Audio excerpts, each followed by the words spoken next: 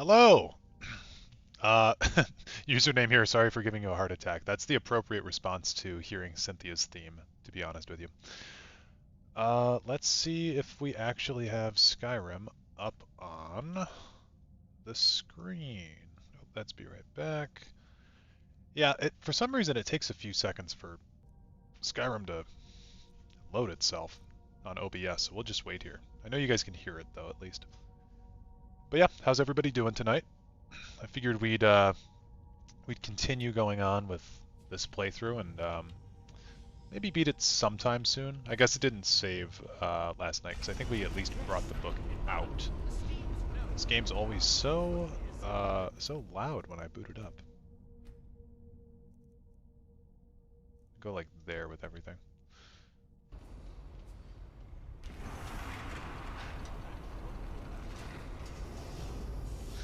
Hello, sir. Good to catch you live. Good to see you as well. Good to see everybody in chat. Wanted to wait till we got a few more people in the chat before we started, so. Okay, see, now I gotta mess around with the audio again, because I want to hear him a little bit better. Okay. Aren't you going to read the book? I didn't go to all this trouble just to stand around admiring. I'm gonna give him this, I guess. Come back in a day or two, I should have this Okay, worked out. I wanted to bring something up too. So I made the community post about switching Legends content over to... Wait, okay, what is that? What is that? Why did, when I clicked to chat, I was told not to be a bigot? It was not a personal attack, that's just a rule of the channel. So I made that community post about potentially moving Legends content over to the second channel. I do intend to stream Legends later today. So the plan for today is we're going to do a few hours of Skyrim, take a break, like a 15-30 minute break, and then we're going to come back, we're going to do some Legends later. And the Legends that I have planned is Legends Bingo for tonight. So if you guys want to be there for that, that's going to be probably around like 8 p.m. I've got a whole bingo board set up, and should be pretty fun. So that'll be on here. We'll kind of get to, discuss a little bit more of what the people like about the Legends content, if they like it at all. And yeah, I think it'll be a fun way to kind of end the night. So anyway, that's the plan for today. Oh, good. Be sure to say hello to Yeah, but bro, it's test lore discussion. How am I meant to roleplay if I'm not being a bigot? Well, the cool thing is that you don't have to roleplay in chat. You can just be a normal person in chat.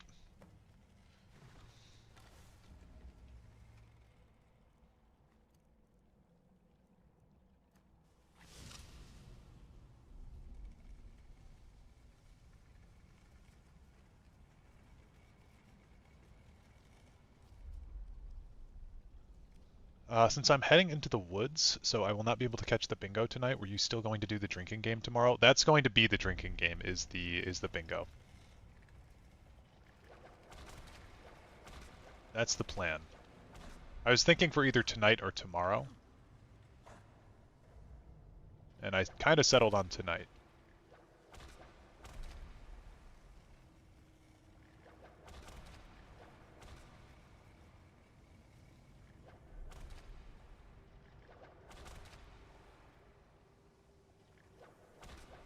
How long is 8 p.m. from now for you? Oh, yeah, that's a good point. Like 2.5 hours.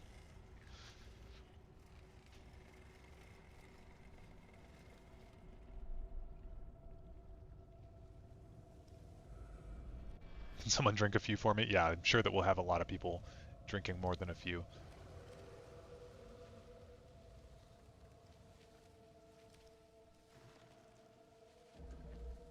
I always like this dungeon, this particular black book. But the thing is, I mean, it doesn't have to be a one and done type of thing. You know, we'll have the bingo board for later, so it can be something that returns. Do need to get some conjuration spells for like a flame atronach at least. Also, can we agree on the fact that Imperial lore is only bested by Nord and Dunmeri lore? Depends on what you're looking for out of the lore, I guess. Like, Imperial lore kind of falls off after a certain point. They haven't really been that interesting in the 4th era. Okay.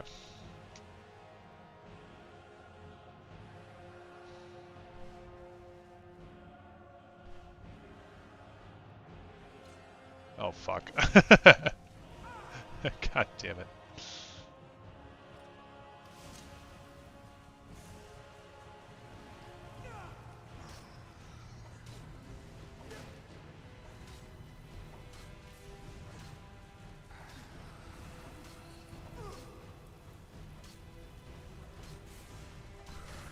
Yep, Butterfingers. What's your guys' favorite Spider-Man movie? Holy shit, this guy's almost killing me. Mine's probably Spider-Man 2. I do think people give Spider-Man 1 a bad rep. Really like Willem Dafoe in that movie, which I think is like everybody's agreed best part of that movie, but still, I think he props that movie up quite a bit.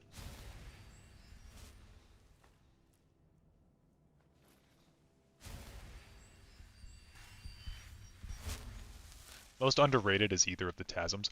I think Amazing Spider-Man 2 is not good, but I do actually really like Amazing Spider-Man 1. 2, but I think 3 gets shit on too much. 3, you know, honestly, 3 for being a movie from what, 2009, something like that. Like, it's probably just as goofy as a lot of the other superhero movies that were coming out at the time. Like, Fantastic Four 2, probably a stupider movie than Spider-Man 3.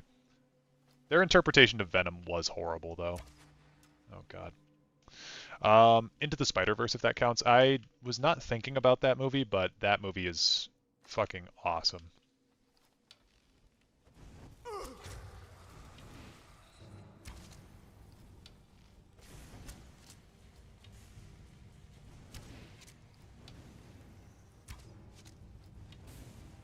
I really wish they would release all the Spider-Man games back onto PC, or like Activision would let them go.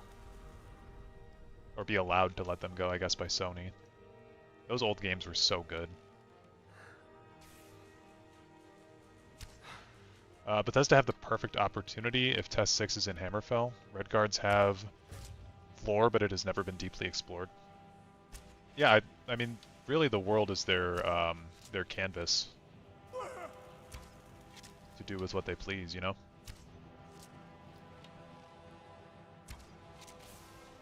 Let's just get this one out of here.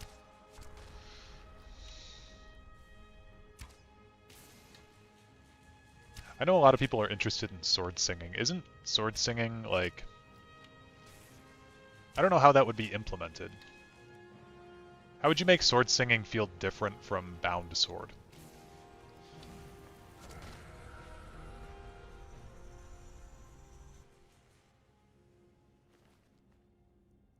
You know, you could make it like fucking Yondu's arrow from Guardians of the Galaxy.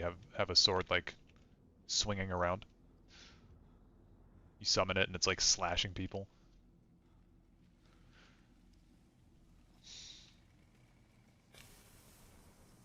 For someone that grows up with that movie, Spider-Man 3's Venom was venomous, almost acidic. Spider-Man 3's Venom is a poor example of that character for sure. My favorite Spider-Man thing ever is the Spider-Man 90s show. Oh, hello.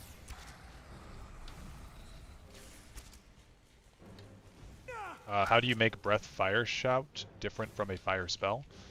I mean, I would say that that's pretty distinct because it covers a wide AoE, is what kind of changes that. I don't know how, like... Because isn't sword singing you just summon a sword? Unless I'm, like, totally misinterpreting that piece of lore.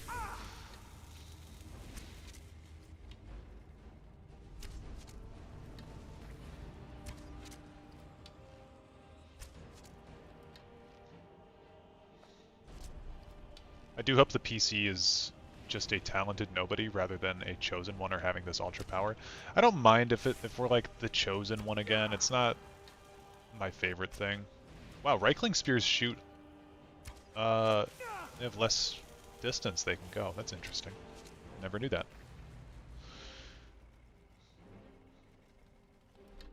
Want to see stone/sand magic so bad. Oh, that'd be sweet. I really like the ash magic that they included. I mean, it was really like ash summons in this game, but I thought that stuff was really cool. I like the idea of pseudo sword singing as a one-button ability that you unlock more options for throughout the game.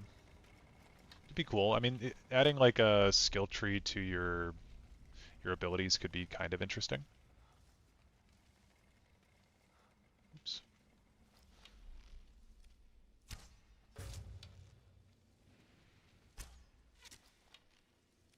Reminds me of something like spectral weapons. Yeah. Oh, like from D&D.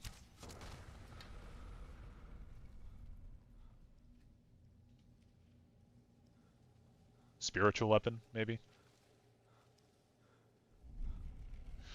When do you think we will have news about Elder Scrolls 6? I think news will come within the next 2 years, but I don't think the game will be out for a while. I mean, Bethesda has to know they're cooked if they don't have any information for us, at least, about Elder Scrolls 6, so they gotta give us something.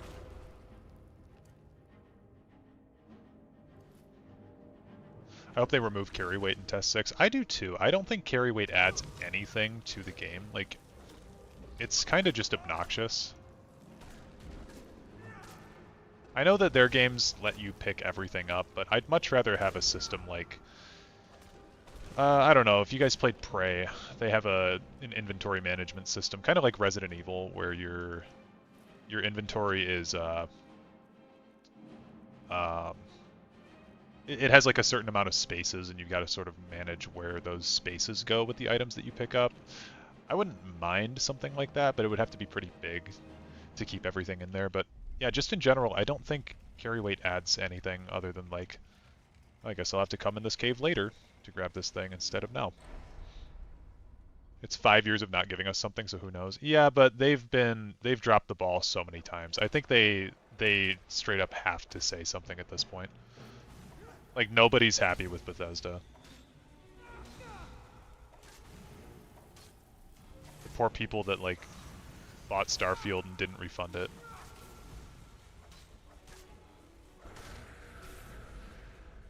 I want throwable bricks as handheld projectiles in the next test. I just want a game that has a throwable brick as the main option. That'd be sick. I like how Flash would bully Peter Toby. Or Peter Toby was almost 2 times taller and more built than Flash. Yeah, that Flash had frosted tips and everything too. He just looked like a dickhead.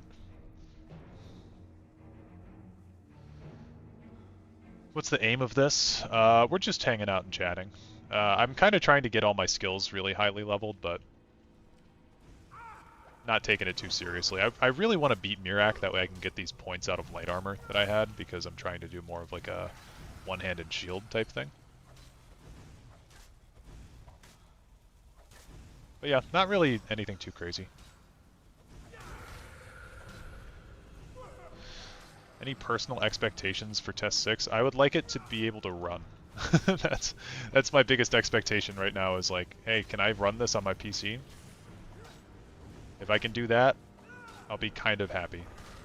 I'm just like of the mindset that that game's not going to be good, so I don't really care about the details of that game. Like in my video that I made about stuff I would like to see included in Elder Scrolls 6, it's more of like, this would be neat. It's not like, if this isn't in the game, I'm going to riot type stuff, you know? Howard seemed really happy presenting Starfield, though. Well, I am glad that he could find some joy in his life.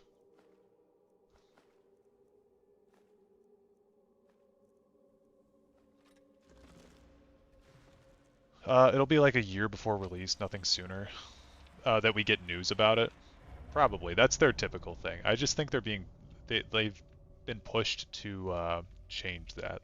Like, their formula is so annoying. at this point. I've heard that your spirit can be forged into any object, not just a sword. That's cool. All seekers Here's of the boy. We knowledge can't skip his come dialogue, so we're gonna have to listen to him. me I love him though, sooner he's great. or later.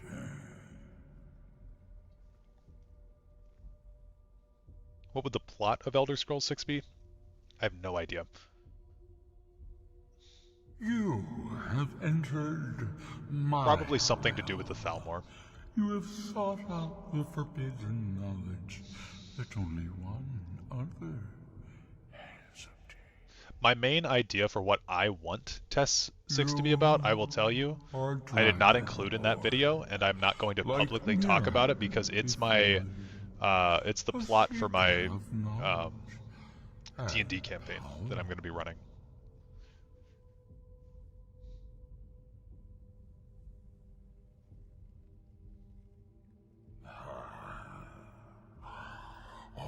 When did Bethesda's reputation turn? Probably around Fallout 4. from me.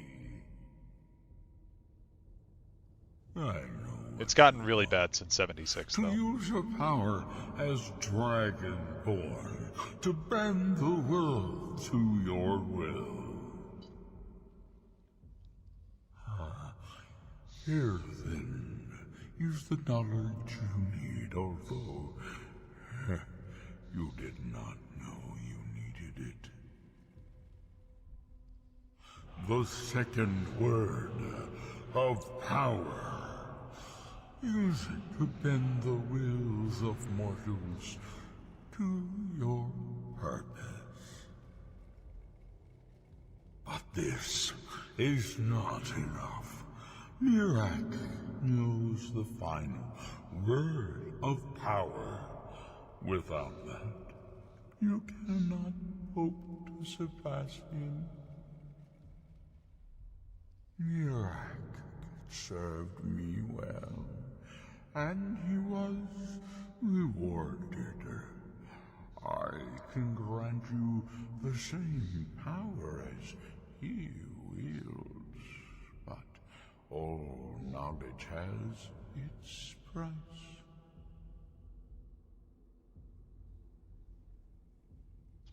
So what's your price for the final word of power? Knowledge for knowledge. The Scar have withheld their secrets from me for many long years. The time has come for this knowledge to be added to my library. Curious about the scope of Elder Scrolls 6's world map. I hope it's, I mean, I've said this in every stream, I think. I hope it's just one province.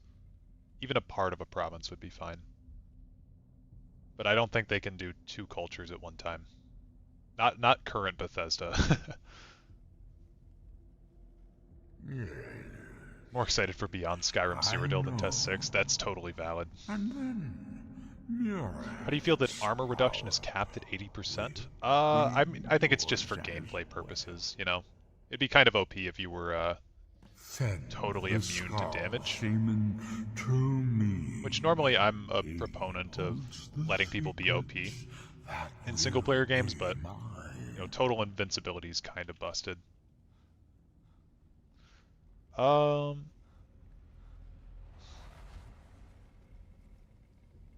Scrolls 6 better have more magic. Yeah, I don't know why they decided to to make the magic system so diluted in Skyrim, because you might say that it's because the Nords aren't like good magic wielders, but you just need to look at Nord lore to know that that's not even true.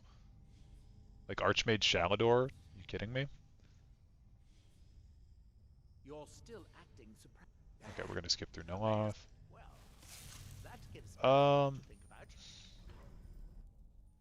about. Leak said the main plot had to do with Nocturnal and a group of Void Gods. I hope not. Don't make Nocturnal a villain, dude. ESO made Nocturnal a villain, and I hated that. That was one of my least favorite things. Like, I enjoyed Somerset for the most part, but making Nocturnal a villain was insane. Watch when Elder Scrolls 6 comes out, people will immediately finish the main storyline, then turn around again and play Skyrim, probably. Oh, I missed. Aren't all Daedra villainous by nature? I don't believe that. I think that's lousy writing. All Daedra are agents of change and somewhat of chaos, I guess, because they come from the blood of Padme, but that doesn't mean that they're inherently bad. Maybe not trustworthy, but like the way that they did Nocturnal in ESO was they made her straight up try to take over the world. Like, I don't see Nocturnal as that type of deity. I see Nocturnal more as like a... Like, the way that I've always interpreted her is that she actually enjoys mortals. She has the Twilight Sepulchre with the... with the Nightingales, right? Like, when Emmer Daraloth steals her cowl, she doesn't kill him, she curses him. You know, she kind of toys with him. She's not someone who I ever saw as a conqueror or someone who's like power hungry. I believe it's even stated that Nocturnal's like alleged to be the oldest of the Daedra, and I've always seen her as like this enigmatic, powerful force that kind of sits in the background more than anything else. Isn't she like the mother of the Thieves Guild? Every branch of the Thieves Guild's different, but she's a patron to all thieves. That's another thing too. Like she's not. This is what I mean though. She's like somewhat benevolent towards mortals in a weird, twisted way. And so her trying to become like, you should look up the image of it. It's so dumb. Her trying to take over the Crystal Tower as a big giant god, and it's just like a gross misunderstanding of the character. Let me scroll back up. I missed some comments I wanted to read through. If you could choose one Morrowind class for yourself, which would it be? I've always been more of a warrior type player in Morrowind. I just enjoy that playstyle a bit more, I guess. Apocrypha sounds like heaven. World filled with lore books and infinite knowledge. That would be nice. How are you doing? I'm currently working on a story for YM characters in Skyrim, but I'm writing like it's their personal journal and write down the day and the month, currently the 30th of Frostfall. That's a cool idea. I like that. What were the Skull secrets again? Something mundane, right? Yeah, it's about like this... I don't even remember. It's very, very insignificant in the grand scheme of things, but Hermaeus Mora is very petty about it because he feels like they're not giving him his knowledge, and he kind of craves all kinds of knowledge, which is a super interesting thing, like that he would corrupt somebody's life. Oh, that sucks. Just for like grandma's mac and cheese recipe, you know? I really like that idea of him. Okay, we'll just let that guy go. He's he's having a rough time.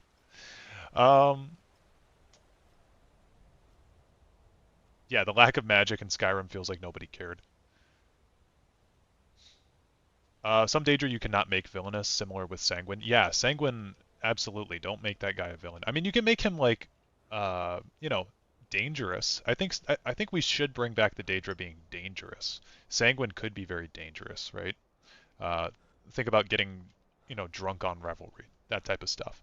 But I think he was portrayed fine in Skyrim. The biggest downfall of Sanguine in Skyrim is that they used a default Dremora as his player model. That was a little bit upsetting. Depends on whether or not ESO is canon. They've said that ESO is canon. They've said that before. Actually, if you follow their Twitter account, ESO posted on April Fool's that everything in ESO was not canon. And so that was pretty funny. But the big thing is that a lot of the fans don't think that ESO should be canon. I personally don't like some parts of ESO's lore. Other parts I think are good, but I think their quality control has dropped over the years because they have this feeling that they need to make a DLC every single year, which makes sense for an MMO, I suppose, but I feel like they're producing lower and lower quality content every single time. The land is out of no. You must cleanse the other. Okay, yeah, we gotta go cleanse the beast stone.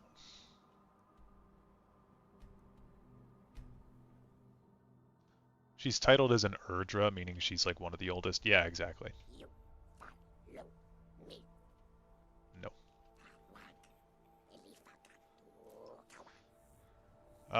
Do you think the writers mixed her up with Sithis?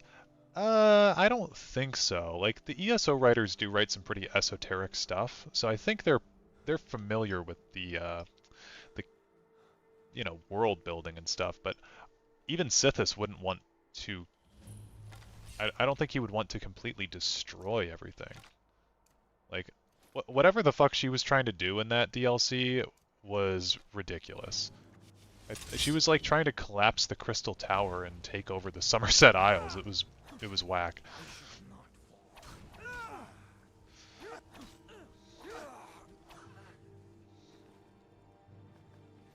think it's because they didn't want magic to end up making the shout mechanic irrelevant. Maybe. I was disappointed with Dagon's depiction in Skyrim. He isn't naturally villainous. He's the god of change and ambition. I don't see how that relates to the killing of of Silas, unless he wants. Yeah, when he was like kill Silas, I mean, he is the god of all that stuff, right? He's the god of change, of revolution, all this cool stuff. That doesn't mean that he can't have a wicked personality, though. Just because his spears are like this and this. Like, he can just be an asshole. And I think he's proven time and time again that he is, in fact, an asshole. So, people often cite the, like, oh, well, he's not the Prince of Destruction, he's the Prince of Change. No, he's both. And he's also got a terrible personality. So, he does kind of suck. I would like to see a more nuanced Dagon, but I think, we've got two of the Daedra, like 2 out of the 17, or I guess 18 now with the Thalia, or Alethea, I always forget how to say it. We got 2 out of the 18 that are definitely evil, and that's Dagon and Molag Bal. And that's probably all that we need. And then we've got some that are just unsettling and gross, like Namira. I don't know why you would become a Namira worshipper. Just a disgusting quest. Which Elder Scrolls game that you played would you take onto an island? Mods included? Well, I don't ever mod anything. So it would probably be Skyrim, because I think I could enjoy Skyrim the most just playing it. Oh, I need to get the tree stone. I forgot about that. As shaman, it is my duty. Think of Jigalag or even Sheogorath. They're not necessarily evil. No, Sheogorath I think is a great example of how to be nuanced with a Daedric Prince. They just aren't. They're never nuanced with him. They make him the funny cheese guy. That's been his role in the Elder Scrolls for about 15 years now. So I think they should really bring back Sheogorath being, honestly, being a bit more villainous. He deserves it. Really, this one's still...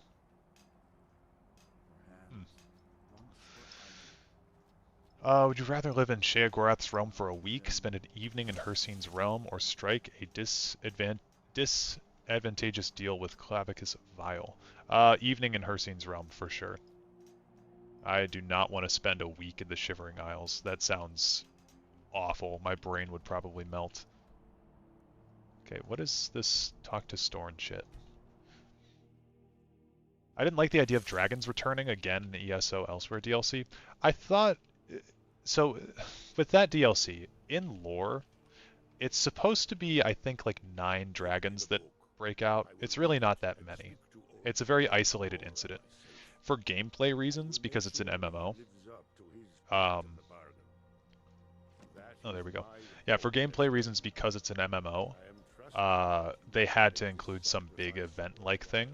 So, there's random dragon attacks that happen, and you can group up and kill those dragons. But really, I think you open the halls of the Colossus and there's like a handful of dragons that come out. It's only really like a few. So I don't mind that as an idea, but I do think it was a sign that ZeniMax Online was kind of losing their player base, and they needed something big to get the Skyrim fans to come back. Like, you can see this trend with them. ESO Vardenfell, or I guess they just called it Morrowind. That was their first chapter, and that chapter I thought was really good. It included some derivative parts from Morrowind, and it was kind of nostalgia bait. But also with that DLC, they like completely redid the way that Vardenfell looked to make it distinct. I'm gonna walk away from him because I'm trying to talk. Yeah, they completely reworked the way that Vardenfell looked. It looked significantly younger. You can go to Vivec City and it is under construction. Like it looked that it was about 1,000 years before Morrowind. It was a very, very cool thing that they did. And then they released Somerset, and Somerset I thought was cool. Like I said, I had problems with the way that Nocturnal was handled in that DLC, but uh, but yeah, it wasn't the end of the world. I thought that it was cool. For some reason, though, it didn't sell very well, and you can probably figure out why it didn't sell very well compared to Morrowind. Morrowind was nostalgia bait, but it was good nostalgia bait. Um, Somerset was not anything nostalgia bait. Their tagline for that DLC was, "You get to visit Somerset for the first time since Arena," and most Elder Scrolls fans were probably like, "Well, what the fuck is Arena? Like, why would I care about Somerset? Most people don't even like the High Elves." So that DLC didn't sell well. So then they're like, okay, well next what we're going to do is bring dragons back, and we're going to set it in Elsewhere. So we'll get the people that think that the Khajiit are funny to come, and then we'll get the people that played Skyrim, and then, they'll be hyped to see dragons come back. And then the one after that was vampires in Hjalmarch, which we've seen that before. That's just a revamp of the Dawnguard DLC, basically, to get more Skyrim fans in. And then after that, they decided, oh, you know what we're going to do? We're going to have Mehrunes Dagon invade Cyrodiil. That's nostalgia bait for Oblivion people. So you'll see that their DLCs kind of follow this cycle, and it's not been great for the past little while, in my opinion.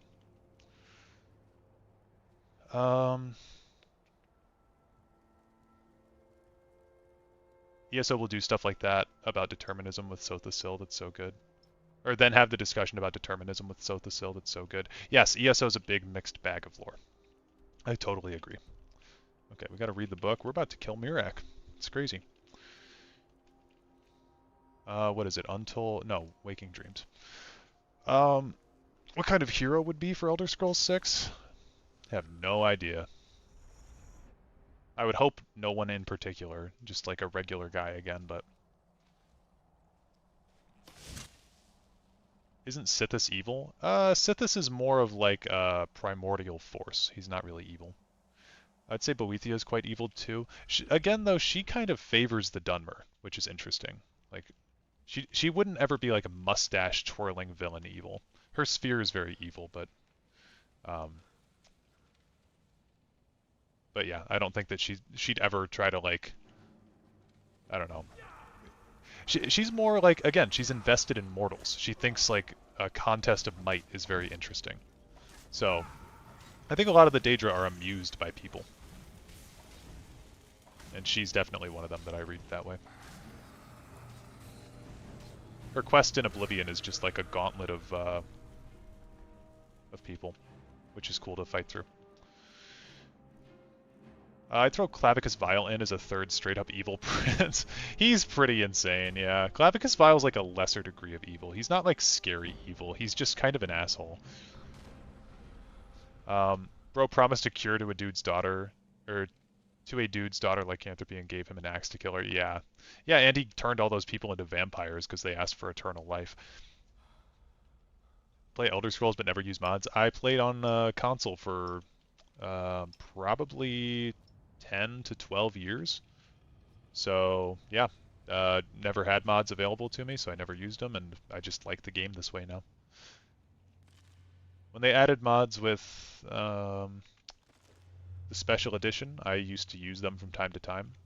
I think they're fun, but like, I kind of put it like this. I like to draw a lot in my free time.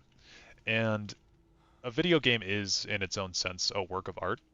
And I like to think that, if I finished my art, if I finished a drawing of mine and I showed it to people, And they were like, oh, this is really cool. And then they added a bunch of stuff onto it, and they were like, but this is better. And then everyone started playing the game with, or looking at my drawing with all of the stuff that was added to it, and talking about how it's so good. That's no longer my drawing. That's no longer my art. Like, other people have done stuff to it. But I don't think mods are inherently bad. That's just kind of the way that I view it.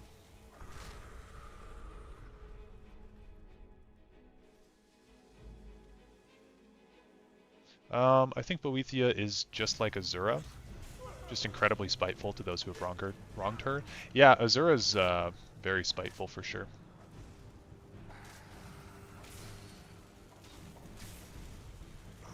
I want the Daedric princes to come back as being very not tangible, like only hearing their voices. Yeah, they were very much like that in the previous games. I don't mind seeing them manifest. I think it's one thing that distinguishes them from the Aedra is that we get to see them. That's good. I finally got something I can conjure that's like decent. Do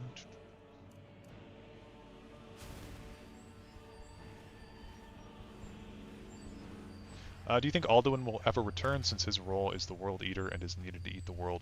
I mean, I think he'll make a comeback again at some point maybe, but not in the games. I think maybe like in lore or in the future.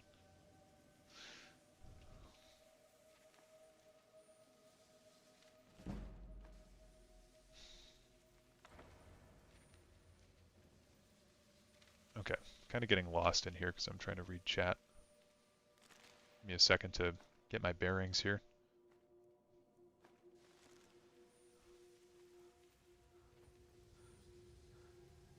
Okay, so we came in from here.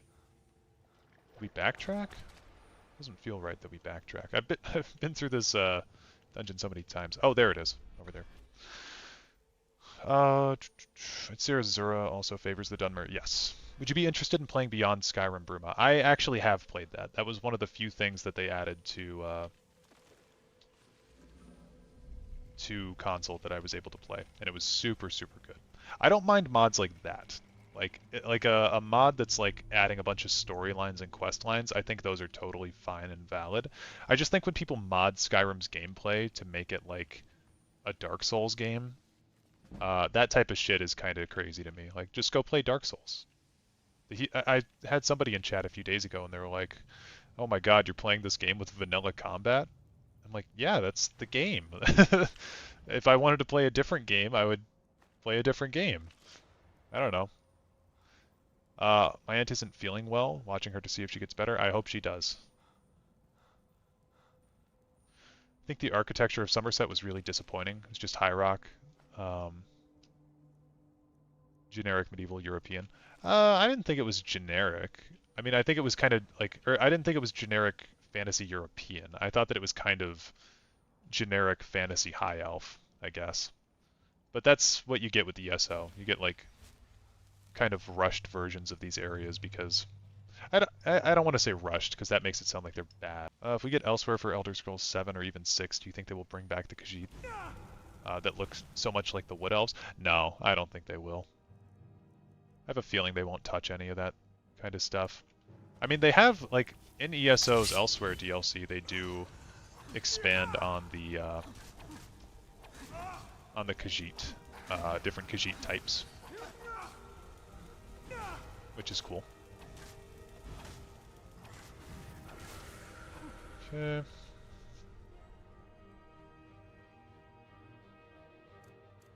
guess 2 bound swords could be good.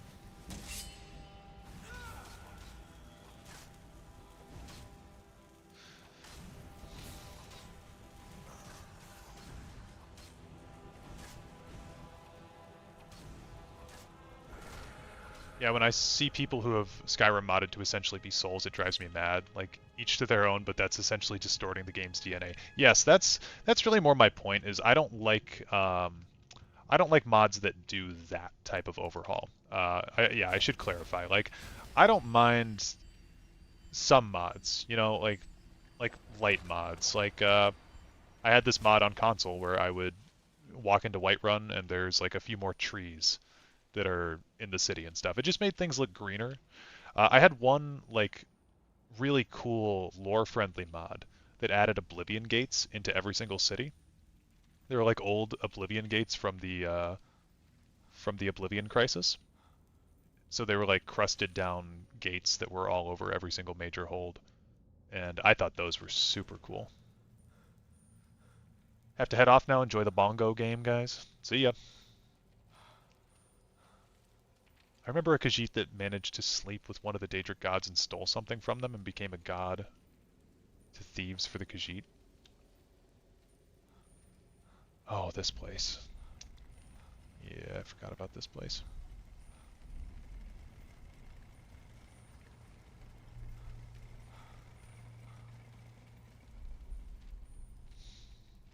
Any combat mods I use, I try to keep as vanilla as possible. Basically just enhancing the base game. Total overhauls are so bad. Yeah, no, I agree. I mean, Skyrim's combat, like if we're being honest, is a little outdated, but I mean in the sense that I'm basically just mashing M1 right now and then I block occasionally, but it's not that bad. Anyone who's like, oh my god, you play this game vanilla, like how do you even do this, is just being dramatic. It's not really that bad.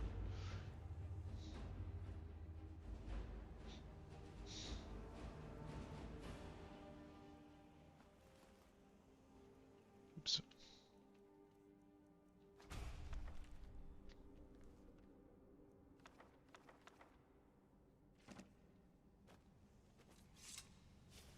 Hollow City isn't Deladil. It's originally intended to be, but they changed it. The only Hollow City I'm aware of is the one in Cold Harbor. Yeah, the Oblivion Gates mod. It is fun. It's cool. Makes it feel like the devs played the last game, so that's always nice.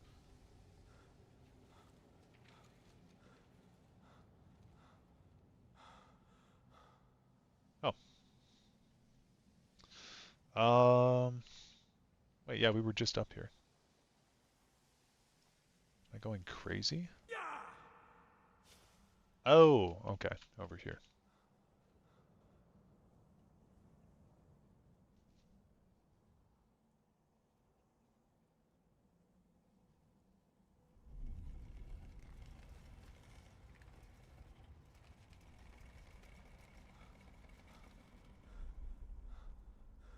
Thoughts on perk tree overhauls? Bethesda's been going in the direction of perks for a while now, so I don't know what they would do with it in the next game, but I don't know. I mean, we've got the skill trees and stuff, so. Oh, you mean for mods? Those are fine. Like, if you want to experience the game in a different way, go for it. I just think people that like only exclusively have played the game with mods, because I know, you know, the proof of that is when you open up Steam and you see that there are people who have completed like there's those Steam achievements. You can see the percentage of people who've beaten them, right? But you can't get them if you have mods. So if you look at the Unbound achievement, which is just leaving Helgen, there's a decent number of people who've never left Helgen. And that's either people who booted up Skyrim and never played it again after making their character, or it's people who've been playing with mods for years and have never genuinely done a vanilla playthrough of Skyrim. And that I think is kind of crazy. Like I think you should at least experience it vanilla once.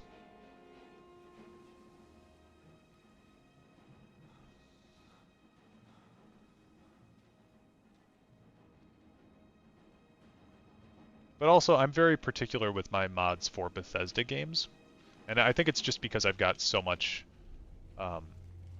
backstory and history with this series that I just like it the way that it is. I mean, that's my end thing. Like, I can give you as many preachy things as I want about mods, but at the end of the day, I just like the game vanilla. I don't really want to change it. I play Civ 6 with tons of mods, but those are mostly UI things and quality of life changes. Hello, hello. Ilya J, how's it going?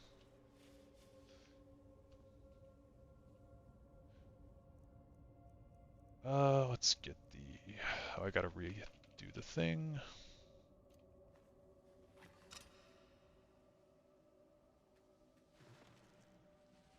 I want to get the Frost Atra knockout. I think I have enough magicka for that now. I do. Good, good, good.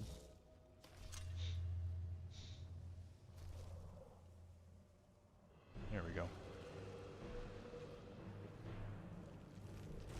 Wish Bethesda did a good remaster of Arena and Daggerfall, like how we got those Bardtale games. Yeah, I think a remaster is the right way to go about those, but we already have Daggerfall Unity if you want to play like a really good version of Daggerfall. Which, that's kind of the reason that I think it's part of the reason that we don't get good Elder Scrolls content these days, is because Bethesda just lets modders do everything for them now. Because they've been allowed to for so long. And, you know, one of the most popular mods on Nexus mods is the unofficial patch. Like, Bethesda does not have to patch their own game, because people will do it for them. So it makes them less concerned about releasing something that's good when they can release something that they know their player base will just play anyway. Or at least a majority of their player base will.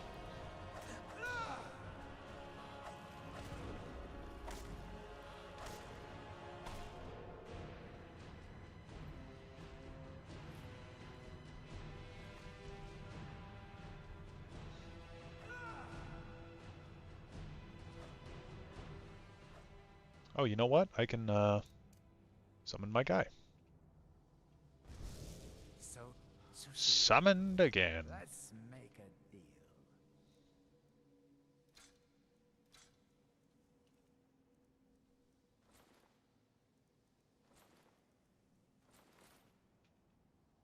I do so love dealing with mortals. Ooh, Conjure Secret, that's right.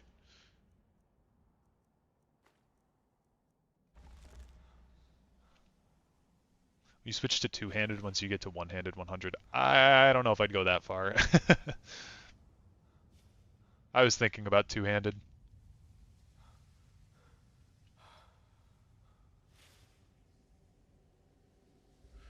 Greetings from Phone Free Workplace. Hello.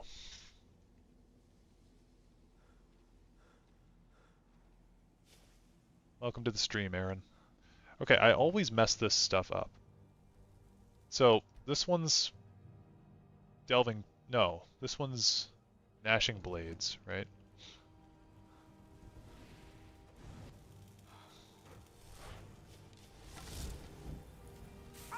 Oh, not bound bow. Oops.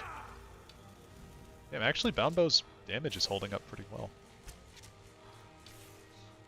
Could just be that I've got decent points into archery as well.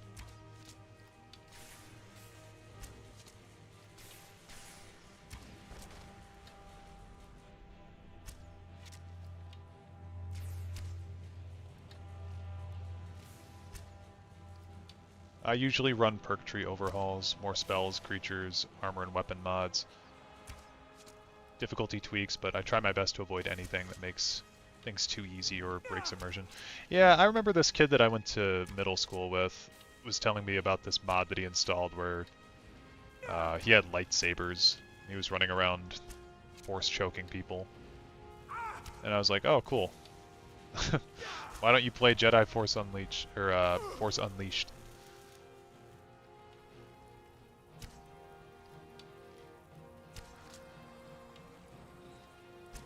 Do love the Dragonborn Museum mod.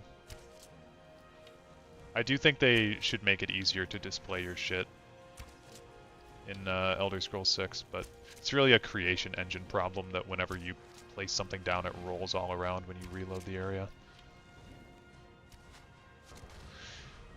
And again, they're keeping the creation engine because of modders, because it's so easy to mod. Which is fine, but I think it does say something about their game design philosophy.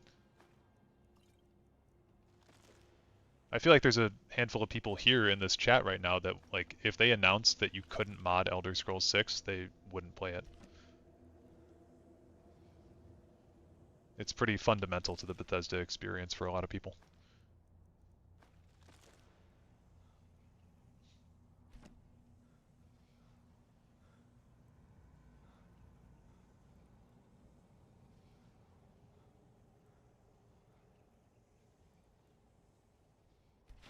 There we go.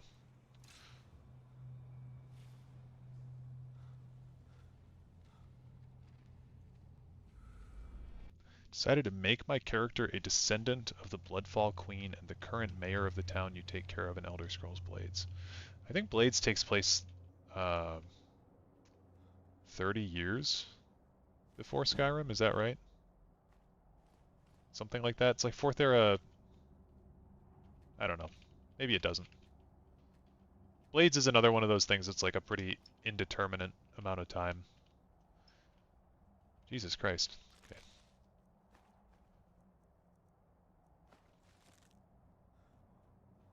Ah, Elder Scrolls Blades takes place 80 years before Skyrim. Okay.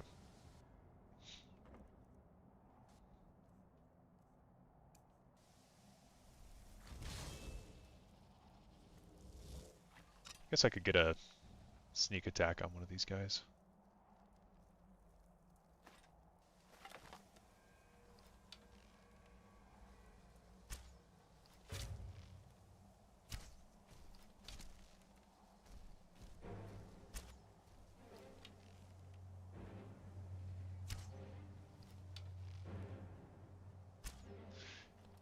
Is it not crazy how Skyrim has only like 3 unique armor sets? Yeah, they have what? The Mask of Clavicus Vile is unique armor. I guess Spellbreaker is unique. Targe of the Blooded. What else? Ebony Mail.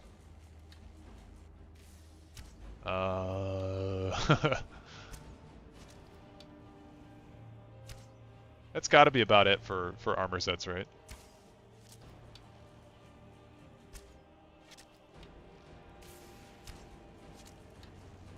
They do need to make the diversification way better. Savior's Hide, yeah. Surprisingly more uniques than you'd think, really.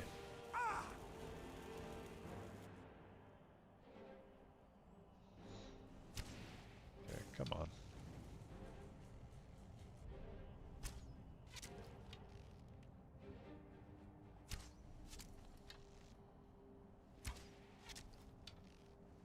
The sets itself? Oh, okay. Thieves Guild armor, Linways, and Ancient Falmer. I wouldn't necessarily call Thieves Guild armor unique because it respawns. You can grab it from the Thieves Guild, but I get your point. Linway's armor is somewhat unique as well, but other characters do wear it. I guess I would like more unique models for items. Like if Linway's armor had a unique model, that would be cool. It is unique in the sense that you can only get one, but like you can see other people wearing it. Same thing with the Deathbrand armor. Deathbrand armor should have had something unique. Even like one of the horns being missing off of the helmet would have been cool.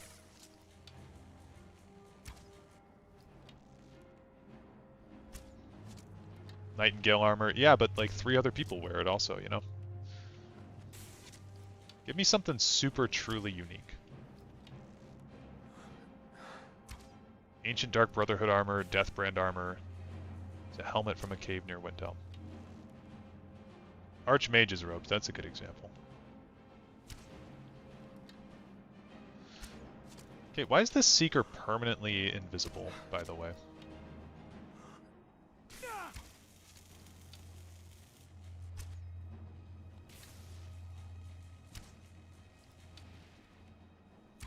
Oh my god. I swear to god, they used to not dodge arrows, and then they did some kind of an update to this game. I feel like 2011 Skyrim, they did not dodge arrows.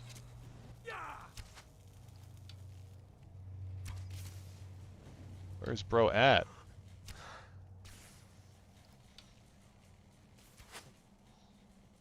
Dude.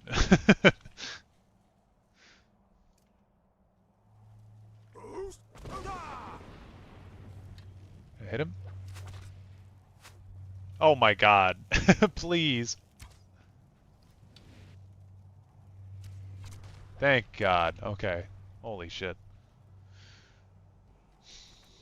I would say, like, ancient Dark Brotherhood armor, though, it's just Dark Brotherhood armor. There's nothing unique looking about it. Savos wears them? Yeah, but you get them from Savos after he dies.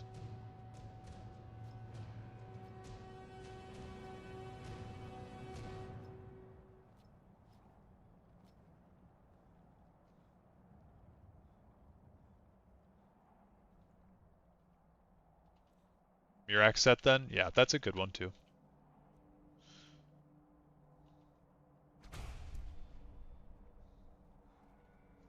They need to bring back leg slot, second ring slot, and pauldron slot. Agreed.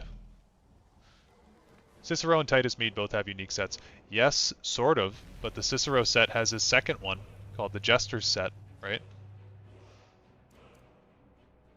And the Titus Mead robes, you can find those in the warehouse during the Thieves Guild quest.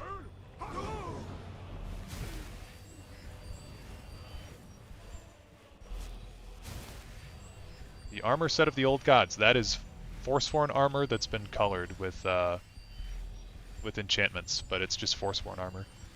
Like, you see what I mean? They don't have unique looking assets or models for many things in this game. The sets themselves, yes, but they're just enchanted pieces of normal armor. It wouldn't be that hard to make them look distinct, though. Like, you just, I don't know, you make some kind of a detail on them a little bit off, or you give, you know, a pauldron where it isn't on a certain piece of armor. You give the Deathbrand armor a cape, stuff like that. Like, that would make it stand out, but as it is, it just looks like regular old armor. My favorite test race?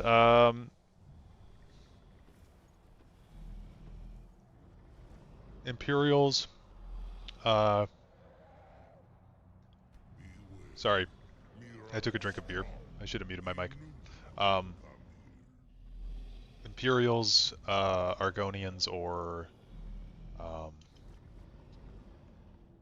Dunmer.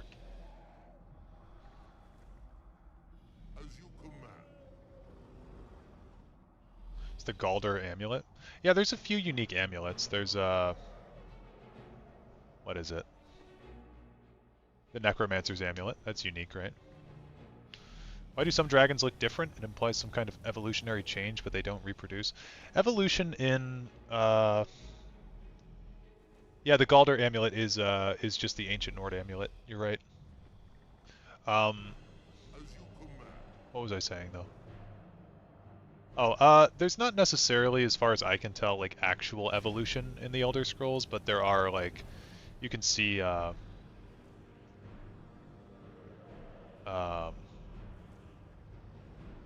I'm losing my train of thought so badly right now. You can see, like, with the elven races, for example, they didn't necessarily, like, evolve. More so they had different interactions with the gods that changed them. So the Wood Elves got changed, like, by Ifra. The Chimer got changed by, well, really when they became the Dunmer, right? They changed, but I would say they were probably pretty distinct or pretty non-distinct from the Aldmer if you had them next to each other. I guess the Aliads, though, they have copper skin for no reason. Like, maybe there's some evolutionary something or other that took place with them. Malmur appeared to have evolved. Falmer evolved from the Snow Elves. They like, yeah, I guess they did. They were more tricked and poisoned. Do you think there's a chance we could see Atmora or Pyandanea? Probably as an expansion. I would like to see them at some point. I think they'd be really cool cultures to explore. Maybe not Atmora. Atmora seems like it's kind of done. Like, there's a reason everybody moved on from Atmora. It's probably a frozen shithole, but with the Aliads, their skin tone just changed due to Cyrodiil's climate. It's possible. I just don't think you'd ever hear the word evolution in Elder Scrolls itself, you know? But maybe, I don't know. Aliens are Altmer with a tan, pretty much. The music messed up? Sounds normal to me. I will look for a spot to land.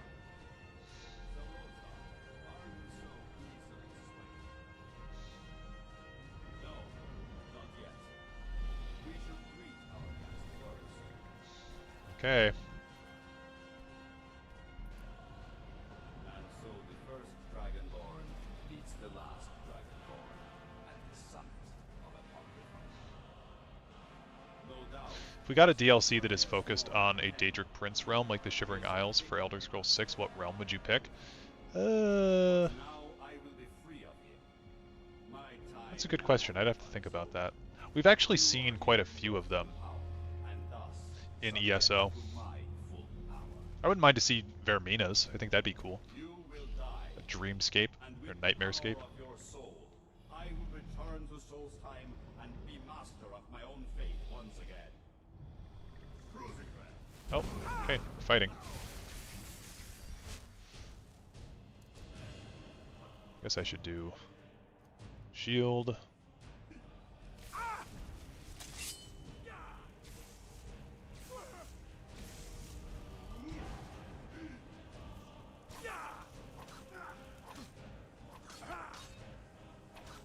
Nice ward, dude.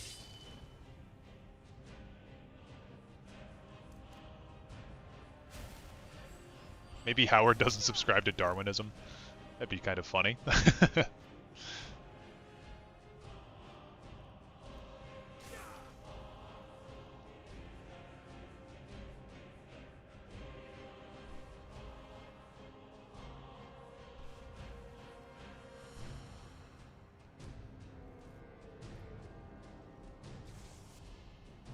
easily you betray me. Prions are known to exist? Molecular. What is a prion? I'm not familiar with that term. Oh shit, I'm dead.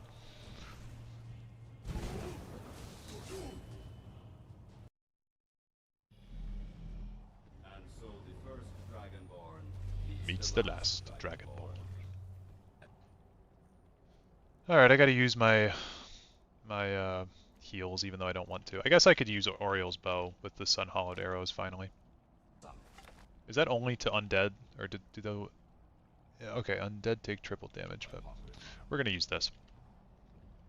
Apocrypha was the coolest place in Skyrim. Overcoming its otherworldly challenges really makes you feel like a force that nothing can stop. Yeah, it is very cool. The dungeons are very well constructed, I think, too.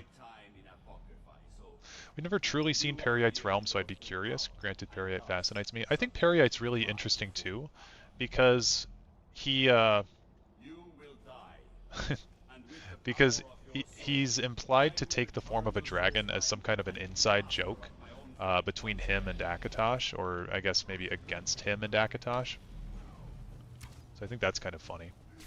Can I use Bend Will on this one too? I've never tried this. Dragon resists your voice. Okay. Never tried it.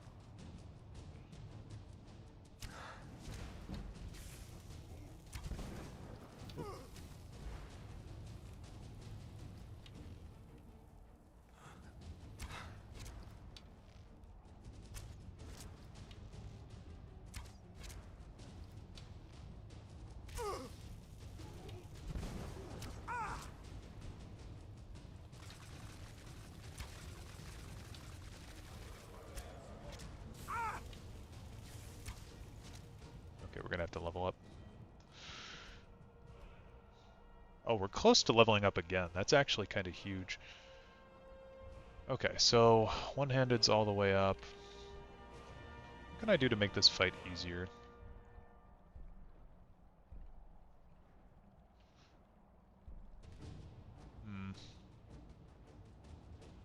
Probably not a way that we can get him to drop his sword, is there? Level up something in heavy armor. I don't think an armor bonus is really going to change that much either.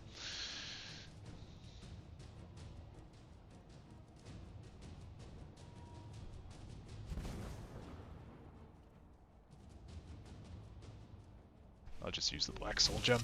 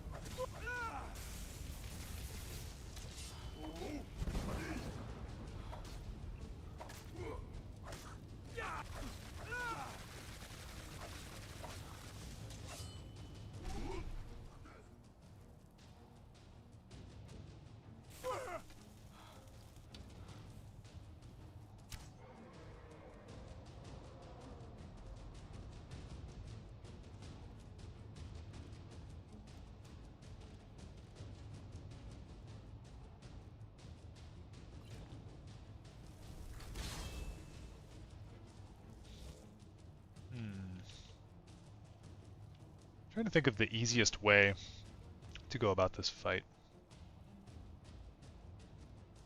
I don't really think that this is going to do anything to him, is it? Unrelenting Force. It's not going to knock him down. I don't think Cyclone's going to knock him down. Call of Valor sucked the last time I used it, but, I mean, might as well use my shouts, right?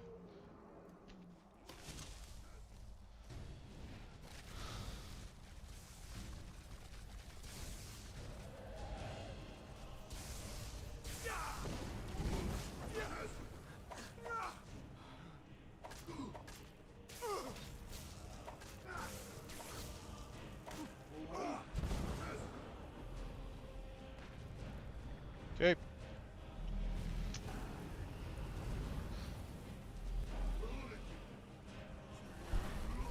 What do you think your first character's build will be when Test 6 comes out? Probably Sword and Shield.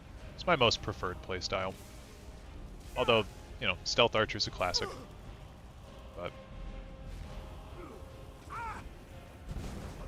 I just enjoy this way of playing. Okay, I hate Frost Magic. I hate it. I hate that it slows me. Let's use this.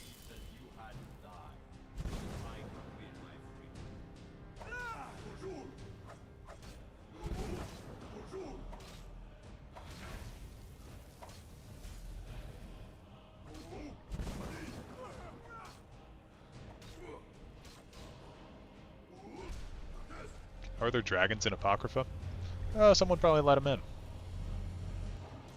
That might be why that one looks so so weird too, because it's like an ancient dragon or something.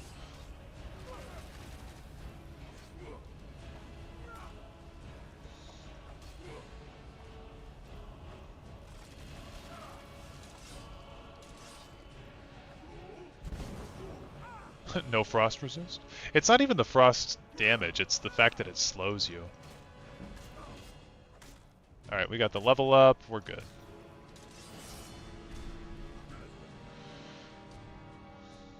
One shout I used a lot was slow time. Slow time's awesome.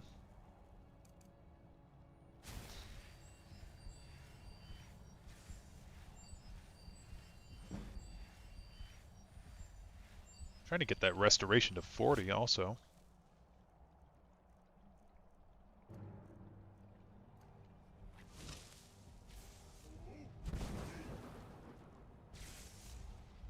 The only realms I have seen with any regularity have been Cold Harbor and the Shivering Isles. Shivering Isles is used a lot in ESO.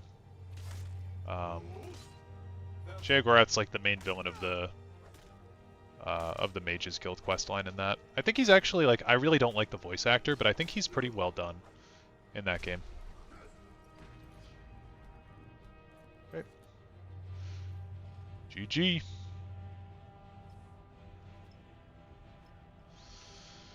Roach, how's it going, man? Did you think to escape me, Mirak? You can hide nothing from me here. No matter. I have found a new dragon born to serve me.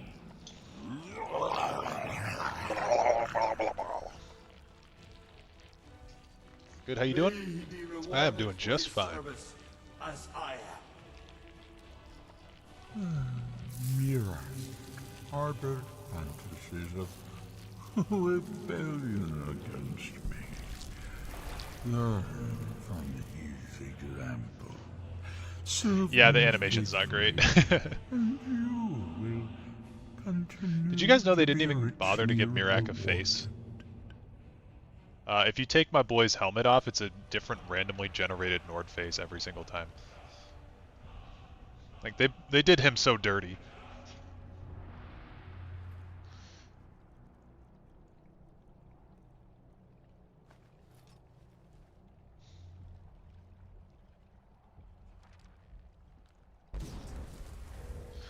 Okay, we need to take this stuff out of the light armor tree. 3 perk points back, thank you. Honestly, I'm probably fine with everything else. I don't think I have many points in places I don't want them, but those 3 points were really bothering me, so I wanted to get those out. Now we can maybe reallocate. I don't mind having points in sneak either, but maybe, maybe I'll change that since I'm not really using that. Yeah, luckily he left behind his weapons and armor. So true.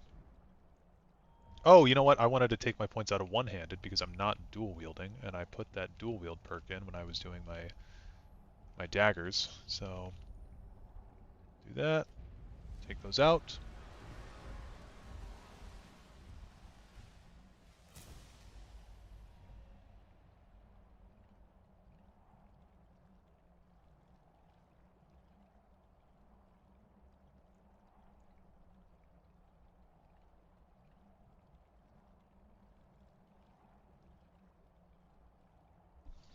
Okay, sorry. Had to go for a brief second. Is this completely vanilla Skyrim? The only added things to this game are Dawnguard, Hearthfire, and uh, the other one, Dragonborn. Okay. Is Mora's reason for wanting a Dragonborn champion ever explained or hinted at? Doesn't really seem like it. Oh, we gotta get the Decapitate one, of course. Playing with no mods in 2024. Yes, I am. I feel like I almost need to put an auto-generated message about that. Okay, we'll get all of our block points, because block is funny. And this. How am I doing today? Welcome, Peace. I'm doing well. How about you?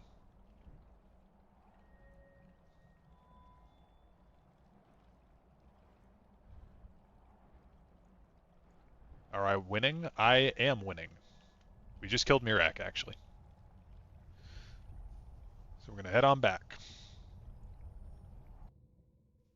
Skyrim isn't a game, it's a game engine, and the real game are the mods. See, that's the mentality. That's why I think a lot of people don't care about the lore. I can feel What's it. up, Freya? The tree stone. Does that mean? Is it over? Is Mirak defeated? Thank you. I'm no fan of the sun. One more thing, Scarface. I know it is not my place. As Sean, while you are not off the I'm doing star, time theft at work by watching this stream. Awesome. Time theft at work is based. My father was a nobleman. I think Mirak offered himself to Mora to protect himself from the wrath of the dragons he betrayed. Well, I don't think so, because he betrayed the dragons in service of Mora.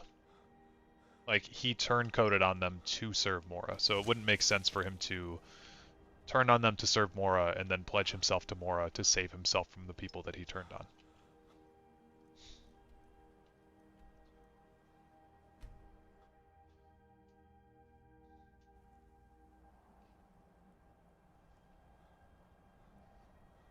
Playing Skyrim on the Switch which has some CC content and exclusive Zelda content. Yeah, I only play Special Edition. I don't even own the Anniversary Edition on PC. Can we do Ben Will on this one? It looks like it's been fixed. It's fine.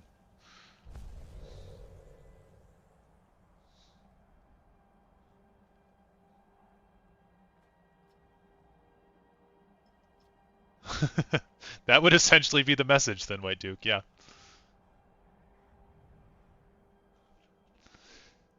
I care about lore. I'm very picky about my lore-friendly mods.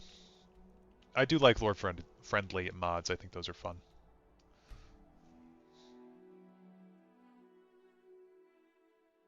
It's just that vanilla combat and animations kind of suck. Well, yeah, but, you know, it's part of the game. People often forget this game is going to be 13 years old in under a month.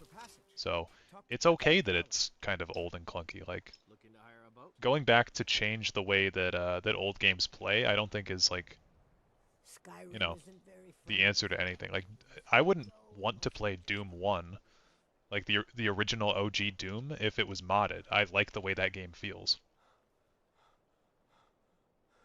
And it's kind of a fun time capsule of that game. I guess it's about time we go do the Shrine of Azura. We got so many little things we can do now. The game's so open.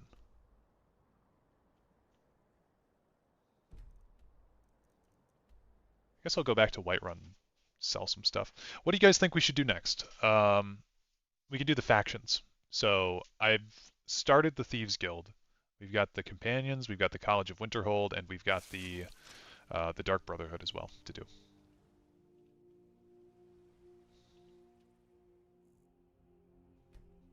Are you going to play Skyblivion when it releases? Yes, I very much support Skyblivion. I think that it's a really cool project.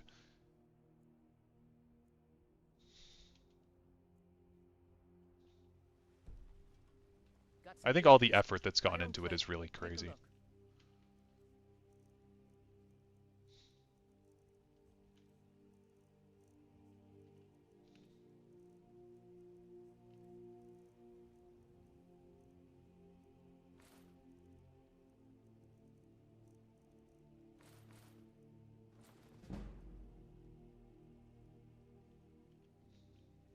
Have you ever completed the Stones of Baranzaya quest? I have. That could be something that we do also. We could go find the Stones of Baranzaya. I could try to find as many as I can without looking it up. I know where a handful of them are. How will Elder Scrolls 6 resolve the Civil War issue? Could be one of three ways, as far as I see it. Imperials win, Stormcloaks win, or they do a truce.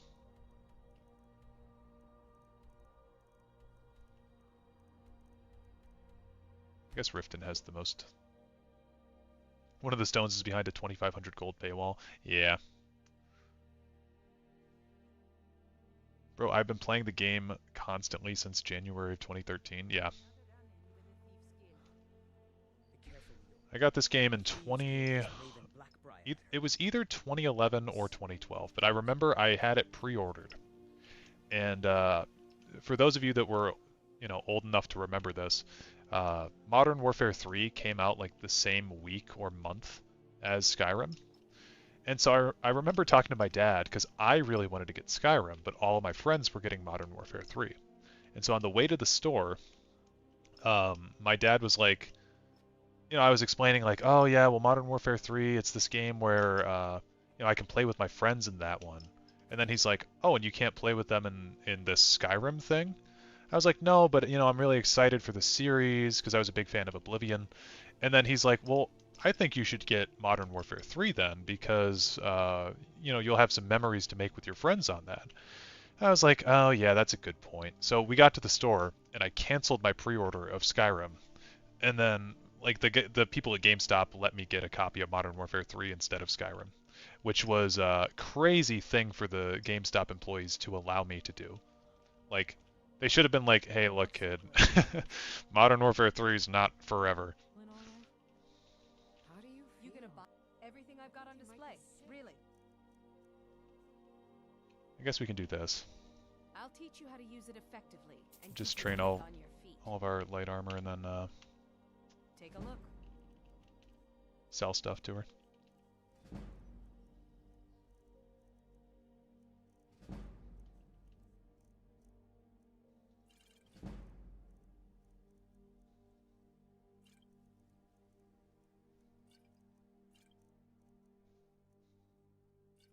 Destroy the Dark Brotherhood? I would not mind destroying the Dark Brotherhood if enough people wanted to see it. Do I prefer one or two-handed combat? I like one-handed combat because it's more interactive. One-handed combat allows you to do bashes and blocking or offhand something, whereas two-handed you're just clicking M1 basically. Come back when you're ready to spend more gold. Goodness knows I could use it. That's all you need, Dragon. Maybe Test 6 will take place at the same time as Test 5. I've seen a lot of people saying that recently. Is there a reason for that? Is that like a popular theory that someone put out recently? No. Because I've never seen anyone suggest that until the last month. I can't remember. Maybe I just haven't gotten out a whole lot lately, but...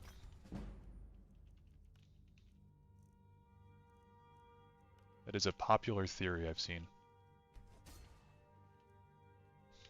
You can block or bash with two-handed weapons. Yeah, I don't know. I just think that, like, I guess I was talking more about shield stuff. Like, your blocking is never going to be optimal with a two-handed weapon, is what I mean. It's kind of better to just swing, I think. Full DPS. But yeah, that probably sounded pretty stupid when I said it.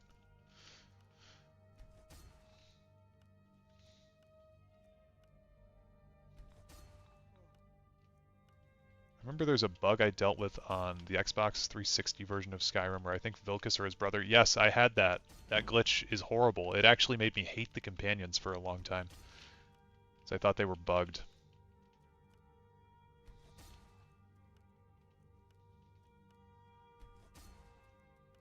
I destroyed it once on an Imperial Knight RP. Oh, destroyed what? Oh, the Dark Brotherhood.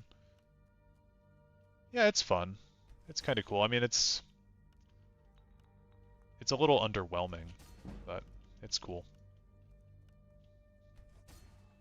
First time I'm hearing about others theorizing like me. Yeah, I've seen that theory crop up a handful of times. Releasing a captain.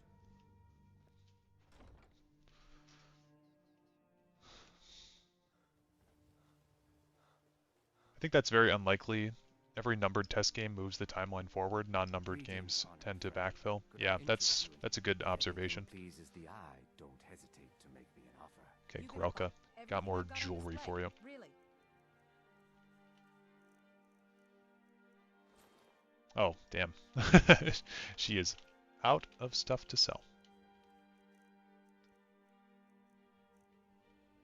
Come back when you're ready to spend Sean, gold. hey, how is everyone? I have a question. What are your theories on how you think the Alliance War ended? Ooh, good question. I haven't seen that one. Well, I hope you're doing well, Sean. I don't know how they would have ended, honestly. I've kind of have been theorizing they're just going to Dragon Break it away. So it might not matter. So I haven't really put too much thought into it. But I like that question. I'll have to think about that.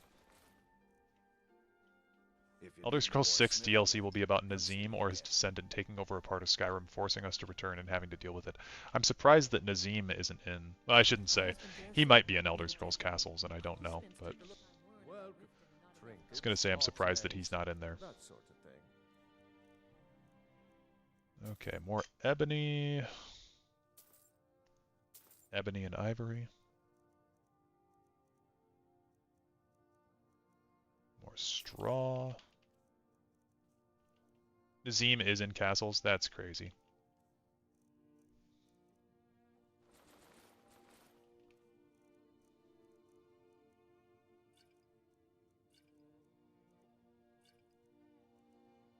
I saw someone in the comments of that Castles video I made saying that I didn't give the game a fair chance because I didn't play it long enough. I'm sorry, like, if I don't like a game in the first, like, 40 minutes of playing it, and it's actually boring me to tears, I don't deserve to give it another shot.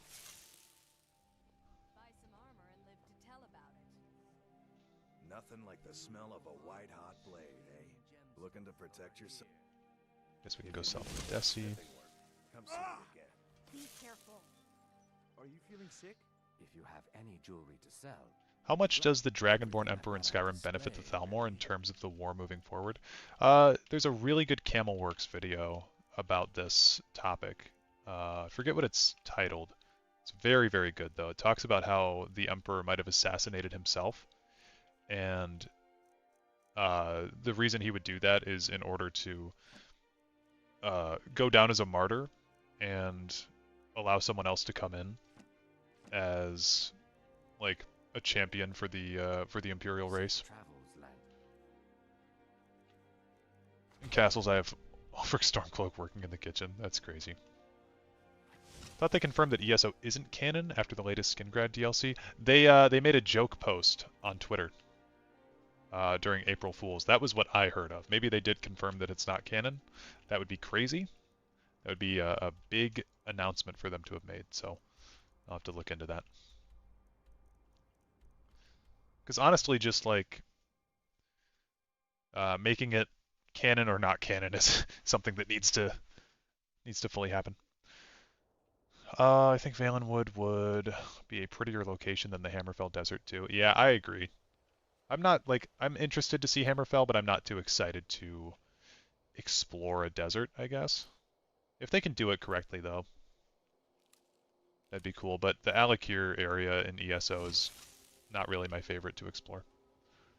I just want a non-human province again, and Bosmer are the coolest and weirdest. Yes, I agree. I think Bosmer would be a really interesting setting, especially with the Green Pact being enabled there, but I get that that would be difficult for setting a game there.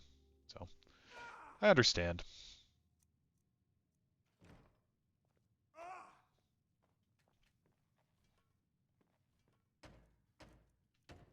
Oh, we don't have any nails!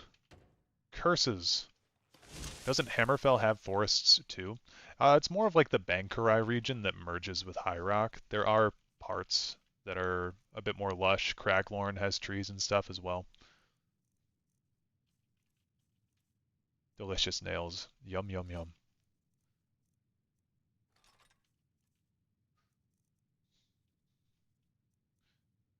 Isn't it also kind of shitty that Mirak's mask just gives you 40 points increase to Magicka? Like, this guy's mask doesn't even give you any bonuses to shouting or anything.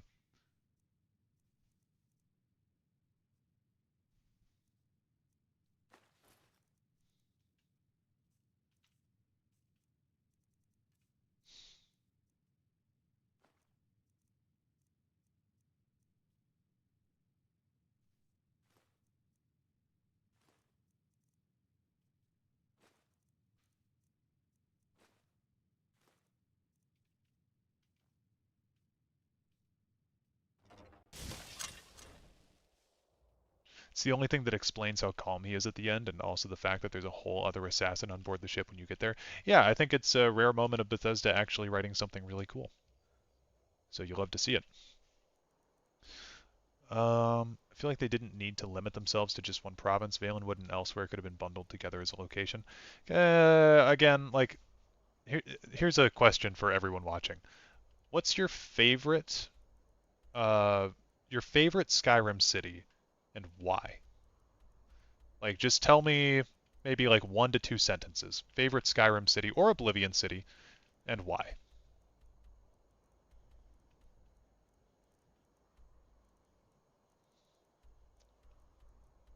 I think we're going to go get the Black Star.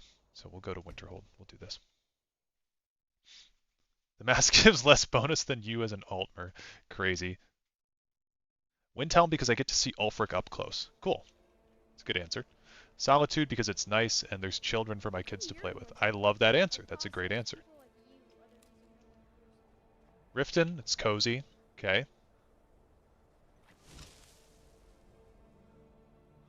So the reason I ask that is because Oblivion Coral, it's just comfy. I agree, I love Coral.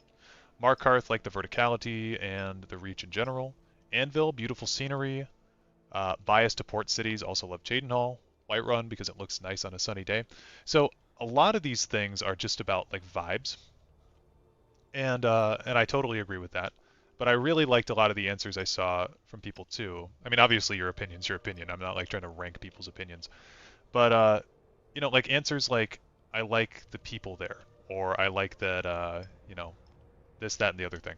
Bethesda is at its best when they have a small curated area for you to explore.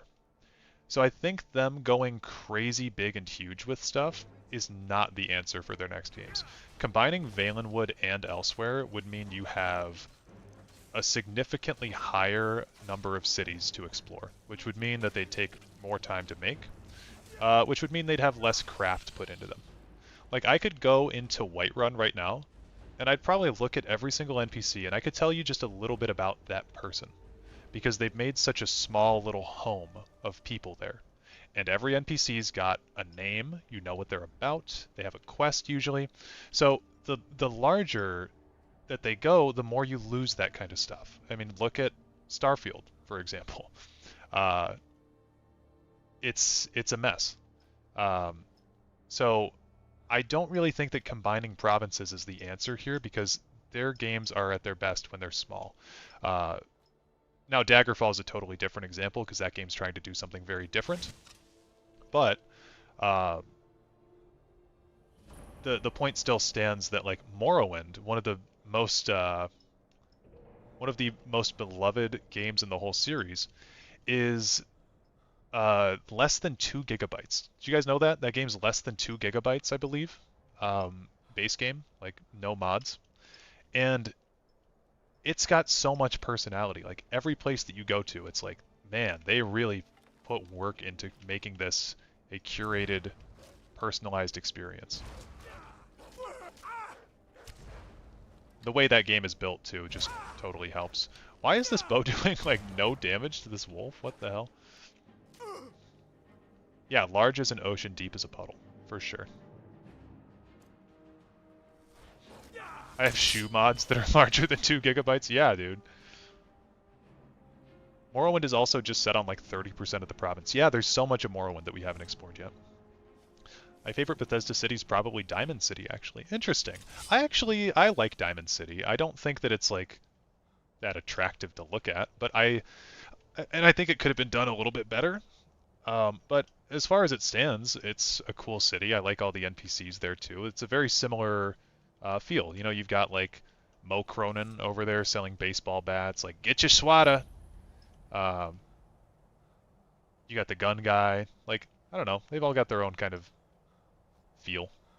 Diamond City, I think the one thing is like I wanted there to be a little bit more to it. It does have a lot of character, yeah. People forget that Hammerfell have oases, temples, ruins, forests, beaches, and more. Yeah, that's true.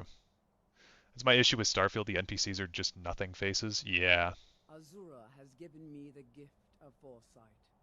I had a vision. I think The Witcher 3 did a great way of making cities large scale, full of interesting NPCs and experiences. Well, yeah, you can do like what The Witcher did or like what Baldur's Gate does where people walking by are just, you know, you don't really talk to them. They're just kind of like fixtures for the scenery, but then there's specific NPCs that you can talk to. Like, that would be fine. Hammerfell plus High Rock does kind of work IMO because of the Iliac Bay. Yeah, I don't know, but then like how many... You really want the entire Iliac Bay for one game? I don't want that.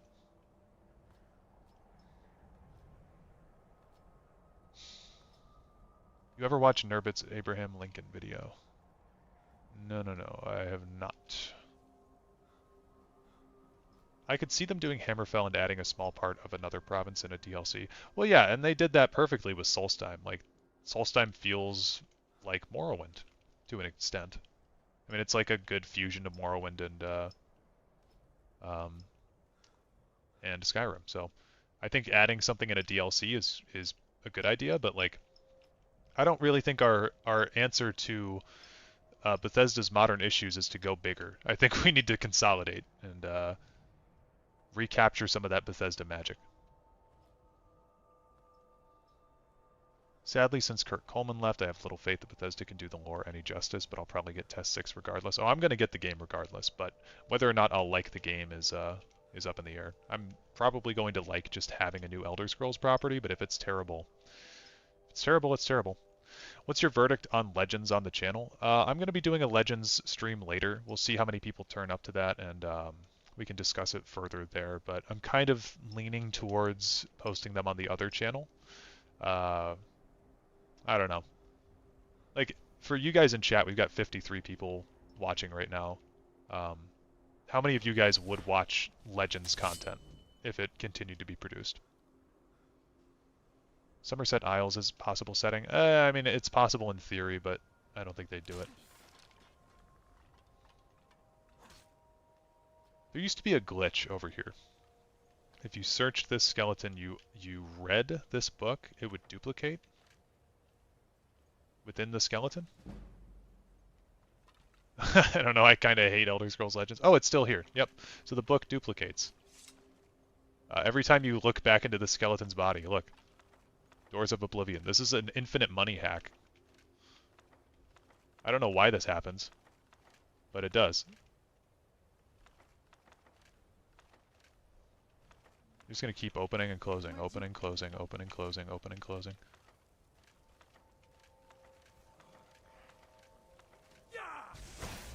Who's there? You'd watch that.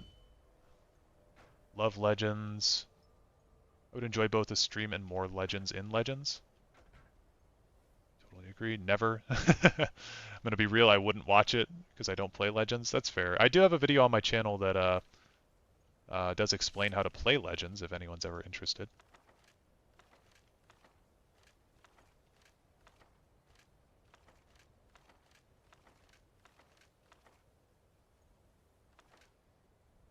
I would finish up your tier vids. A tip about Ultimate Heist being able to take all their health if they have no runes has won you a few games. Oh, nice.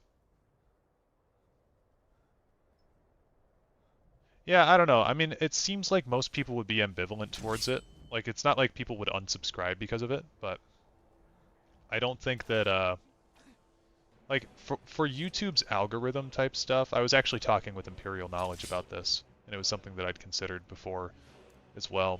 YouTube's algorithm is going to, you know, associate the channel a certain kind of way.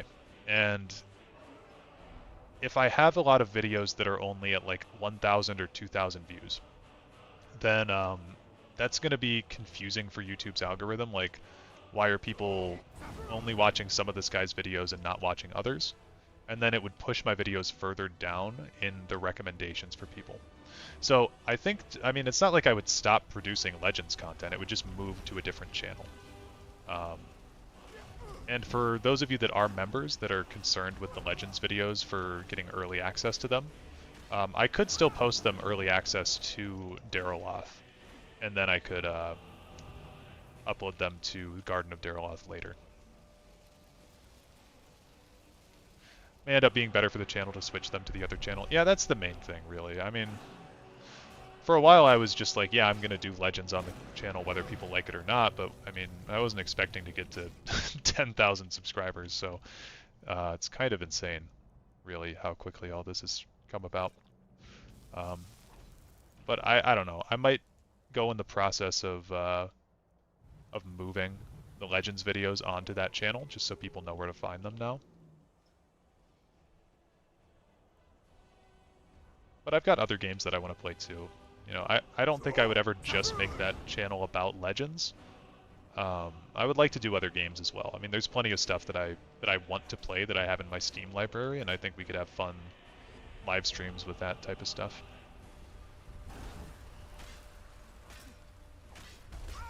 Only play Sudoku and Pokemon emulators on your phone.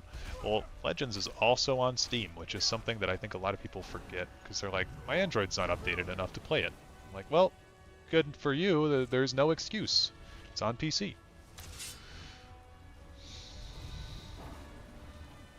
Can't get the Arcwind point word of power to work, but Infinite Doors of Oblivion, yeah. Classic Skyrim. Okay, I love when they're on like a staircase and you can't hit them. Also, okay, where the fuck is Serana? What is this girl's problem?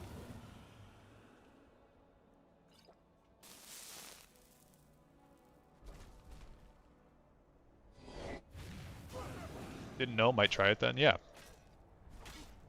It's, I believe they said that Blades was going to be on Steam as well, didn't they? And then that never happened. They said Blades was going to be on console. I think they also said Legends was going to be on console, though, and then that never happened. So, I don't know. It's almost like Bethesda has a lying problem. Who would have thought? Or we could just buy membership twice. No, well, the thing is, Garden of Daraloth won't be monetized. So that is one perk of watching on that channel, is that we won't have ads running on any of the videos for you guys. So it'll be a little bit back to bare bones. And the requirements for getting ads on videos, I believe, is either 500 or 1,000 subscribers, and then you have to have a certain amount of watch time per year on your channel as well. So we wouldn't meet those for a while. I had one a few days ago. They got back up to 15 or 20 with no rune. You pulled it on turn 12 to win. That's crazy. Ultimate Heist is kind of broken like that. It's cool. YouTube doesn't like change of contents, or at least focusing on content that less people have interest in. Yeah. Well, Legends is very niche, you know. Enjoyed the chat and the stream. I'm going to play some Skyrim. I have a museum to fill. Good night all. Much love. Of course. Peace out. It's 1,000 subs, yeah. So, you know, I think I have 45 subscribers on the other channel right now, so it wouldn't be monetized for quite some time. And it took me a long time to get to 1,000 on this channel. So, yeah.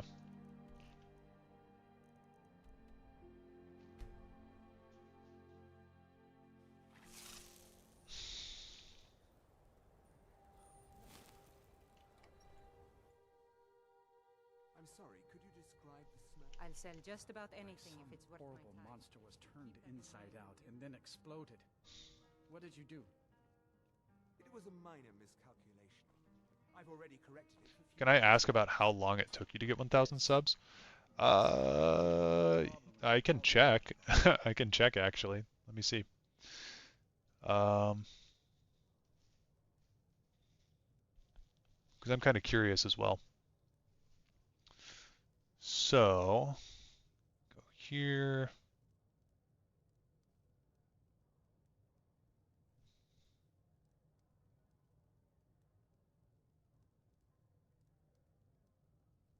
Analytics. Subscribers. I know you guys can't see this.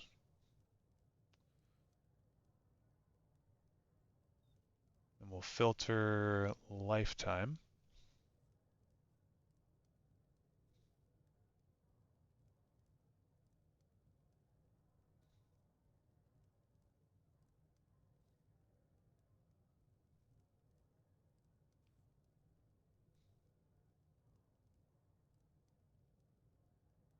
And it does not like how long this is taking. I want to say it took me like a year. Something like that. I can't really see right now. The chart's being really weird. But yeah, I want to say it took me like a year or something to get 1,000 subs.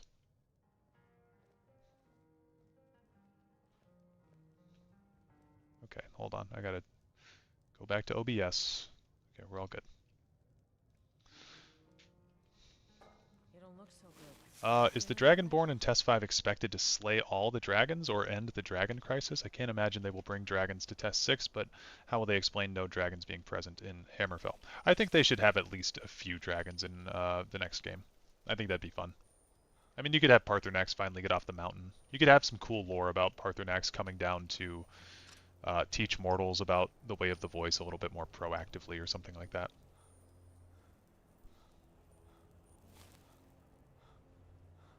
Felt like it got a lot of hate in the beginning. I know it took me until I saw one of your videos on my homepage to download it and actually try it. Well, that's good that I'm at least convincing someone to download it. Where is Nellikar? There he is. Yeah, I don't know why. I never heard any hate for Legends in the beginning. I was an early supporter of that game. I thought it was cool. I played the beta is what I mean by supporter. You're working with the Daedra? You're working with the Daedra? A few coins. What do you know about soul gems? They are. As some of us wanted to find out how. Malin want it. Look, I don't care who asked you to find the star, but don't take it back to Azora.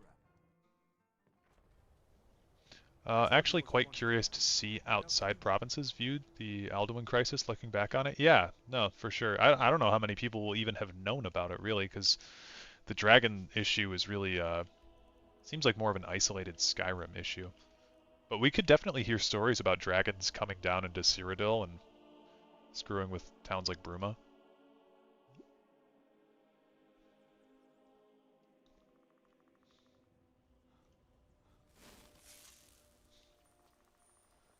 Do you have a favorite era of Test lore?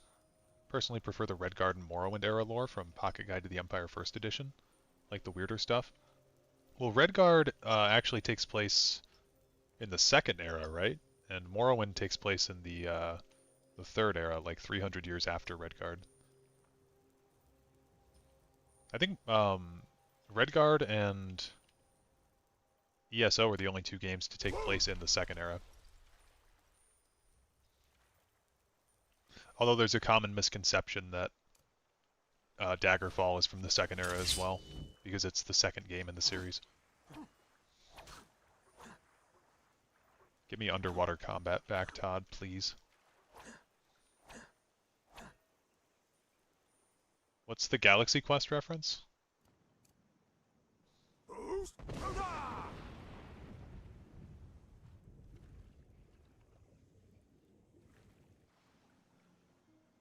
Oh, era is in developmentally, not chronologically. Gotcha. I don't know. I guess probably Oblivion, Skyrim, that kind of timeline. Prefer the early 2000s pre-Oblivion lore. Oh, if you mean from, okay, you mean from lore. Yeah, you did say that. Yeah, I guess that time is probably my preferred as well, because it's the most interesting.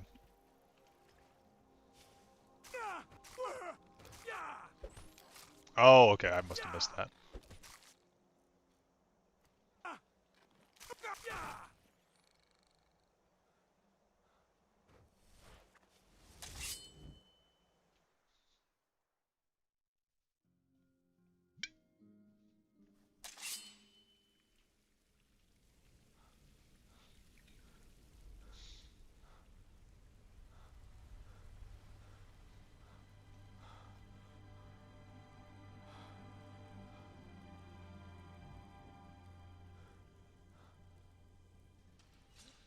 Here we go.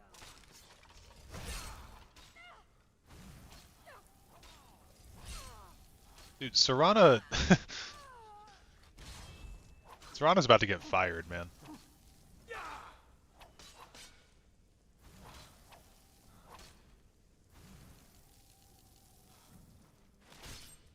There we go, first decapitation.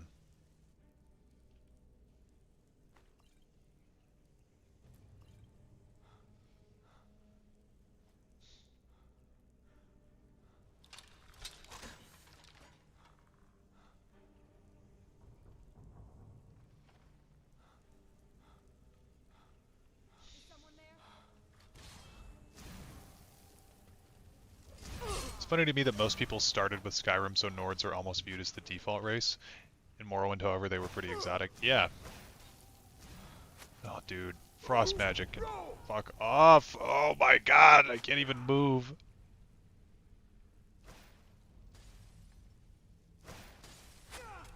Dude, if you're a Frost mage, lose my number.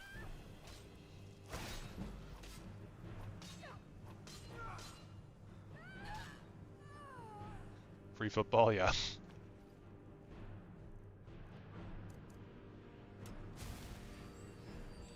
Any recommendations for items to make a mage build stronger? I would say don't use robes, for one thing. Use armor.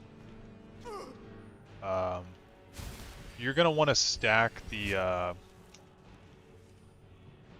mage stone. And then you're also going to want enchanting to be relatively high. And by high, I mean you want enchanting at 100. You want to get, at that point, the 50% or 25% reduction on your magicka costs on all of your pieces of armor that you can enchant those on. And you can specialize in basically 2 types of magic while having a 0% casting cost for any of those schools of magic. So, very, very easy way to play a mage.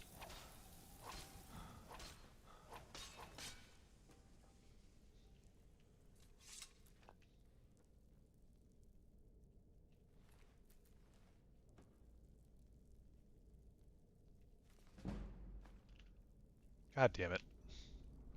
Just conjure bound bow for your stealth archer. Yeah, I did a playthrough like that one time. It was a lot of fun. Conjuration and stealth. Well, and then there's the one perk. I guess I don't need 35 copies of Doors to Oblivion, huh? We'll get the black market back. So soon? So soon. I'm sure we can strike a bargain. But yeah, mage builds, generally speaking, are pretty good.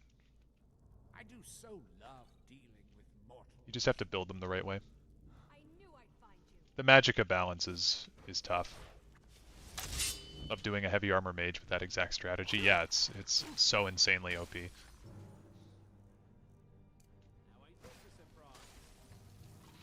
Oh boy.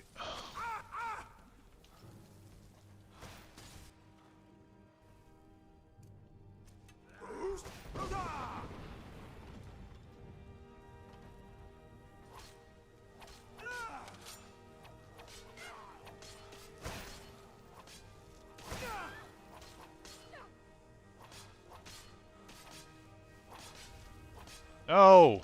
That's my shtick. You can't heal. It's not nice. Oh, Jesus Christ. Scared him off. You should probably be in bed. You're looking a bit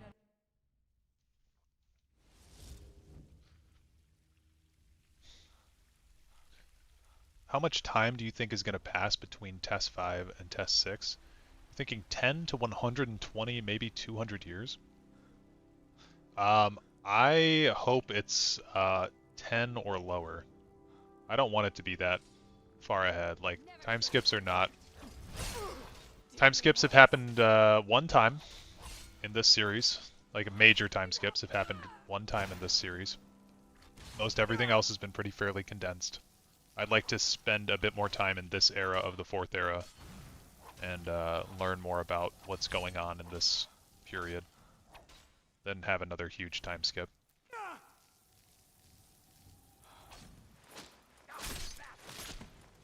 Scared him off, yeah. I love maxing out my illusion on my stealth characters. Yeah, illusion's super fun. There's that thing that makes all your spell casting silent. Super cool. Honestly, like, if we take a look at the magic skill trees, they have some really cool perk points. I really like this restoration one. Healing spells also restore stamina. That one's really cool. Alteration has one. I think it's the level 100. Absorb 30% of the magicka of any spell that hits you. That's super cool. Yeah, block 10% of a spell's effect. Super cool.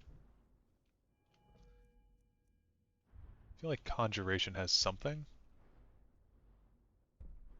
I mean, really, all this stuff just affects bound weapons, so that stuff's cool. Yeah, Illusion. You can get Illusion to work on Undead, Daedra, and Automatons, which is pretty fucking cool. And then Quiet Casting is also very cool. So they've got some cool, like, passive perks. What was that? You know what, also, I do want to get the running jump attack, because that thing's fun. Do I have that yet? Yeah, I like the running jump attack.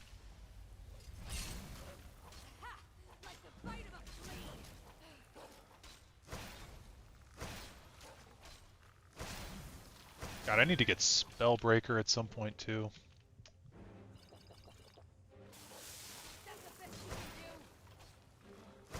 I just have no stamina to fight in here. It's crazy. The Illusion perk tree is very badly designed, IMO? Really? You think so?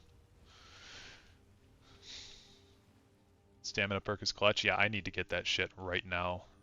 Need this to level me up. Admittedly, I rarely play as a mage because I like stealth and melee. I'm too dumb to break spellmaking in Morrowind and Oblivion.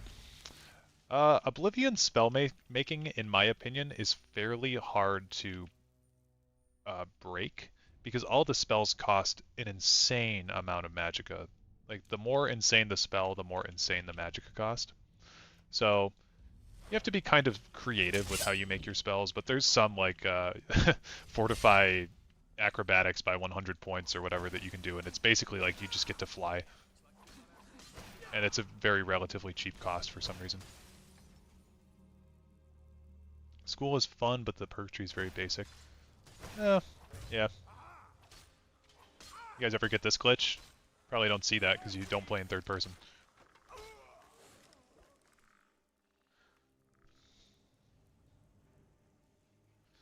Okay, now I need to go retrace my steps, summon this guy back, sell him the doors to Oblivion. Sure, we can strike.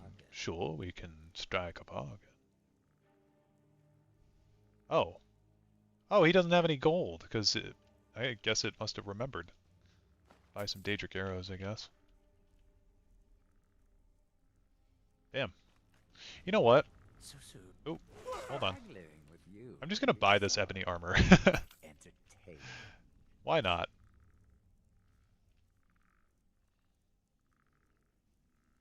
I guess I do like the magic of regen on this, but fuck it. I need better armor. Oh wait, that's the same. Oh shit, it's the same level of armor. I didn't know that Falmer was the same tier as that. That's crazy. Well, you know what? Now I can sell him my books. That's all I ever really wanted.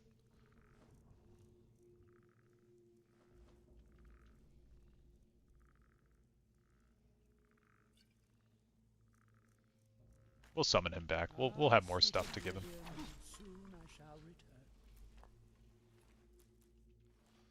Spellmaking in Oblivion is the reason I always use the Atronach. The Atronach is such a fun thing to use. I remember finally like opening my eyes to how cool the Atronach was. Oh my god, dude. That spell is so annoying. Oh, I just quick saved right into her casting that shit at me. Dude, what is going on?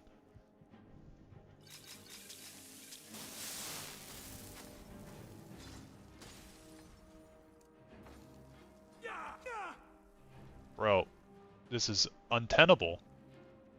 I can't even move.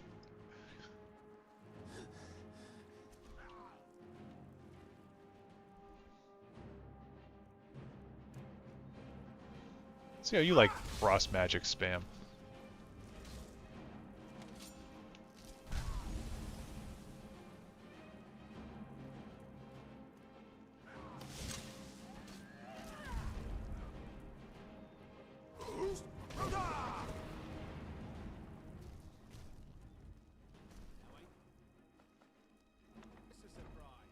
Oh, we can sell that to the mage.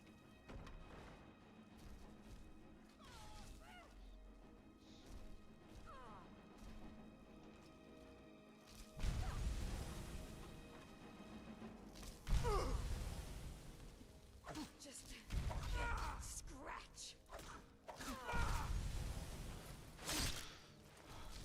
Did we just cut her head off with a mace? Excuse me? I like never use maces, but I haven't had the time to get a decent sword, so it's pretty funny. Although the Stalrim mace is goated. That thing's so funny.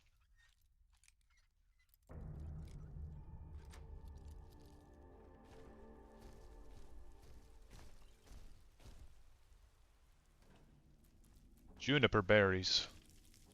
I was sweet on a girl from here. I wonder if Vilod is still making mead with the juniper berries mixed in.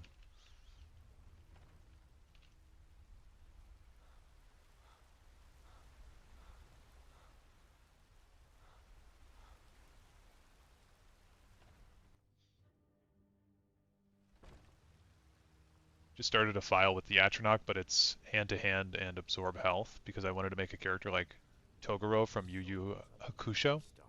I do not know what Yu Yu Hakusho is, but glad you're having fun with it.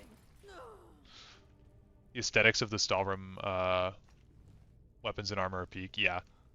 Of the Dragonbone Hammer, it's literally just a single bone. Yeah, that's also super funny.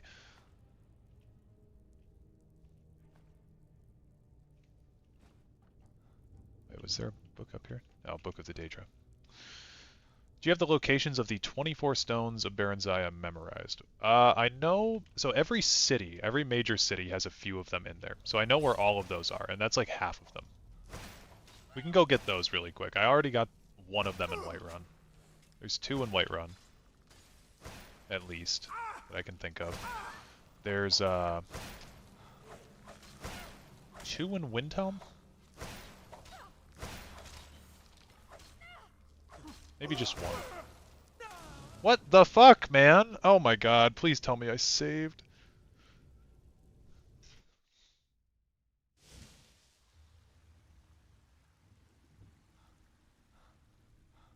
This ice magic is out of control. Okay, good, they're dead. I'm gonna have to deal with these clowns.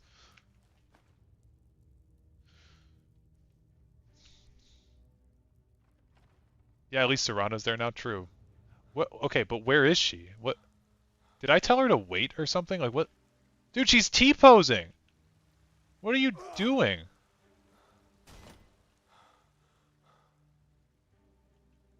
What? This is what she's been doing this whole time? Dog. She is fired. You've gotten this glitch before? I've never gotten this glitch. I don't typically use companions.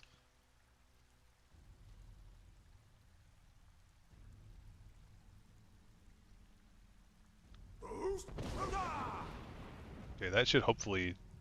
Bro, it's like she just died! What? Is she back? No. This is not happening right now. Dude. Come on. I just did, didn't I? Yeah. This is insane. Oh my god. That is crazy. Well, who needs her? It's not like we're a very poorly optimized character build or anything. Lydia never does this shit to me, but Serrana breaks all the time. It could be because Serrana's like one of the only companions that interacts with stuff. More proof Lydia's superior. Well, we're gonna just go for it. I'm gonna wait 1 hour because I don't want to wait for my stamina to recharge. And we're just gonna sprint. Bob and weave. Bob and weave. Yeah! Do your worst. Oh wait, no, she's got the ward up. Oh no! I'm frozen in place. I can't move. I actually physically can't move. What the fuck is going on in here, dude?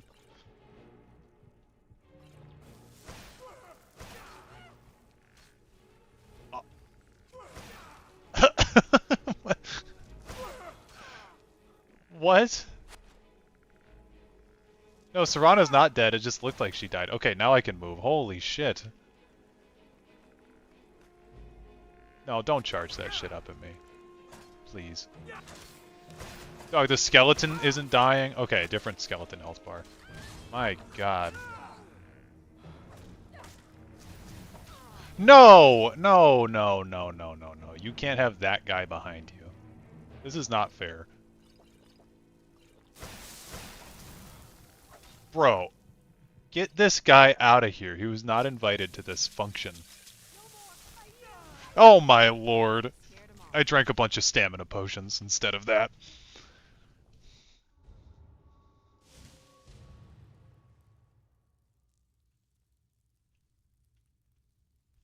Oh my god.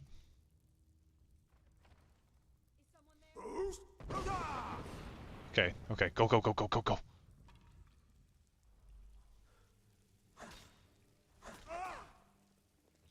No, the unofficial patch ruins so many fun quirks of this game.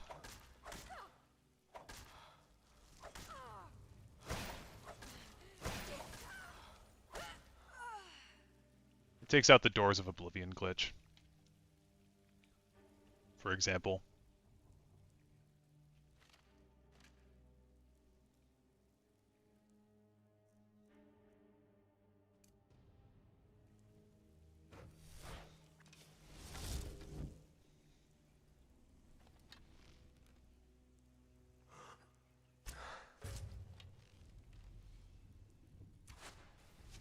Yeah, fuck you.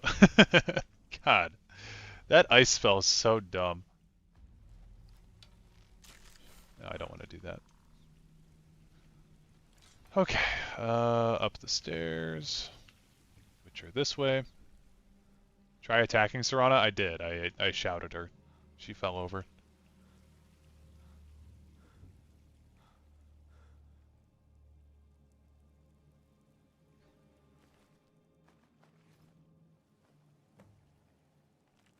Gotta take the Grimoire because it's cool as shit. And we'll take all this stuff because I've got a guy that I can sell it to. Susu, you have... I can hardly wait. Depleting her entire health. We'll see if we can do that when we load the next area.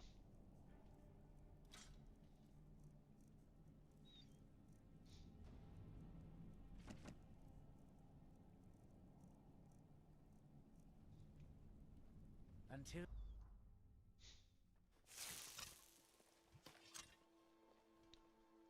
Oh, she's back to normal.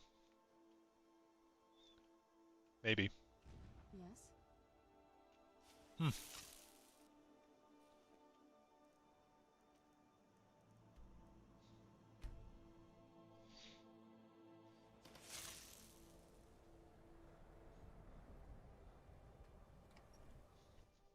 This quest is super cool when you get to go inside of the Black Star. Stendar's mercy. Maybe this... It would mean cutting the star off. Give me a minute to examine the star. I'll see what we'll need to do. These fissures and cracks aren't encouraging. Malin obviously was growing more desperate once he left the college. He did it!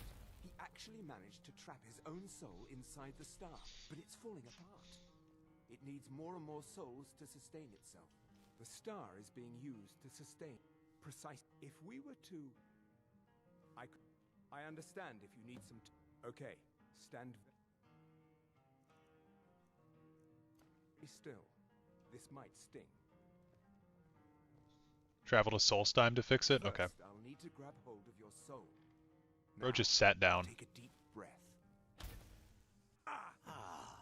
My disciples have sent me a fresh soul. Good. I was getting... Why? And who are you? This is... It's my realm. I won't let you take it from me. Oh, oops. Well, that wasn't the full shout, was it?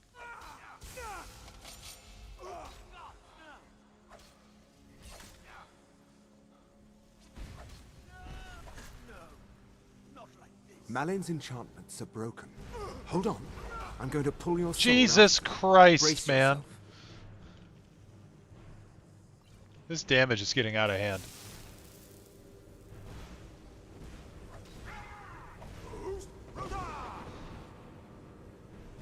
Jesus.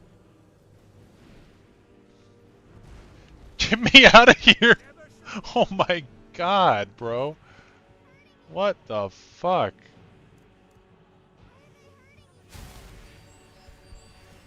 They're still on my radar? Oh my god, dude.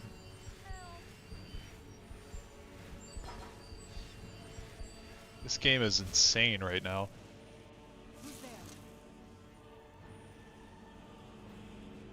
Oh my god. Dude, everyone's looking for these Daedra. Okay, oh my god. Bro never pulls you out soon enough. Yeah, that was crazy. My job is... I don't think I've ever been at such a high level, but such low power before. I guess everyone just assumed I did because I'm a done. Easy there. We've done it. The star has been... Go ahead. Congratulations. You've altered the fate of a Daedric artifact. Lift. Bro's pullout game is weak, yeah. For real. Wait, I know you.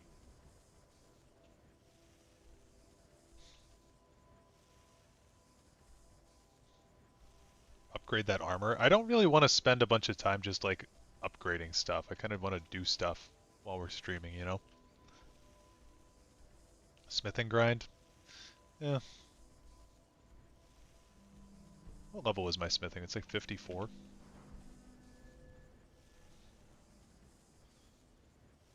56. I do want to go back into Waking Dream, so we'll go back to to Solstheim, not Sovngarde. Was my first spouse in Skyrim? I believe mine was with Lydia or the woman in Riverwood. My first spouse was Isolde, I think. But I don't really ever bother to get married in Skyrim. I think it's very like there's nothing to it. It's very hollow and weird. Spend an hour smithing nails and iron fittings. I would. You know what? I need to get my diseases cured. I'm gonna go pray to the tribunal. Average mammoth tusk enjoyer, yeah. I'm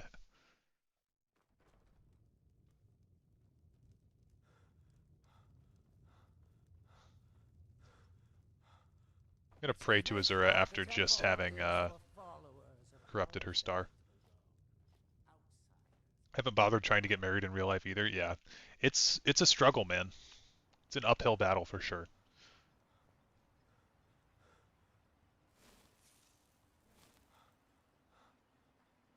One moment. Find my pickaxe yet? Dude, I had this guy's pickaxe and then the quest never updated, so I forgot to do it. It's rough. It's rough out here these days.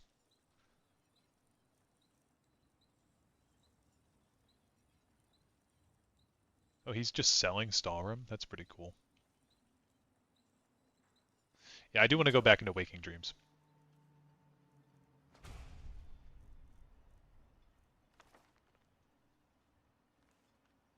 He better give that pickaxe back to me, or else. Let's get indoors, or in a cave.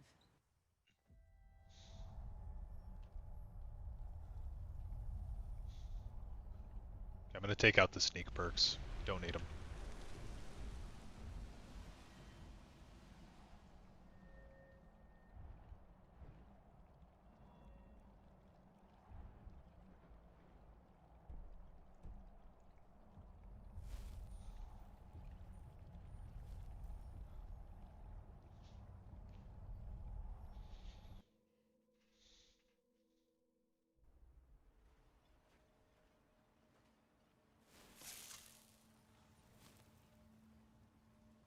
Spare some coin for Want a to lost soul. just what you see here.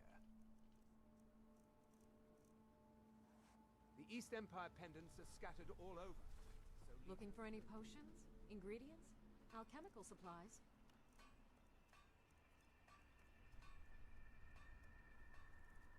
If you're looking for any exotic ingredients, just ask. I might have what you need. You're no fan of the sun. It would be better than this.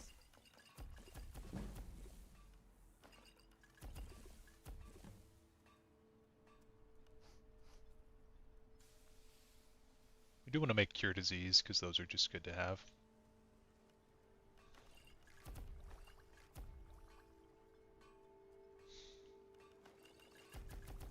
Have I made the Gamer Potion yet?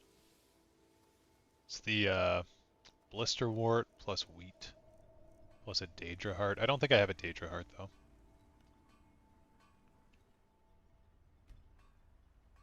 Alteration spells like Ebony Flesh with make a massive difference. Also the passives. Don't those only work if you're not wearing armor, though? Right? Oh, no, they don't. Okay, I thought they only worked if you just had robes on. No, there's a skill, though, in Alteration, isn't there?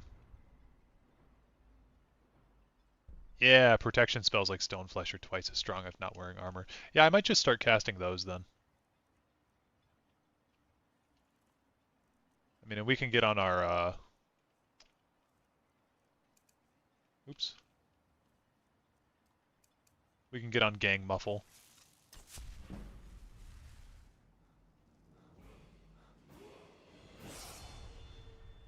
Wish we could craft clothes in the base game. Clothes would be cool.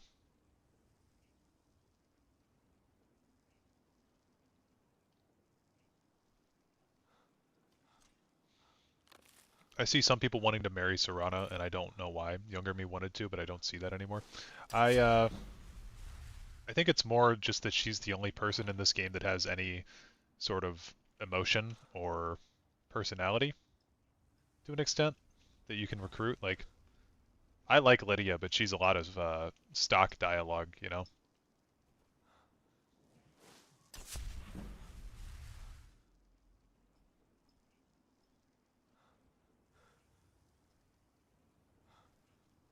But yeah, people using mods to be able to marry her is crazy.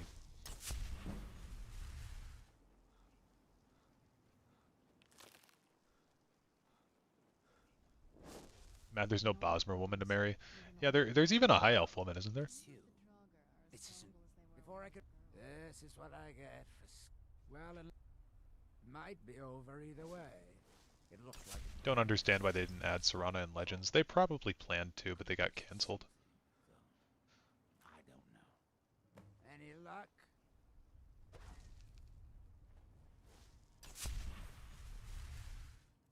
Yeah, the Tailor in Solitude. Yep. That's the one. I don't even mod my game to marry her since it seems wrong because of her backstory. Oh, it's totally wrong. It's weird. I think I see why now. Where'd you come from? Who's there?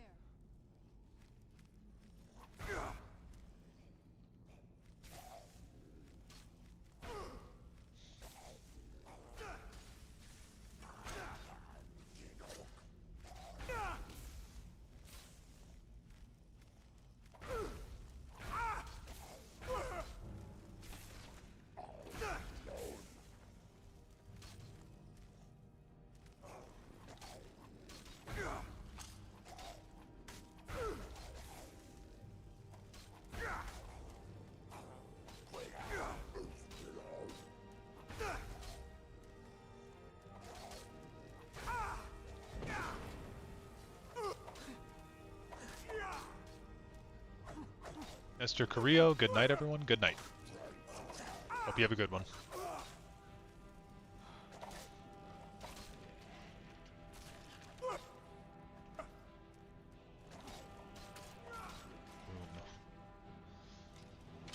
Where'd you come from? Never teach you.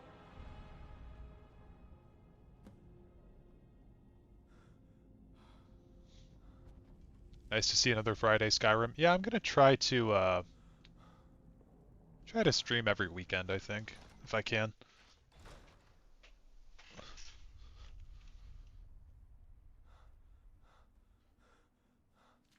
Any luck? Well, now we'll have to sweeten the. I never get tired. Nice Spanish, man. Gracias. Yo hablo un poco de español. Tomé 4 clases cuando fue en mi universidad. Something along those lines.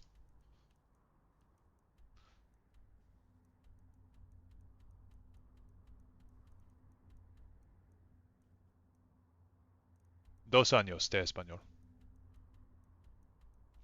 I like Spanish a lot, actually. I think it's a very fun language. Tell Mithrin. We could do the Neloth quest while we wait for this one. I think upgrading armor is probably a good idea, though.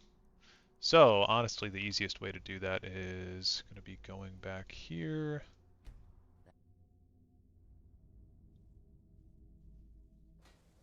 Free again. Looking to hire a boat? Oh yes, I remember now you were playing the card game on Spanish. Yes, I was. Favorite NPC of each game? I don't know.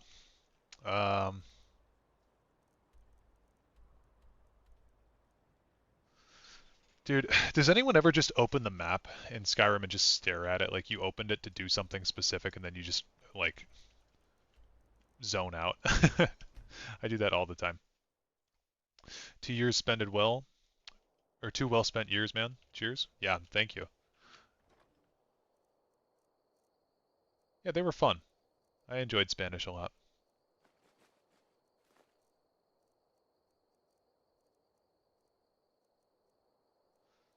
Oh, all these dwarven bows, that's right. Get the black market. You do that in life, So, yeah. so soon. I'm sure we can strike a bargain. Until you summon It's an awesome mod that updates the map graphics. Well, it's not the graphics of the map that I have any problem with. It's just I'm like I've got so much I want to do in this game all the time, and then I open the map and I see everything, and I'm like, oh God, where do I want to go again?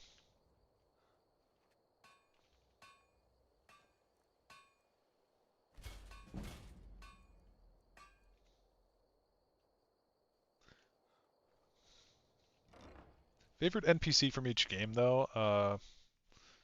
Morrowind is interesting with NPCs. I really like Gentleman Jim Stacy. I think he's cool. Um, hmm. Morrowind is the game that I have the least time with, so maybe I'll go with him. Oblivion is very tough for me because I like so many characters in Oblivion. So it's very, like, it's very hard to narrow that down. I really like Owen in the arena. I really like Boris in the Blades.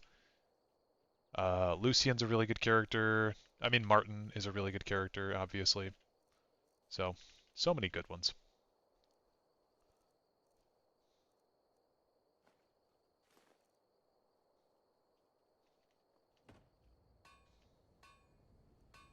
Okay, time to nail spam.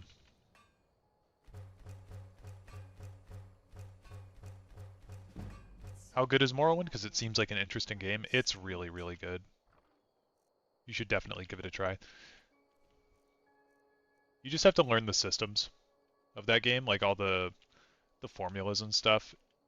Everything is kind of based off your stamina bar in that game, so you're going to do things worse if your stamina's low.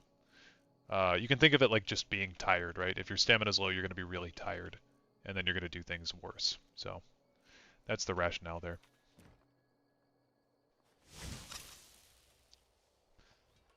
Morrowind's story and immersion is top tier, but combat mechanics are hit and miss. Yeah, literally. It just works. Okay, how much money do I have? I got enough money. I'm going to go on an iron spree. I think we're just going to get our shit up to a decent level. So we'll go to Whiterun.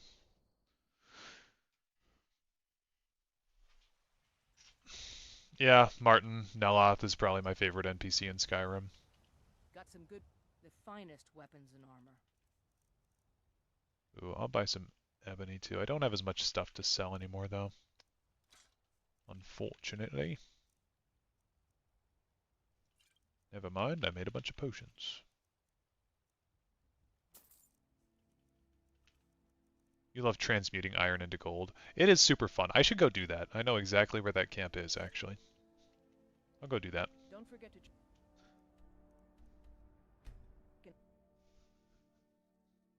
to... Crazy your favorite Skyrim NPC is a Morrowind character. It's true.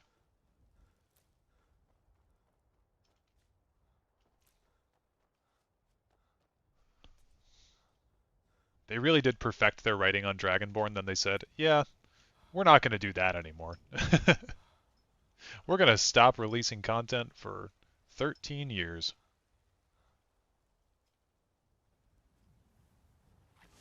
For Skyrim, that is.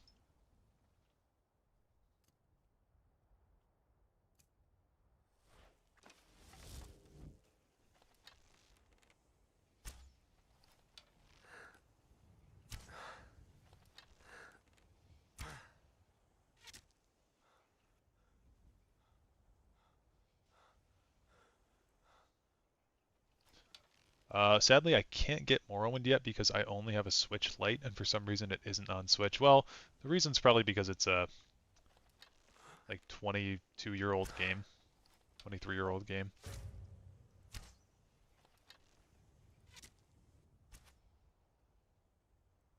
But it's good. I mean, if you even have a laptop, Morrowind can run on a laptop. It's like 2 gigabytes with the DLC.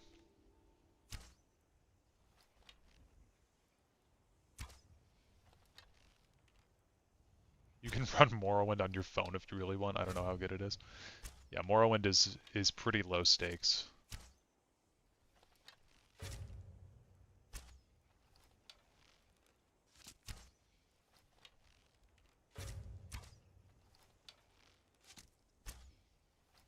So this is a testament to how good stealth is. I removed all my perk points from sneak.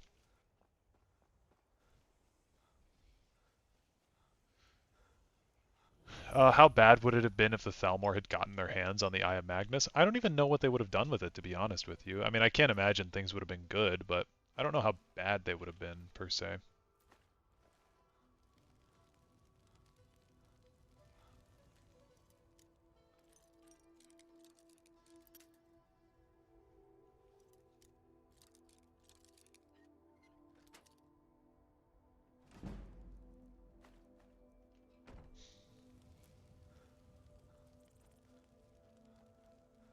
Okay, so that's the Silent Moons camp. I think it's more like over here.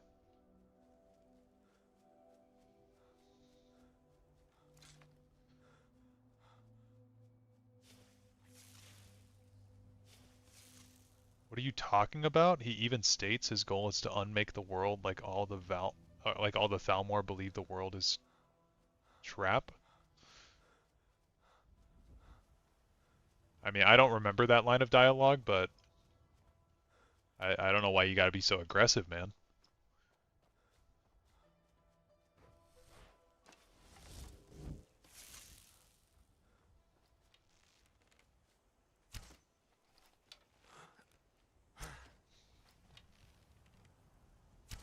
Where'd you come from?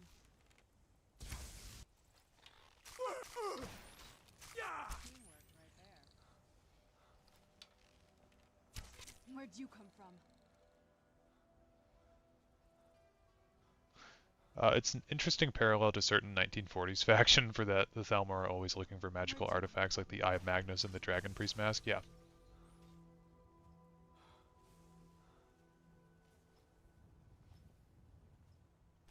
Bound bow, bound bow.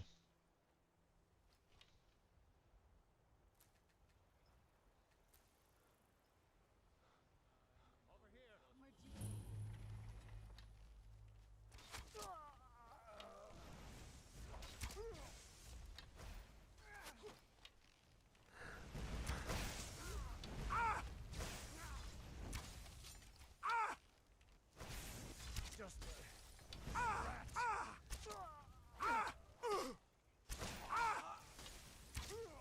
teach you.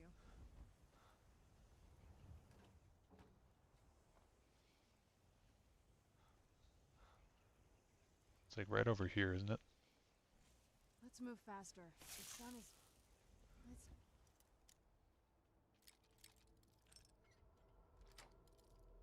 Great for my skin, if you know what I mean.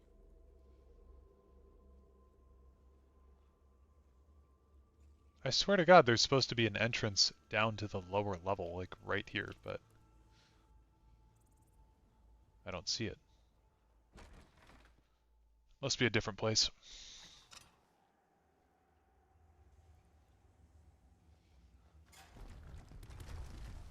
Where'd you come Picked a bad time to get lost, friend.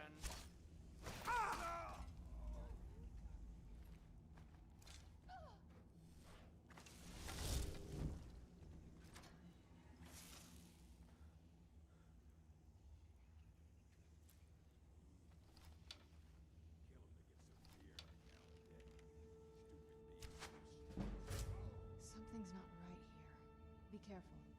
I think we may be in some trouble. It's the supposed goal of the Thalmor. It's never been stated in lore that that's what they're really doing. Right there.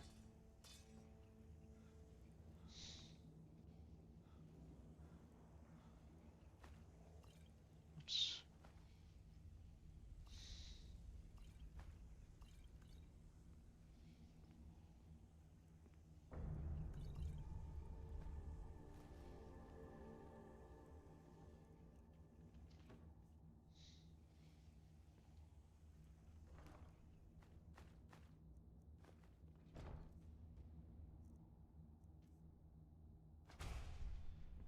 Would be nice to see an Aedra like Kinnereth or Akatosh to talk to the Thalmor to shut the fuck up and accept their gift of creation. Honestly, the Aedra should really get involved in the next game. I think that's one big thing that a lot of people do kind of agree on, is that the Aedra are not present enough. Even in the Knights of the Nine, they're not really that present.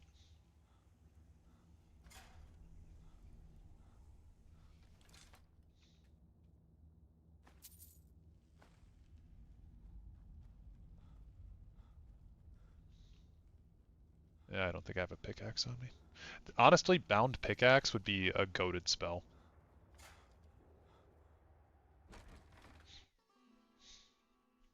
I mean, kind of the point is that the Aedra are basically powerless because they gave it up to make Nirn. Yeah, but I think they could have a bit more presence in the games. Like, they're kind of, I don't know. They kind of come across as lame, and then it's like, hey, maybe Mankar Cameron was talking his talk, you know? For a reason.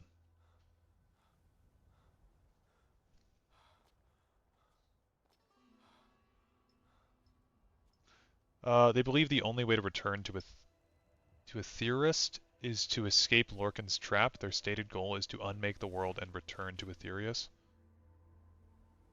And no one believes that his line of dialogue supports this.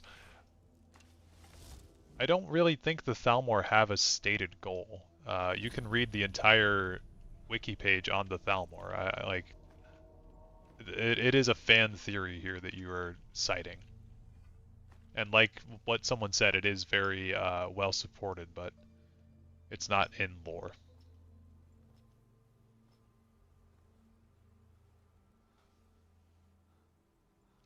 What if you could marry Nazim in Skyrim? I'd marry Nazir. Honestly, I'd marry Nazim. He owns Chillfurrow Farm, don't you know?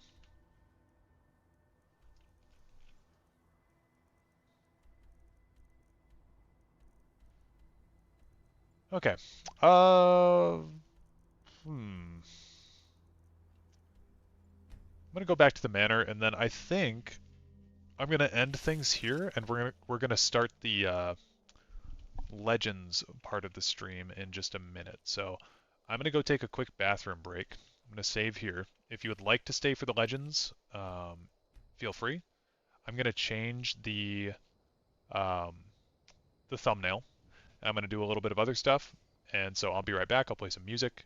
But yeah, that's gonna be the end of the Skyrim segment. So I will see you guys in a little bit. It's gonna be less than like 10 minutes, so don't worry about that. All right, peace out.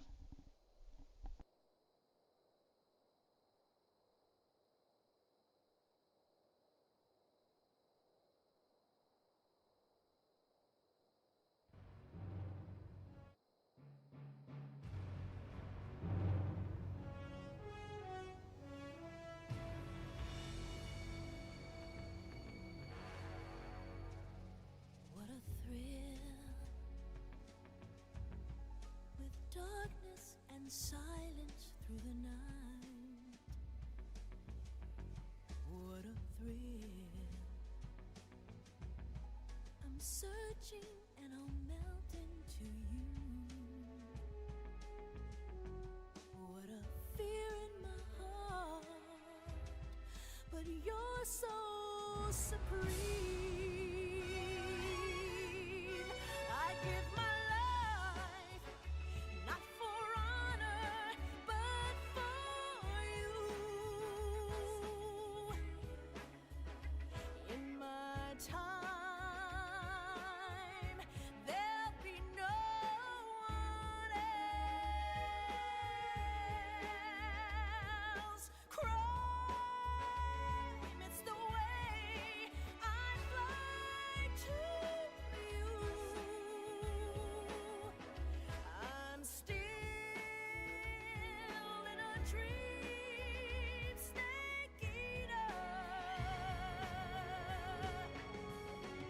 Someday you go through the rain, and someday you'll feed on a tree frog. It's ordeal, the trial to survive.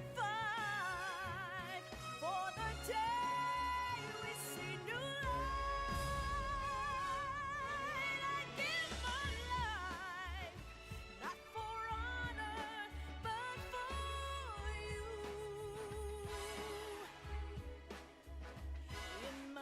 time, there'll be no one else. Crime, it's the way I'd lie to you. I'm still in a dream, snake eater.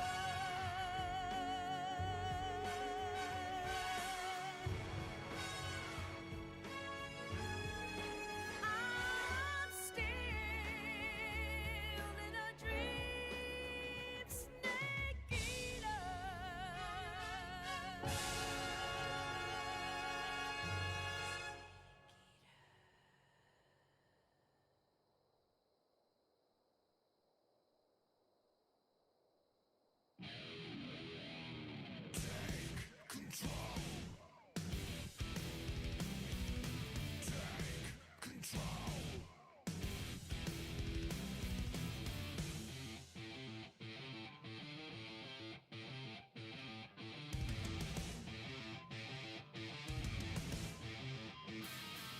I see a vision rising dreary, fading in assuredly. Twilight games in the town called ordinary. An eye of light reveals a gateway to doomsday.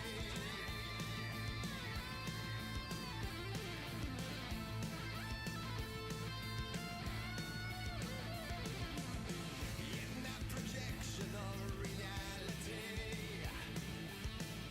something passes through the stars, shifting worlds into regions of real fantasy. For evil holds you in its arms, false alarms.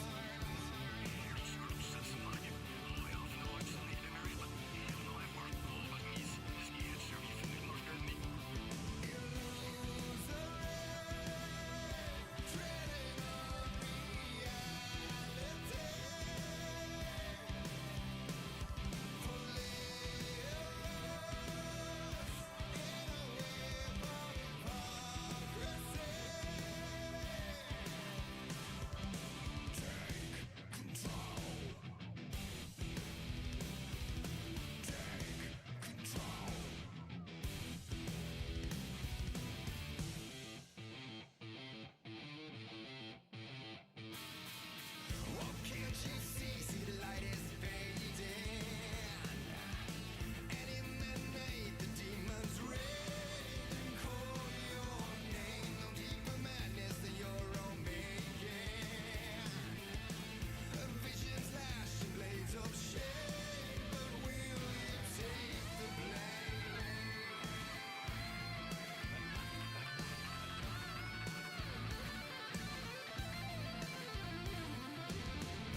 Hissing noises in the hallway, bloodshot eyes staring through what seeds are sown. Who'll survive the blood red power play? Who'll take control? Whose name will be known?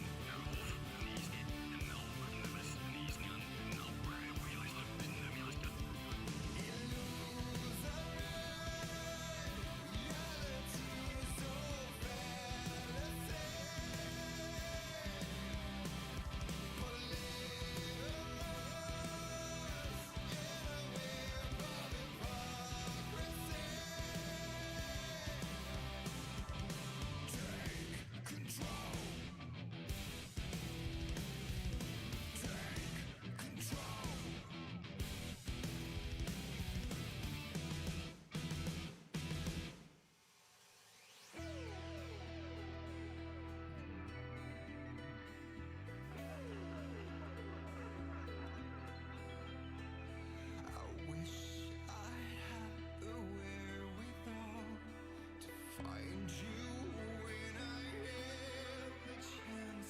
Instead, I danced with death in fervor of skin.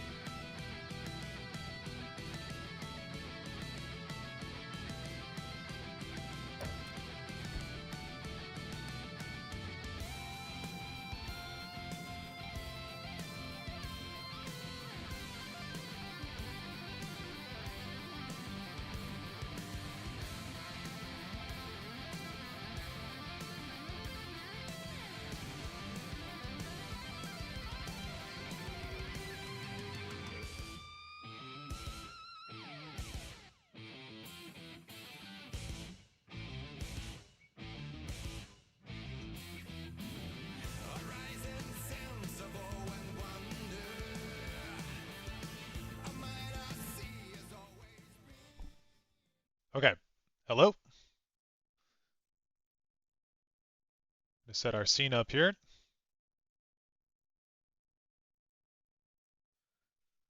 Heard that Legends SFX? Yep, here we are.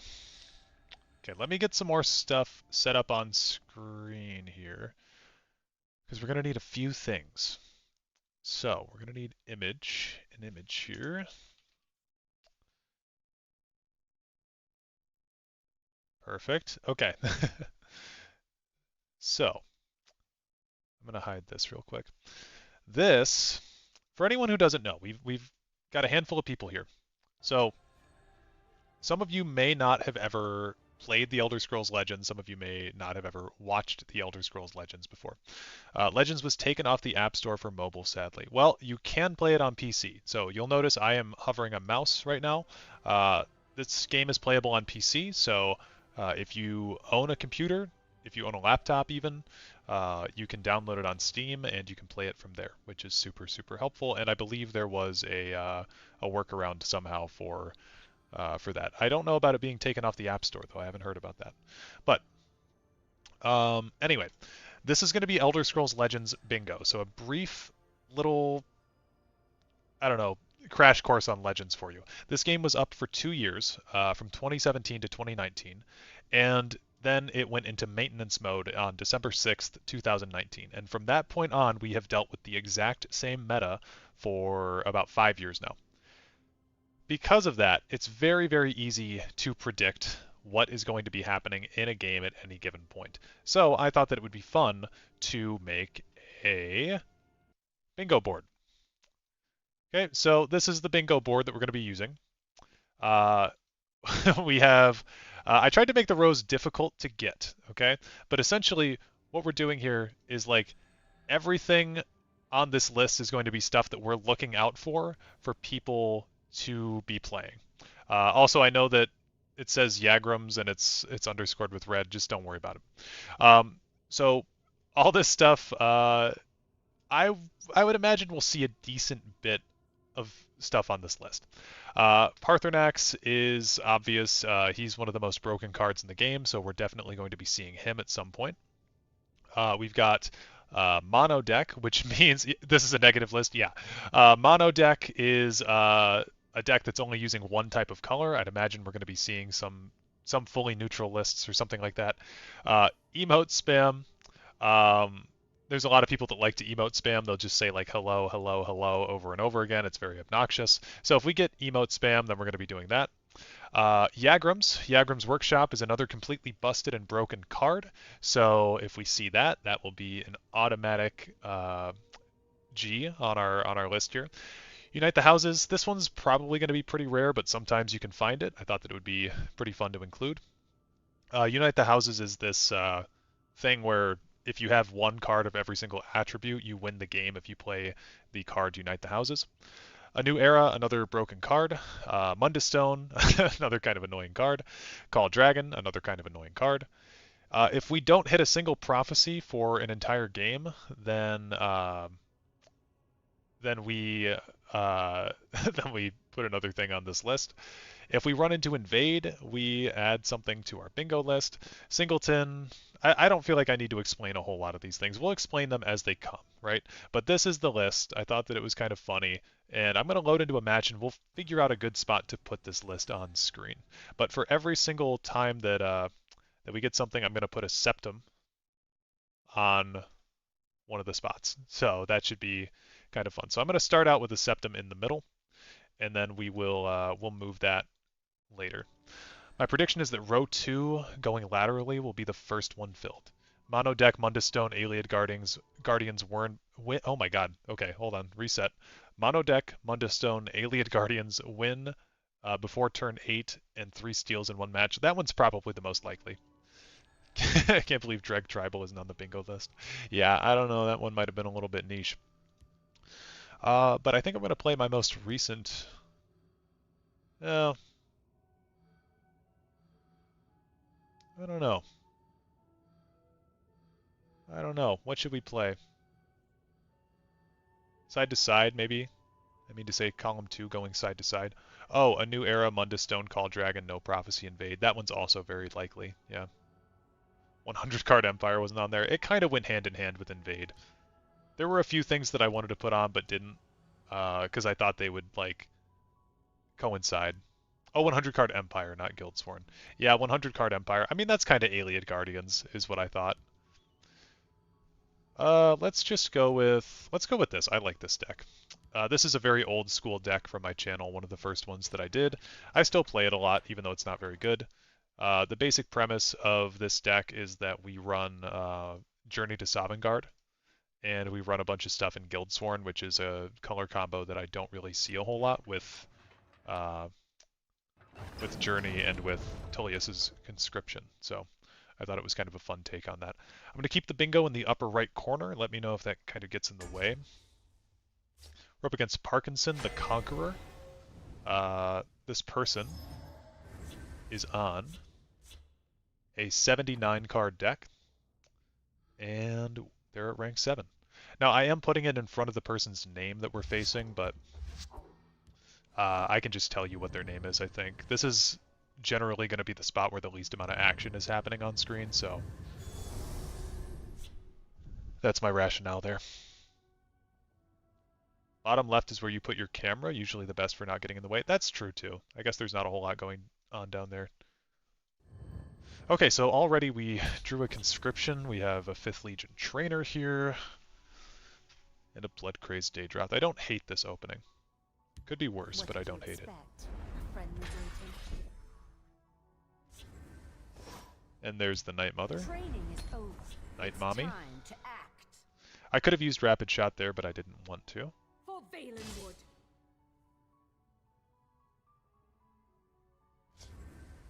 Okay, Drain Vitality is interesting.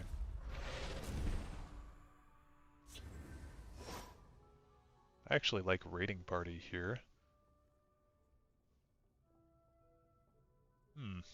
I'm gonna go with the Night Mother Rapid Shot though. I want to use that Raiding Party combined with the 5th Legion trainer to surprise him at some point.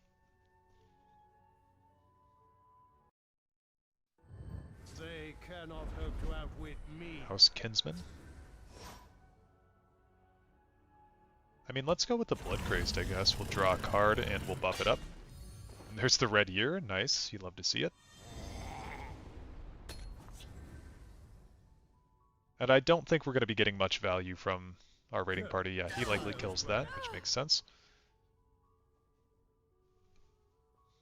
The reason that we run Raiding Party in this list, by the way, is to get more tokens in the discard pile. Mage's Guild Recruit lowers our conscription cost. And yeah, I think we'll go with the Raiding Party. This way we draw a card as well, because he's going to damage us for 3. And we get another Raiding Party. We can combine that with Bruma Profiteer to gain a little bit of health back. If I can't steal it, it can't be stolen. Sails Through Storms. She does it again. Except not really, because we're going to kill her with the Spirit Knife. And there we go.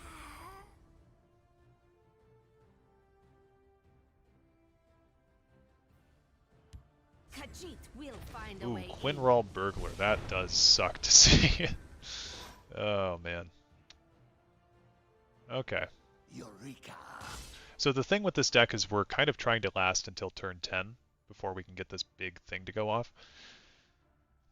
I guess we'll use a Dishnik Archer. Burn this. I'm gonna get the Raiding Party out. And then we'll wait.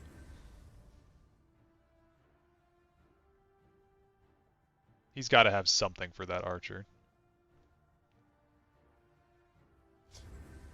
Okay, cool. If I play Conscription, does that count? I'm looking for things that other people do. Not what I do. Oh, that sucks.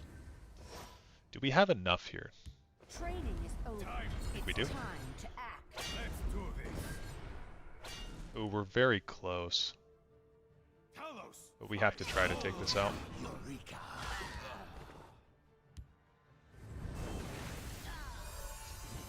Yes! Oh my god, so lucky.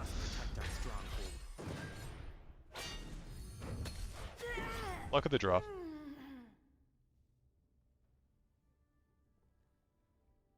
Oh, and I didn't even mention, so if we get a bingo, I'm going to take a shot. If you guys would like to drink with me, you can. And I'm going to be sipping beer along the way every single time that I get something on the board that's going to be a drink. Nice try. Care to go again? But again, you don't have to. Just something fun.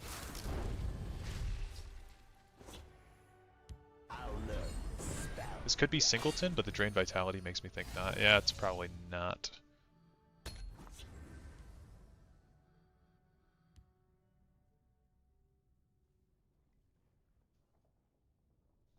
Teach you to mess with me. I wish we could have kept the Night Mother up a little bit more.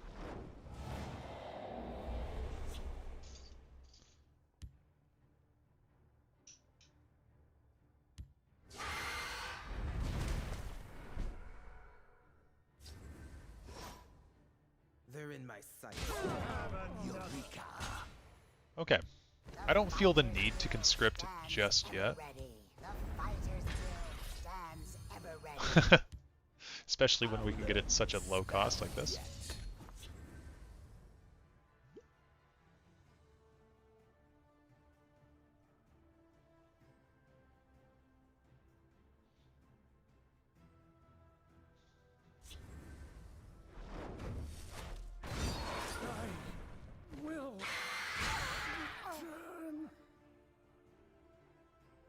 Have you come to submit or come to die? 6 cost conscription is scary, yeah. The power that I hold. And we've got a lot of kind of trash actions in the discard pile. We've got Spirit Knife, I guess, but... you know what? Actually, getting a raiding party back would be kind of funny, too.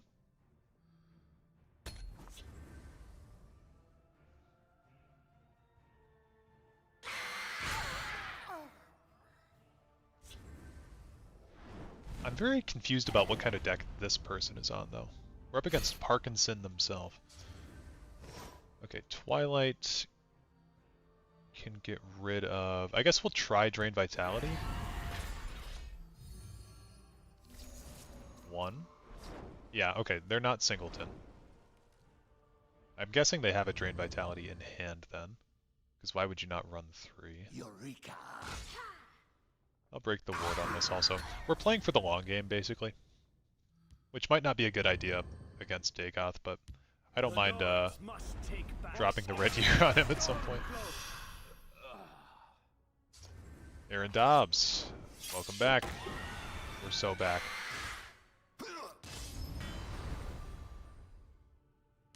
This looks like some kind of control Dagoth, I'd guess. Yeah, it's got to be something along those lines. Okay, I think we want to do this and hope for a piercing, or not piercing, yeah, Shrieking Harpy. Cool. There's another conscription, awesome. Ah, I gave it ward, fuck. Misplay should have been on my list. And I'm actually going to do that. And that.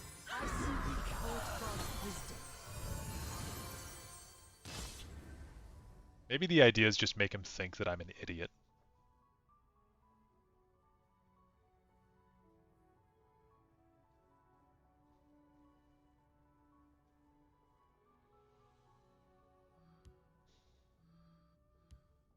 We're looking for Journey to Sovngarde. So if we can get that, we'll get a +5/+5 to everything that's been in our discard pile. Nice. And then we can use Atilius' conscription to bring them back. The path is wide and clear. Conscription into immediate red year, it'll be perfect. I do like that idea. I do like that. Spirit Knife, again. Usually I don't include that many Spirit Knives, but I think having more than one's pretty good. Classic Generosity Wardcrafter, exactly, you get me. I think we're gonna go something like this. And then we'll do another conscription.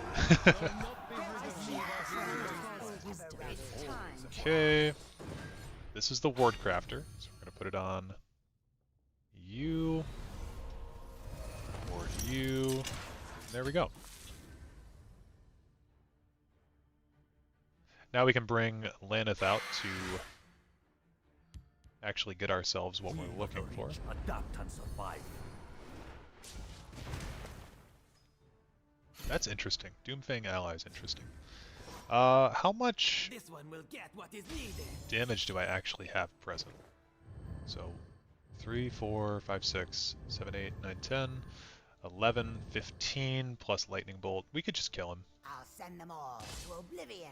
We could just kill him. Your blood will spill. You won't foil my plan. Vivek guide my doom. I'll see you dead. Alright. GG. Do you plan to change decks? I'm going to change the deck for every single match, so yeah. That's one win, though. Last time we played Alone and Angry, I think we're going to swap over to... How about Slay 3? That's the first deck I ever made on the channel.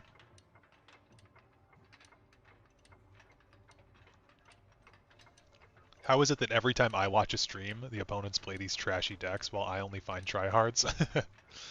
Last Resort, oh my god. Don't even get me started.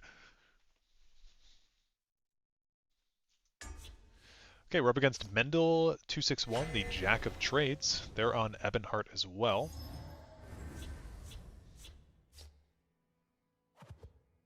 This is a pretty good opening hand. I'll keep it. Get the turn 1 Brotherhood Sanctuary. There was one cool deck where you won by banishing your opponent's discard pile or something. Yeah, I don't know if I have that deck in my list currently. Also, this person emoted once, so we'll see if they emote more for the emote spam. Oh boy, I already don't like where this is going. I'll lead my family to glory. But if we lose by turn 8, then... Yeah, I called that deck Control Shred, not Soul Shred. Because it was kind of control-y. Okay, this is fortunate. Black Marsh Prodigy is very good if you can get that effect off, but that effect is very hard to get off itself.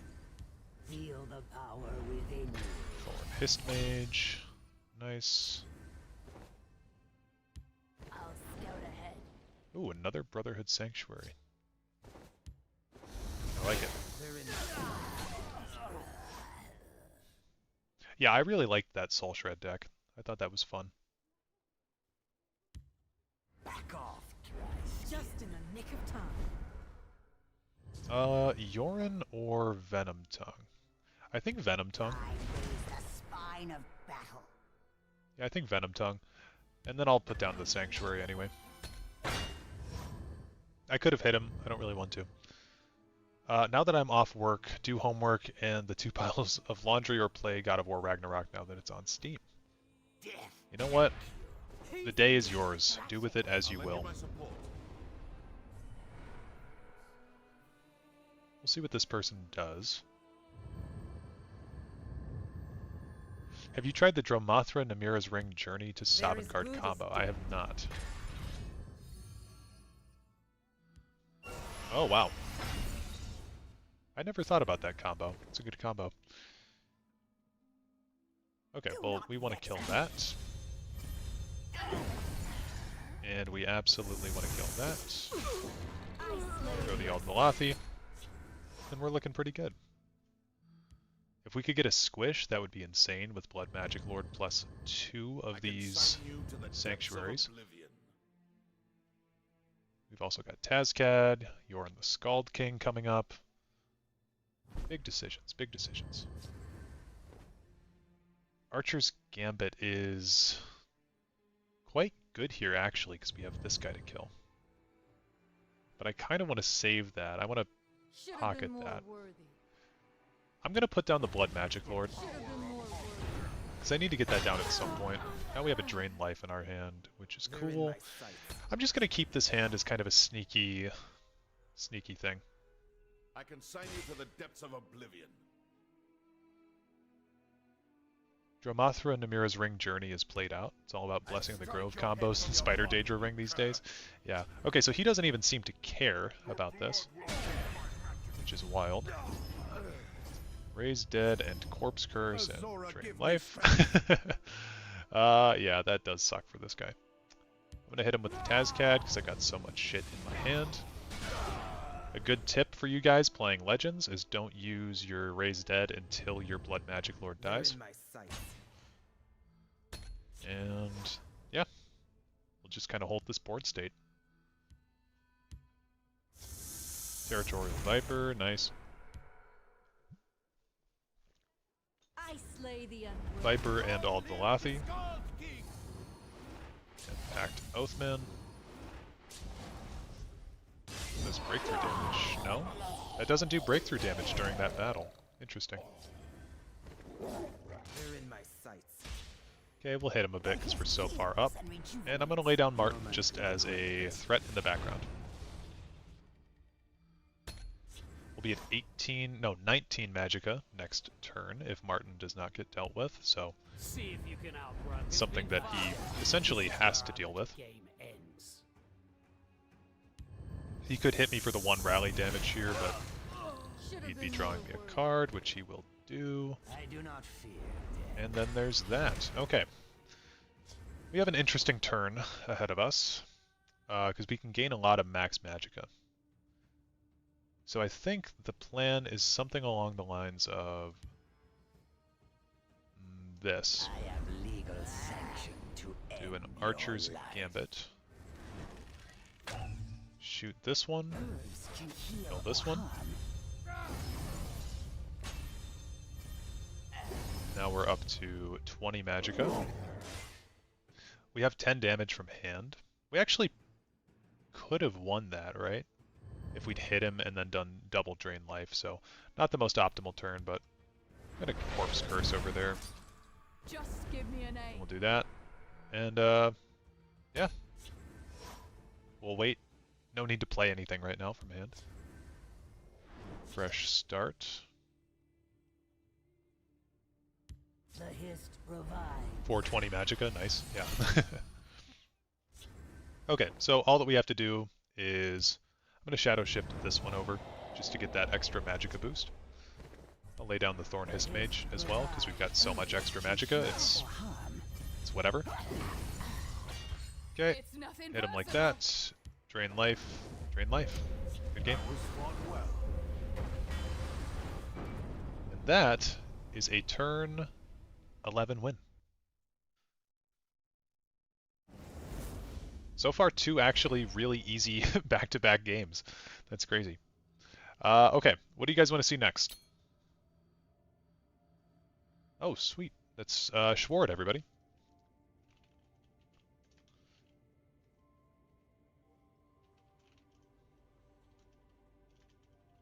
Ooh, oops.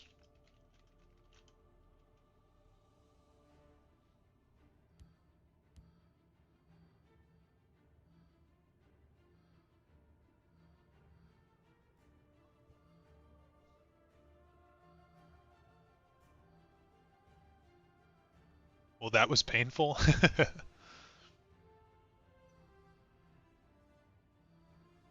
Like to see a Tribunal game? Okay. Home CB Intervention is a deck that I've featured on the channel. What the hell is Every Villain is Lemons? I believe that was a deck that I made with Wet Noodle one night, and I don't even remember. We'll have to take a look at it. It's from SpongeBob. I mean, that's the quote. Sweet. Okay, Schwartz says, nice. Hello, folks. You're watching one of the best. Keep playing, and hi. Also live. Anything for the viewers here? Oh, sweet. What to say? That's awesome.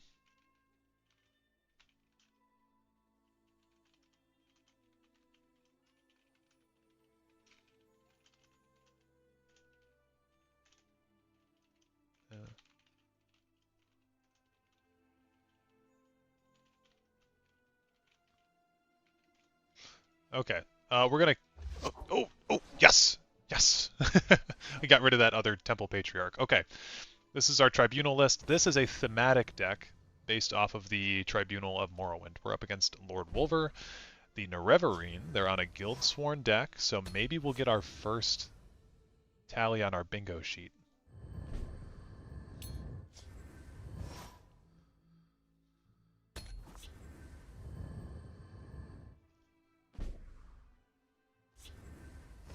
Histgrove, this is not very thematic at all, but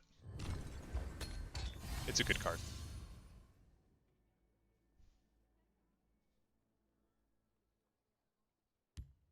We must protect our stronghold. And it's immediately gone. But Histgrove at least boosted our Magicka up, so we'll at least get that. We'll boost our Magicka again.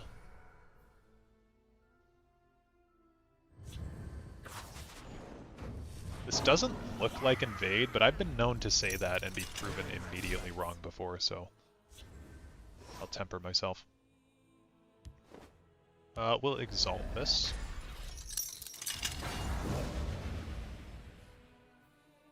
I don't think a Wardcrafter is necessary here. Are we doing shots after bingo? I've been wanting a reason to open my Blackberry whiskey. Yeah, so that's the idea, is that if we get a full bingo, we'll take a shot. But I don't know how likely it is that we'll actually get a full bingo tonight. Looks like Dragon/Shout. That's true.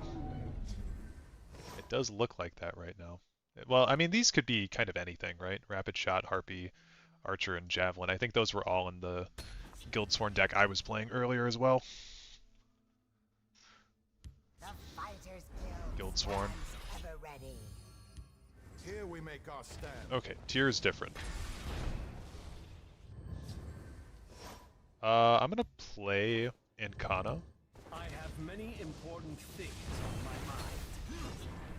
I feel like this is maybe some sort of control type of deck. I'll send them all to oblivion. So I'd like to get down my... This is probably a rage deck if you had to guess. Really? I don't know. I don't think that I have enough information to go off of right now. Yeah, who can really be sure?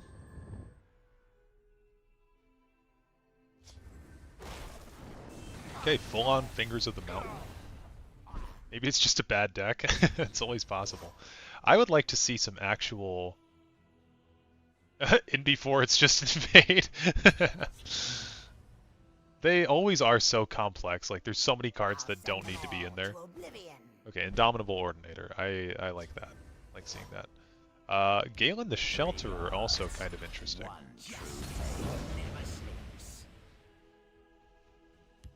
It's not enough to watch. Ah, Blades Lookout, you were right!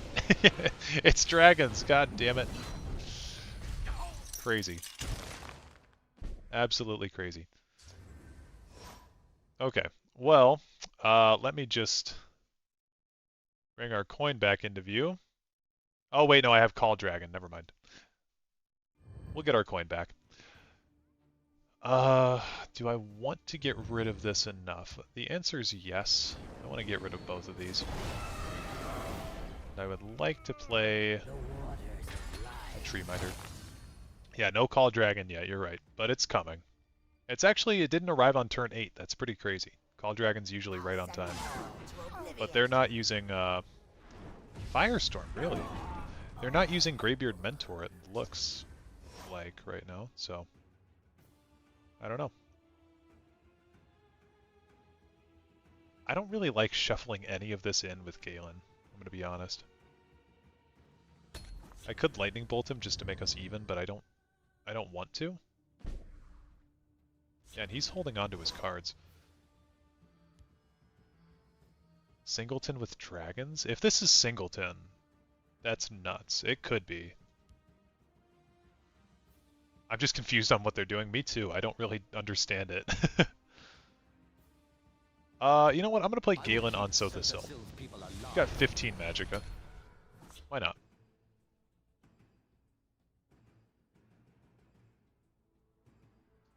I will fight for my Berserker of the Pale. Nope, it's not. It's not Singleton, guys.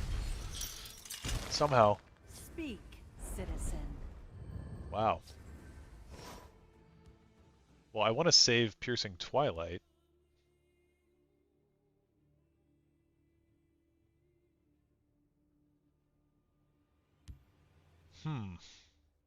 Well, I guess I'll exalt Syl. This is an exalt 3, which is kind of crazy. We'll have to settle this the hard I'm not going to exalt that. I'm going to keep it just the way that it is. And then I'm going to Wardcraft with this. We'll get the Awakened Imperfect. Decent turn. He definitely has a Piercing Javelin though, right? Like, Sothasil's gone or the Awakened Imperfect is gone.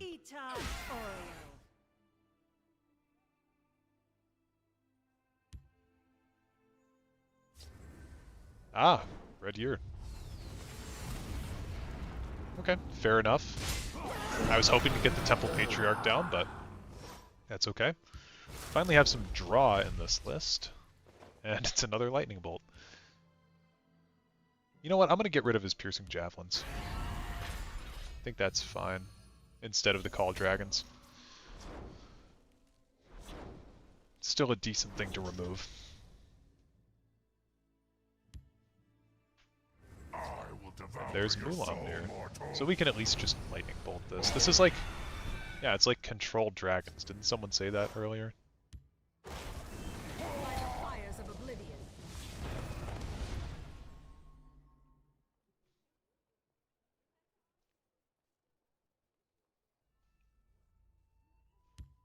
Let's heat things up. Skaven Pyromancer. Giving me the tome immediately. Feels like he's setting something up.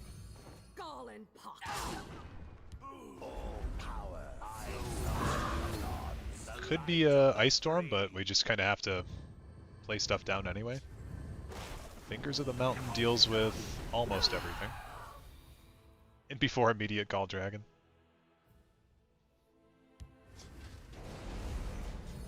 Clockwork Dragon. Okay, so this is my third Lightning Bolt. I smell the stench of the living. You are not worthy. I love that Dariloth deck is on the board, and this unironically might be my deck that Schward posted to his channel. It's unlikely, but possible.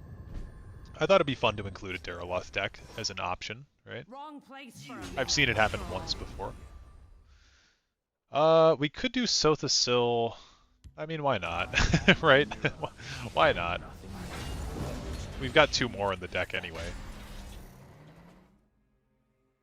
I guess he could have Piercing Twilight and get rid of my other ones now.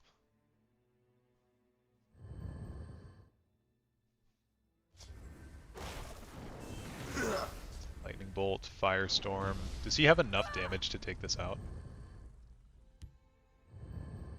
This is lethal, by the way. 19, 21. Okay.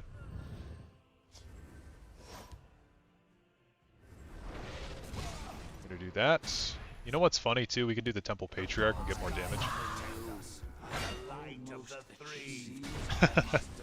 That's crazy. Alright, well, we won again. I'm surprised. Usually I don't have this good of luck when I'm, like, streaming or recording. So far, I've done some things that are on the bingo card. Like, I've done Conscription, I've done Summoning a God. I think that's it. So, I have to keep going. I may have to change the rules of the bingo. No prophecy should be crossed off. What I meant by that is like we break all 5 runes, or all 5 of our runes are broken, and we don't get a prophecy. Good evening, everyone. Hello, Dariloth. I haven't been around here much, but wanted to say hi and thank you for the Dragonborn issue video. Love your style and research. Thank you very much, man. We've got a video on the Hist that'll be coming out soon. Haven't fully started writing the script yet. Honestly, like, you guys might be surprised. The Hist don't have that much lore about them. I thought that there would be more stuff that I didn't know, but like a lot of it I already kind of was aware of, so I don't know. I found that to be odd when I was researching the Hist. But maybe it's just because I'm the world's #1 Argonian fan.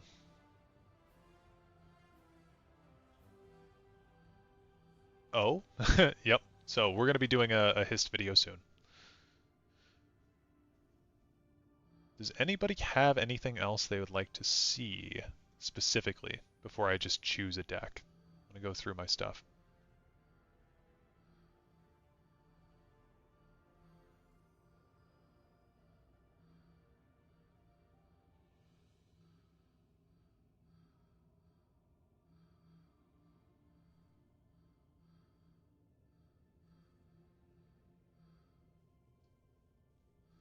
Gardener of Pants. Done.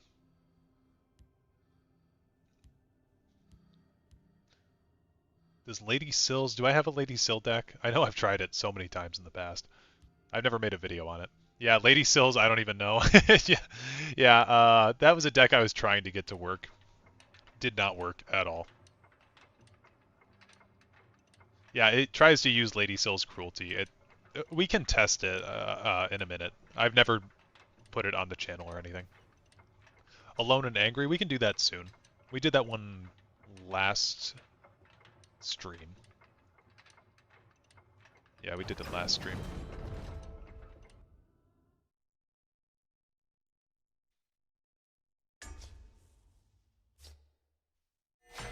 Okay, we're up against Ad Belo, the Dovahkiin. They have the same card back that I do. This is a one of Dragonstar Rider. We only have one in this list. You have more viewers than Aini right now? Ain't that something? That is pretty crazy. Is Aini streaming?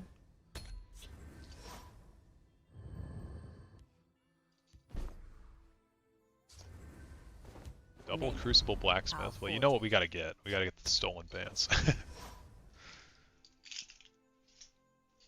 I mean, Aini's very, like, high ranked, aren't they? Name it. I'll forge it.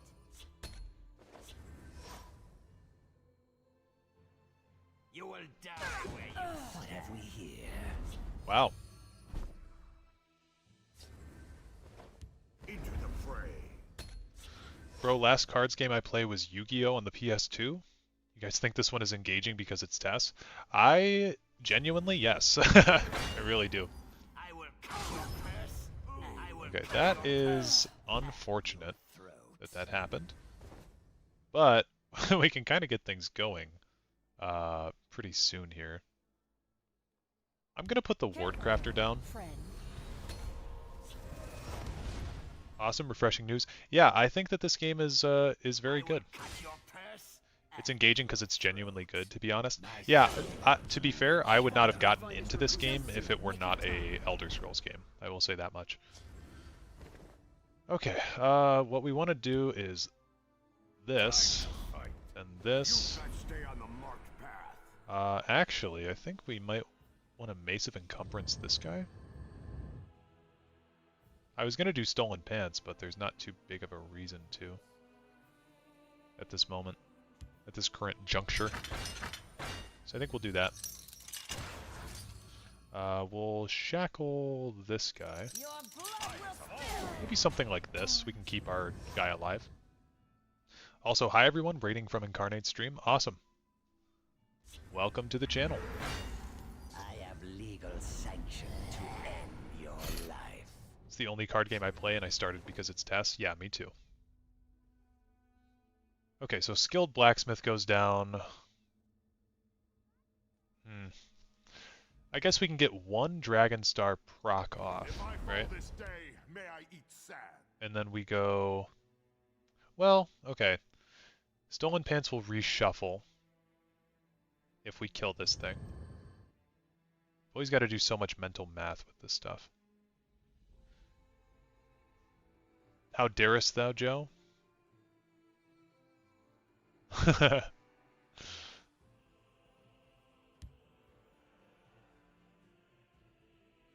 Okay, I'm gonna go for this move. I shouldn't have put the Dragonstar Rider down, but I want to reshuffle the pants.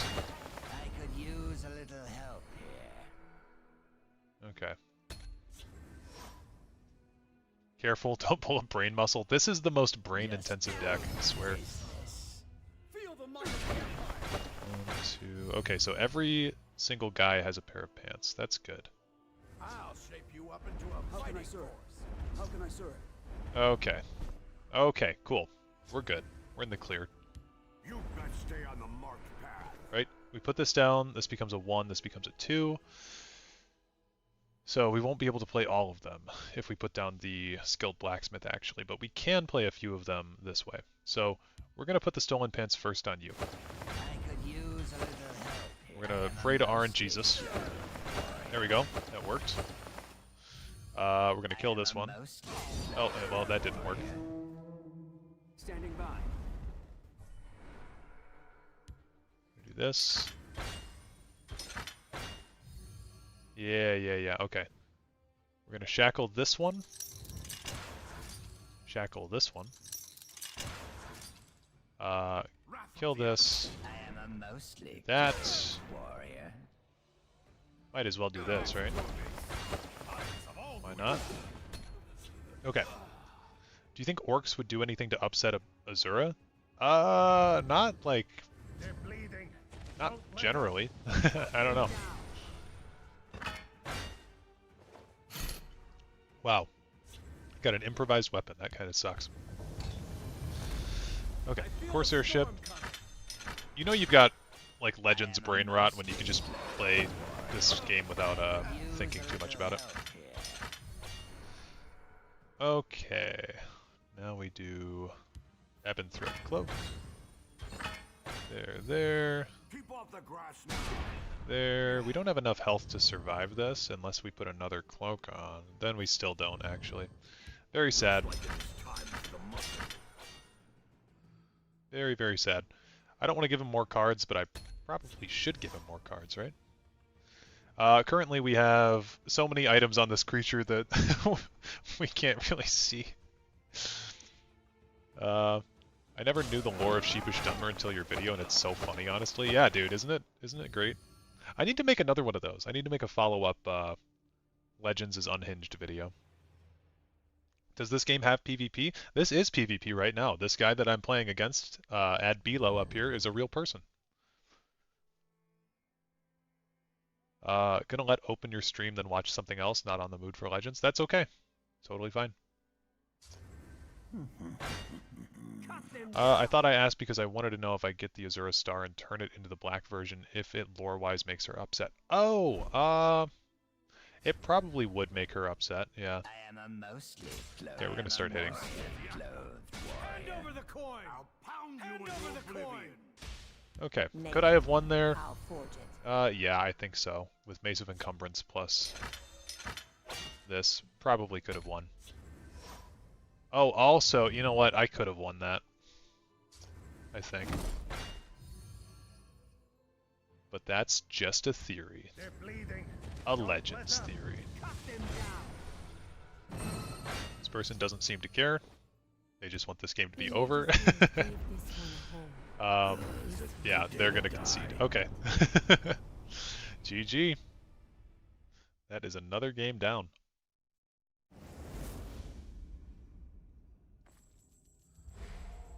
Well, there's all my quests finished.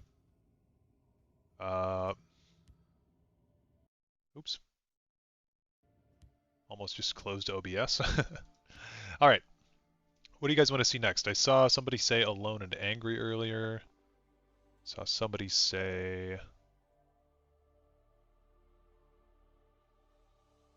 Maybe that was it. Oh, Lady Sills. Yeah, we were going to talk about that. Station to Station. You know what, Thin White Duke? That is a good call. We'll get to Alone and Angry. We played that recently. Station to Station. Okay. So, if anyone doesn't know, this is Thin White Duke's deck that him and I workshopped together on stream one night. Basically, this deck tries to get Spider Lair to go off in tandem with the Haunted Manor. So, Haunted Manor, give the second creature you summon each turn +2/+2. Then you have the Spider Lair. At the start of your turn, summon a random spider. So, the Spider Lair is going to be the first creature that's summoned every single turn, and then you can immediately get this buff with the Haunted Manor on the first creature that you play after the first spider that's played. So it's got a lot of fun little synergies in it, and yeah, I think that we're just gonna jump right into it. We'll figure it out.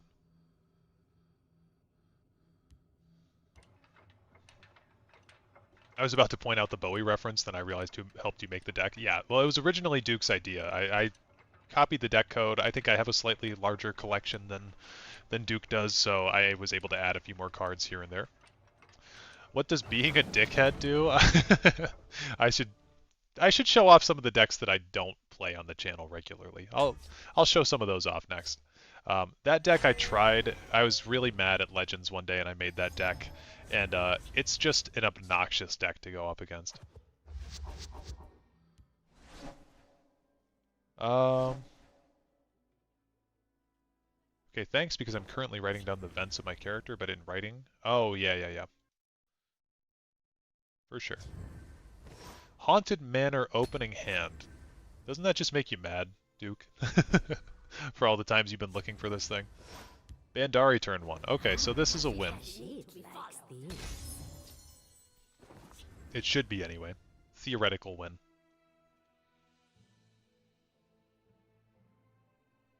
Do we have any David Bowie listeners in the chat?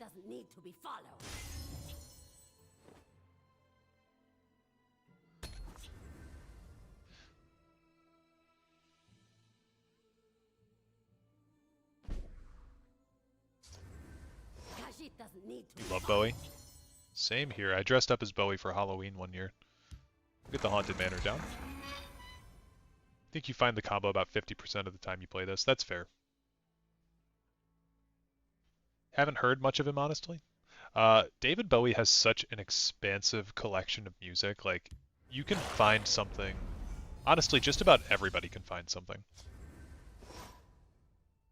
Lalu Oathman, there's really no reason not to play this thing when you can, right? Because it fully refunds itself. And that's the first card that we played. So then Arms Master gets this buff, and like that. Cool. Yeah, I think my favorite Bowie song... Oh man, it's so hard to pin one down. I really like Rebel Rebel, honestly. It's a very, like, basic song. It's not really saying too much, but I still really like it. Gain 1 Magicka this turn for each enemy creature in this lane. Not necessary right now. Basic bitch answer. I know. I'm thinking through it. That's not my final answer. I have a core memory, though, of me on my way home from work, my first job, listening to Rebel Rebel in my car and just jamming out on that fucking shit. JK, yeah.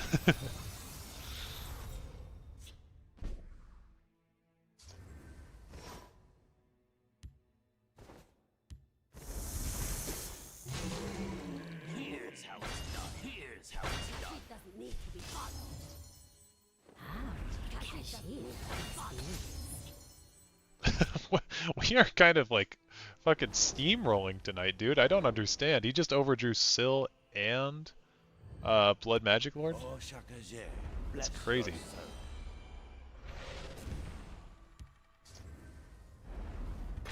You can tell them you thought of it. Okay, well, we kind of Here's how it's done. have to get the... Oh man, wait. Can we win? Shuffle that, buff that. Okay, no. But 2 damage plus... Wait.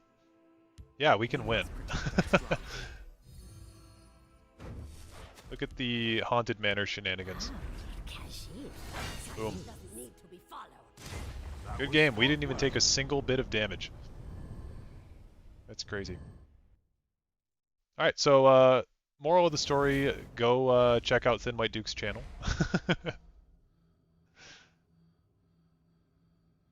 Okay, what did we talk about last time? Being a dickhead. Okay. Being a dickhead is a deck where the whole point of it is just to be an asshole and control the lobby as much as possible. So we have stuff like Bedeviling Scamp. All cards cost a minimum of 3. We've got stuff like Withered Hand Cultist. All actions cost 2 more. We've got Garnag. Players can't have more than 7 Magicka. We've got the Gatekeeper. Only one creature in this lane can attack each turn.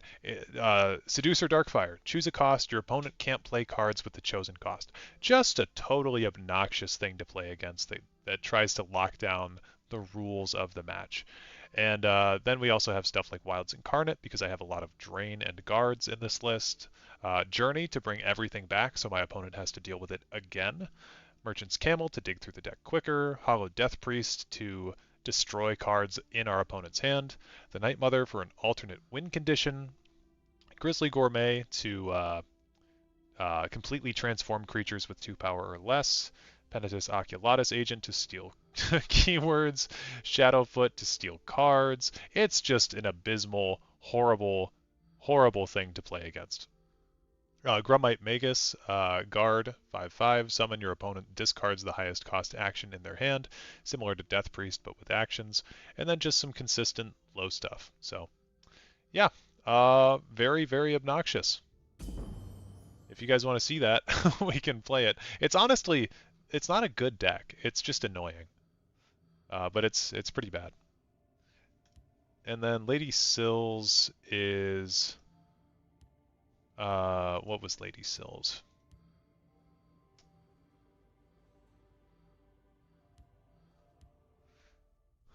This was a test deck, so it didn't ever really get anywhere. Lady Sills Cruelty, so this is a 2-cost action. Sacrifice a creature to gain Magicka this turn equal to its power. And we have the Eager Torturer here. When you sacrifice a creature, Eager Torturer gains +2/+2. So I was trying to get stuff in this deck that would make sense for, like, you know, sacrificing type stuff, but I really didn't ever get where I wanted to be with this. Drained Blood has Betray. I've been tinkering with Lady Sills' deck. It is really just a horrible card. Yeah, it's so hard to build around, man. I was trying to do something with Stormcloak Camp where I would sacrifice my own creatures, then deal damage to my opponent, and then it would proc stuff like the Relentless Raider. Yeah, didn't really go anywhere. So I don't know if this deck's even worth trying. But I want to get something on this bingo board, man. I find it weird the back of the cards is a real life Horus Eye instead of something test related. It's supposed to be the ritual symbol, I think.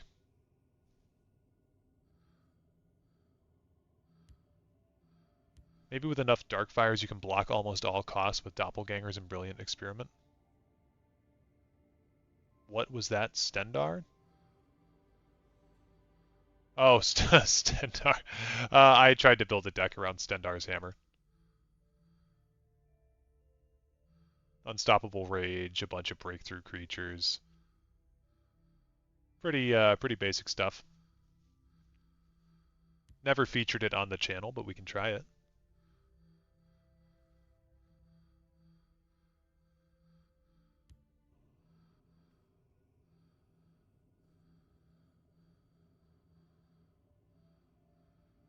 I don't know. We'll go with being a dickhead.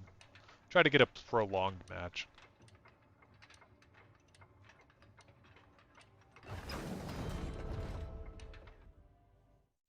Stendar looks cool. We can do Stendar next.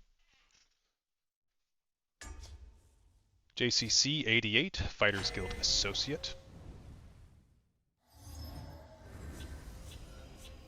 This person is on... I don't want any of that right now. This person is on a 100 card Empire deck. You guys are right. This would have made so much sense to put on this list. We got triple prophecies in our opening hand, which kind of sucks to see. But maybe we'll be able to get something going with this. We'll do Barrowstalker Field Lane, which is the go-to special. You know what I need to do really quick? I need to change the game that we're playing on Steam, because I think a lot of people are probably coming in and they're seeing that this game says Skyrim Special Edition, and then we're playing Legends. So I should change that. Cool. Okay. This is Dragons, so we'll see Call Dragons soon.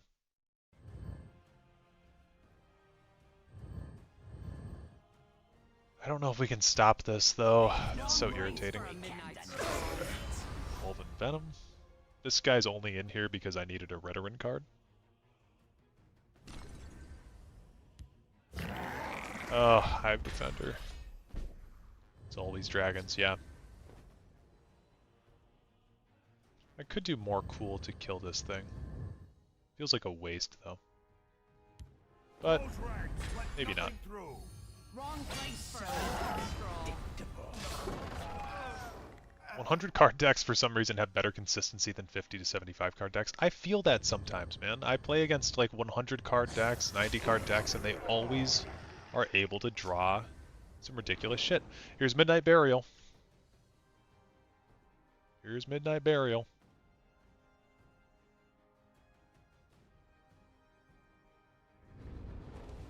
Okay, Kalgron Teed and Solitaire to immediately get it back. That's one Resurrect. And there's my Journey, so I guess I can play whatever the hell I want now. I'll just get it all back.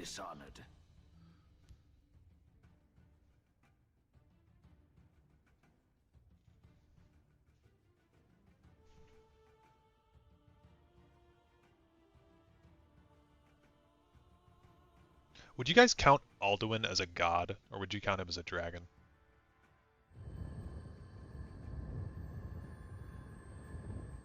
I didn't really think about that one.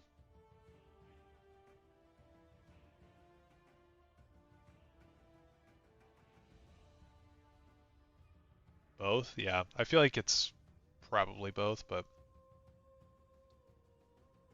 for his typing in game, he's only dragon.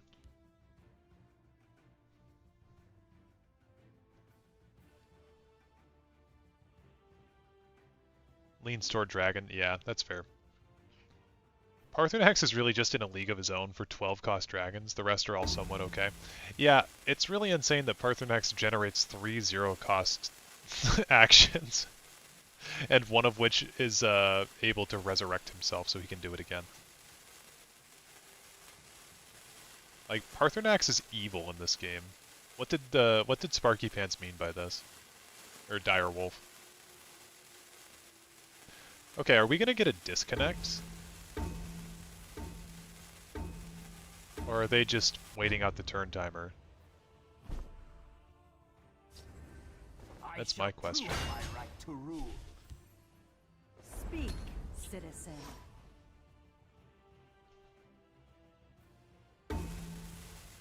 No way. Oh, they're here. Okay.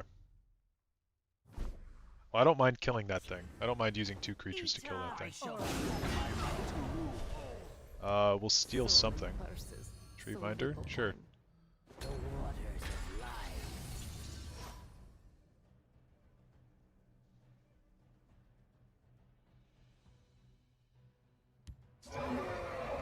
Second sheer point. It's crazy.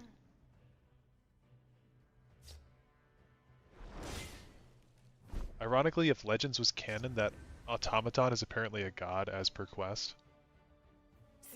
Which automaton? Roots of the Hist. Speak, citizen. All the Young Dudes, David Bowie version. All the Young Dudes is a good song.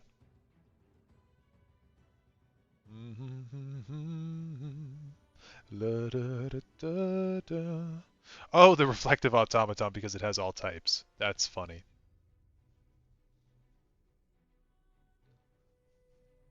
It's going to be great when they drop this surprise Legends revival patch and nerf all the annoying cards. That's definitely going to happen, right guys? Right? Please? You know what? That would be a surprise.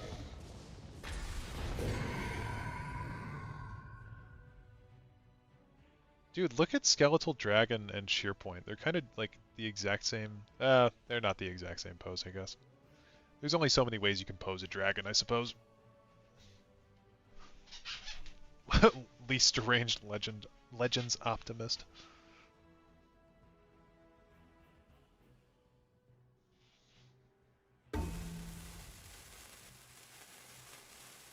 What is this person doing?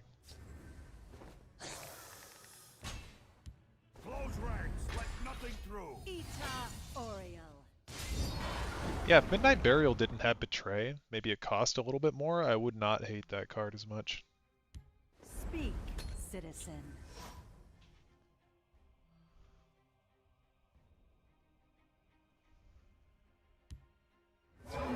It's another Resurrect, you're so right.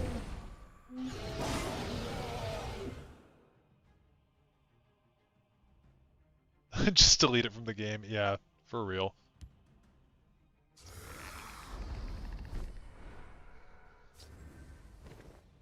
Okay, well we can see if they're actually playing Call Dragon at this point. Oh, a new era! you son of a bitch! Gotcha. Oh wait, you know what? That ticks a new era. I'm gonna count that. I'm gonna count that. We're putting our first thing on the bingo chart.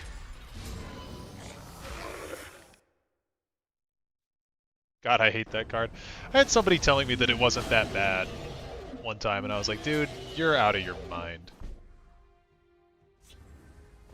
Okay, Merchant's Camel. Ooh, Seducer Darkfire could be kind of funny, but I kind of want to do... Oh, man. Oh, I would like to use all of these.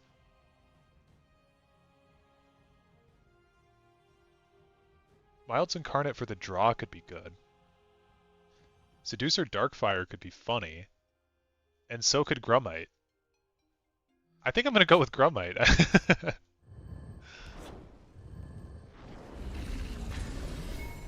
Oh, he didn't have anything. Shit. That's why I said it could be funny, not that it would be. I'm going to adjust this coin a little bit.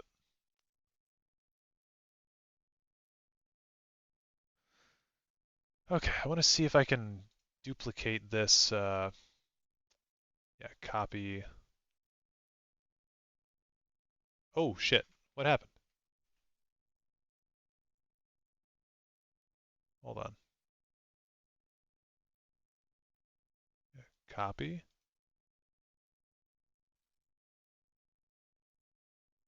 Paste. Coin 2. Okay, cool. We got another coin. Got another coin, boys. What did you expect? A friendly greeting? Well, would you look at that? For Valenwood.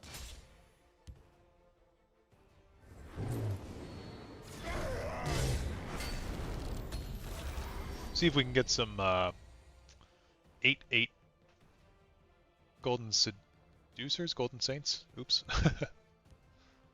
Honey Badger. Hail, friends.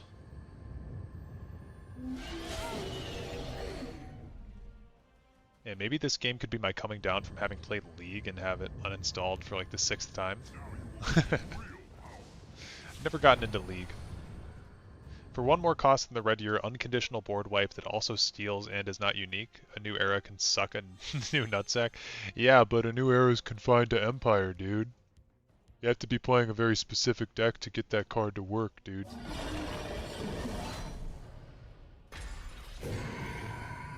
It's not as easy as you might think.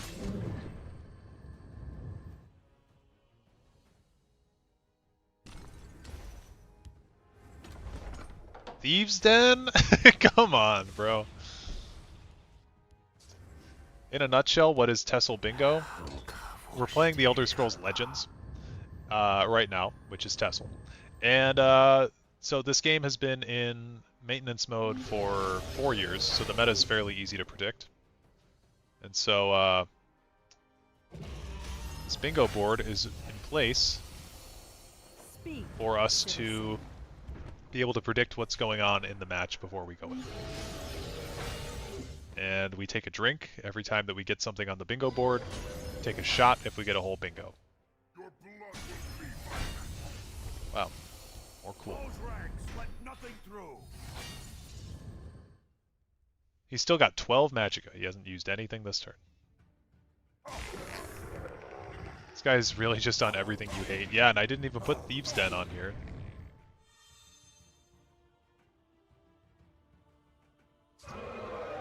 Oh my god, Undying Dragon. If he doesn't put a guard here... Okay. I was gonna say, we could win. I don't think I have any items in this list. It'll be very close, though. Oh, word wall. My bad. My bad. I forgot that card was real. Well, let's just do all the normal stuff. Ita Oreo.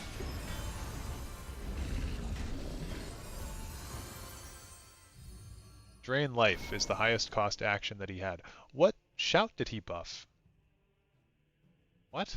Did he just put that there so that way... Okay. Whatever.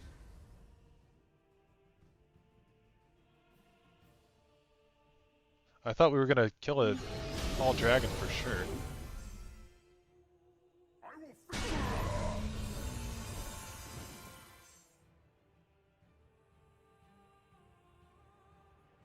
At least play Parthenax, dude.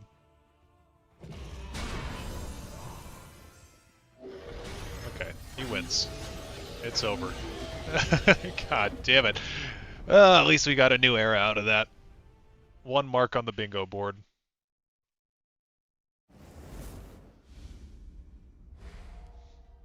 Alright, that was our first loss. But I told you guys, that deck's not very good. It's just goofy. What next? What should we do? Stendar? We could try Stendar. I know someone said that. Bro has lethal and he farts around like Seepage from an ox. I do that sometimes too, I can't lie.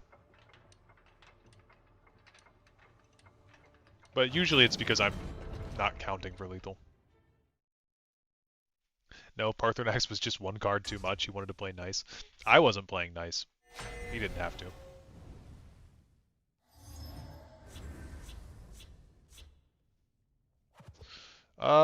Young Mammoth is good in the opening hand. Full show. Or Clan Shaman. Love to see it. And Squish the Wimpy. Cool. Decent opening hand. We're up against Pika Mazo, the Defiant, on a 75 card Daggerfall deck, by the way. Did he hit a prof that last game? I hit a prophecy. So, it doesn't apply. They've no move. It's supposed to be about if I hit a prophecy. Iron Atronach. So predictable. Easy as hunting a red skeever in the sun. Guard awaits you.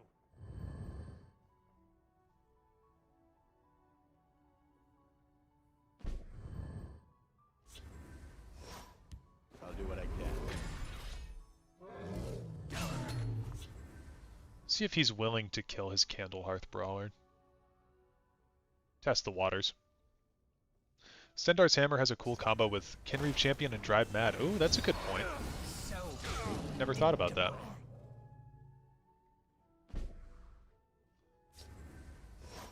I will keep Sothasil's people alive. Close ranks, let nothing through. Go like so.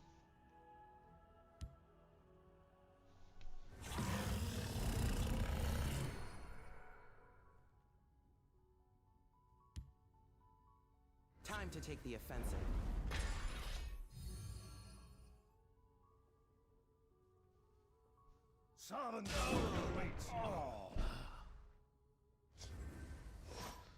Okay, I'd like to see Mulamnir.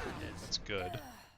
I'm gonna lay down the Orc Clan Shaman just to get it out of my hand. And have something on the board when that dies.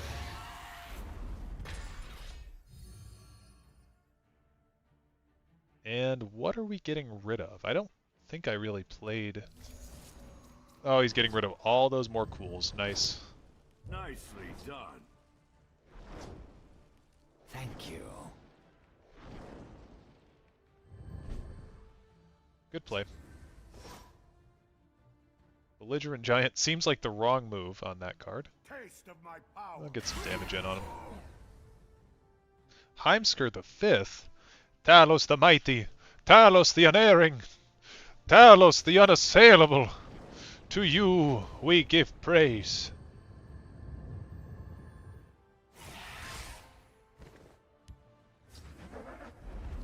Wraith, nice. I'm a big supporter of Memory Wraith. That's a great card.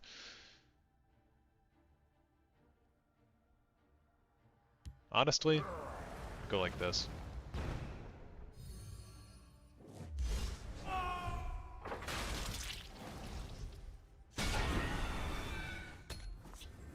That was good, thank you.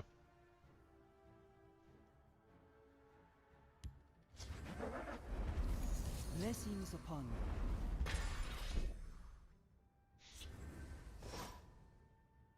Oh, now we get rage. I will devour your soul. I just want to contest what he's doing here. Kinda has to kill my Mulamnir. Be gone, sheepskin. I have many important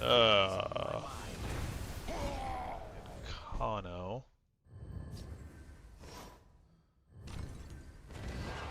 Here. Iron Atronach Rage would be pretty evil? Yeah, I think so. If we can fit it in... Oh, Singleton! Hey! Hey, hey, hey!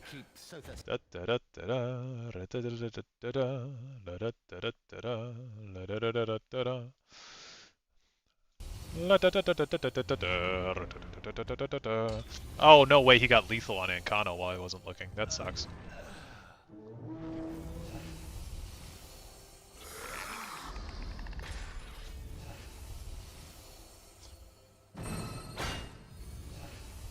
We still have rage. I'm okay with this. No prophecy yet, right? Haven't hit a prophecy?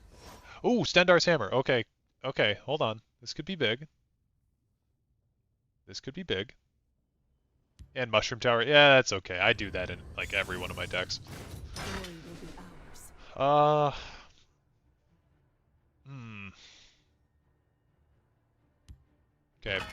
I'm gonna trust my gut on this one. No, wait, this doesn't make sense. Yeah, no, okay, I'm gonna do this. I'm gonna do this. And then we draw. Okay, not very good. It's alright.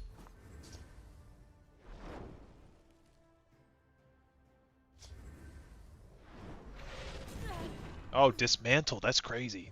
Nice. That doesn't work on anything in my deck. Because I have a stupid fucking deck. Oh god. Yeah, this is rough. Oh, no way, he gets the win with the Betray Crushing Blow. Nice. Nicely done. Nice, nice.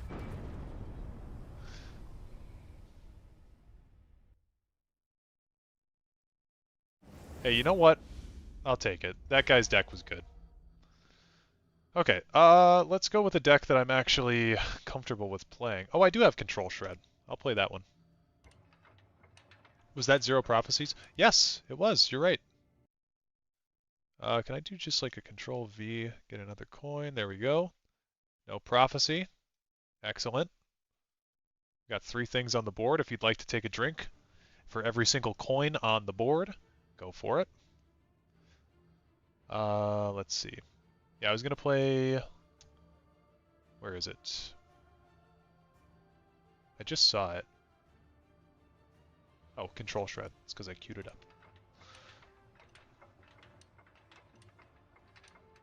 I haven't really been keeping track of uniques also, but I think that... I don't think that was 5.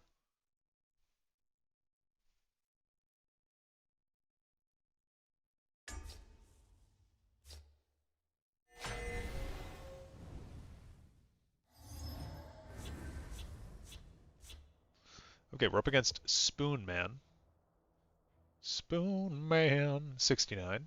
The Blade Master, they're on an 80-card Guildsworn deck. I think we'll keep this.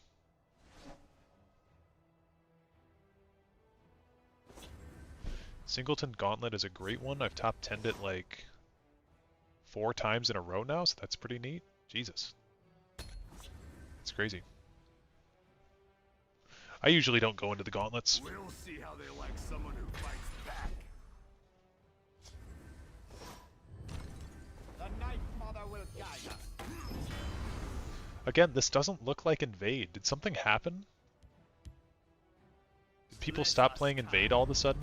May we serve you with every word.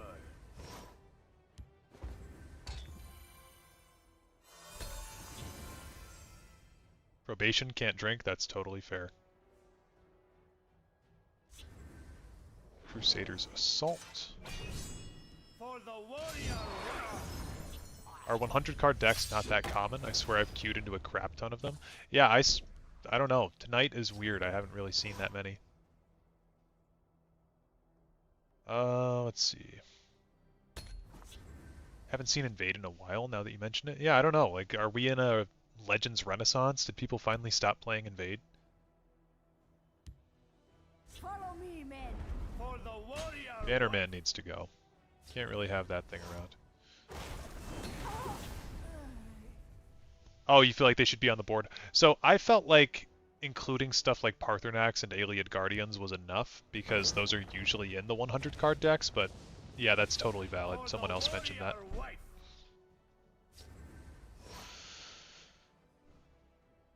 Saw 3 invaders yesterday. Don't get your hopes up. Okay. I want to get rid of those Crusaders Assaults.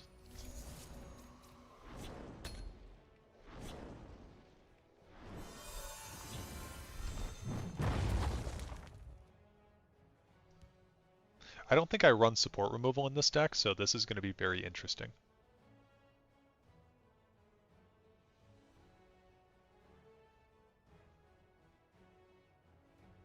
We need a Tessel version of Heimskr Preaching to not play Invade. Skyrim needs heroes. Ooh, Ulfric Storm Cloak. For the warrior white. Goodbye. By the fires of oblivion.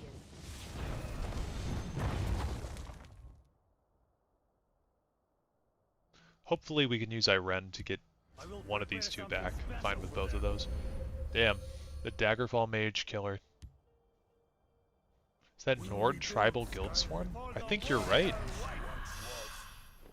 Wow, Ice Storm is great here. Holy shit. Okay. I don't want to crush a rune here, or ring charge for nothing.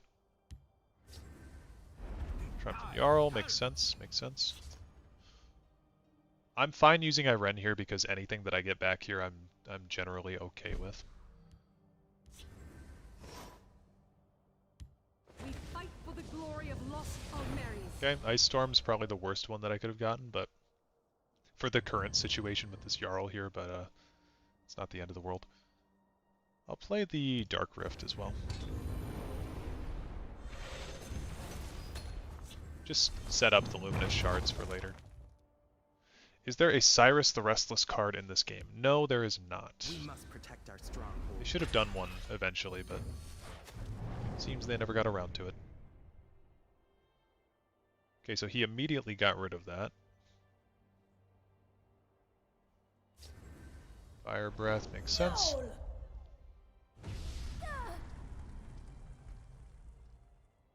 There goes Nord Tribal.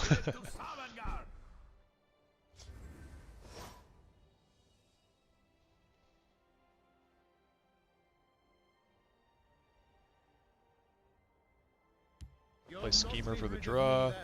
Ooh, Cauldron Keeper I like. Can't really play both of these on the same turn though. How long do the games last, more or less? It really depends on what type of deck you're playing against. Like this deck that I'm playing against right now is fairly aggressive, so it's going to be over fairly soon. I'd say about 10 minutes is a normal length for a match.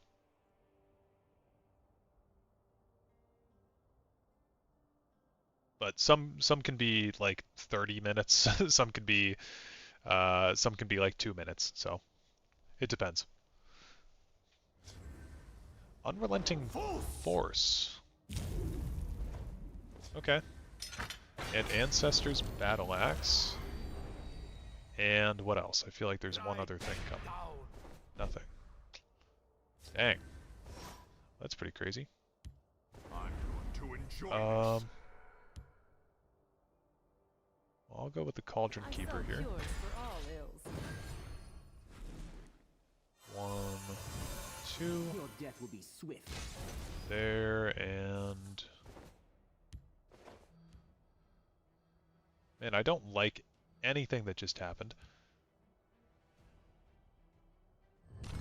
You'll not be rid of me that easily. Go like that. Anything over 20 is liable for someone to run out of cards. Yeah, and again, kind of depends on the deck. Crushing Blow. Incoming. I think Justin Larson played one that was like 40 minutes long, one of his control versus control matchups. I remember that, I think. That was a good one. Good watch. He's got something with the Ancestor's Battle Axe in hand, I'm sure. Dreg spotted. Oh, hell yeah, I do have support removal. Look at me being proactive and thinking. And strike. Good, you're getting there. Ah, that sucks. that does in fact suck. Join the fight. Okay, Razamdar.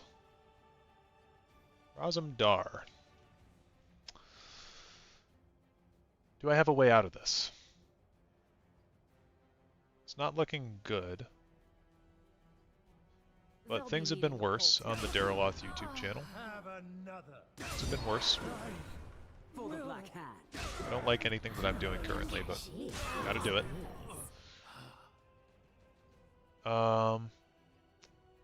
Cauldron Keeper again, I think is fine. Because then we get this. And Vicious Dreg kind of has to be played, right? We could do Piercing Javelin to block things off in this lane. Or, honestly, in this lane. But then we're going to be taking 4 damage at the beginning of the turn. So I think this makes the most sense. Over here. Not my favorite turn in the whole world.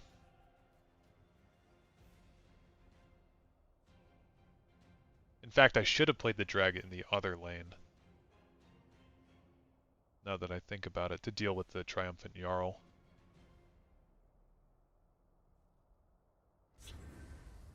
Really? Drive Mad on the Dreg? I only need one shot.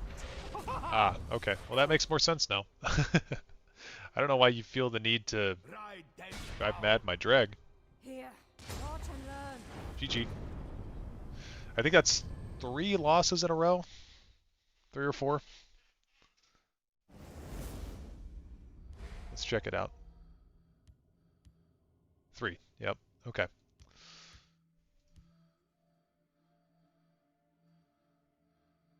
Well, we'll do a little bit of Alone and Angry since people were asking for that earlier.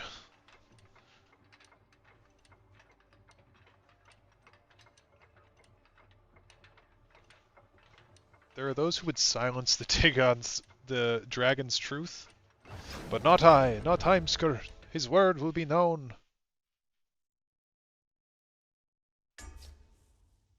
We're up against Vidi Aquam, the Defiant, on Redoran. The farther up the ladder I get, the more diverse decks I play against.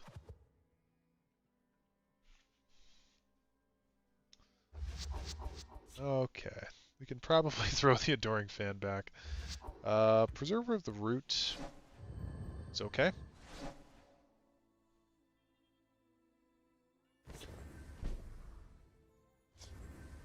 This one is a singleton list, by the way.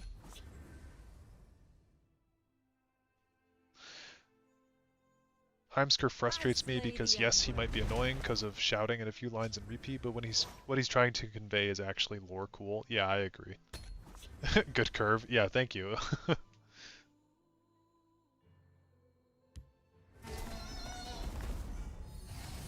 I see that card more and more also. Oh boy, okay, it's my one mute that I'm allowed.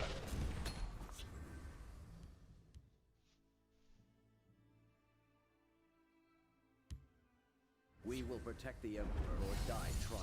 We stand united. Oh god. This might be the pre-turn 8 loss.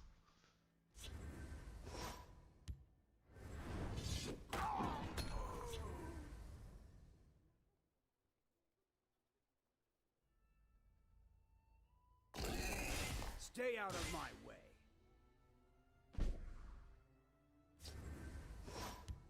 Can you please help me? Mute is such a strong card in my opinion. Mute is one of the top cards in the whole game for me. I've seen a lot of people challenge me on that, but I think that it's insanely overpowered. We'll go Shadowmere to Preserver.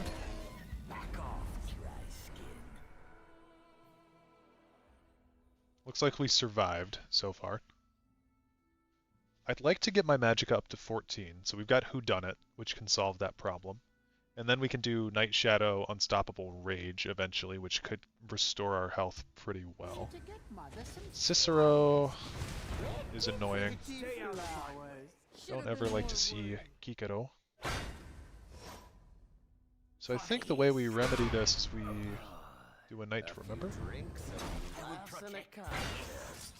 What could be better? No, that was wrong. That was wrong. Maybe. I don't know. I don't have anything that can deal with this at the moment, so I guess I will play the Night Shadow now, and then maybe we can do a Unstoppable Rage and get a lucky kill on that. But if that thing's out for 5 turns, I'm dead. Oh, nice. Okay, so that's a silence effect. That is a silence effect. Oedipus? Why did we just say Oedipus in chat? If you're looking for trouble, you'll find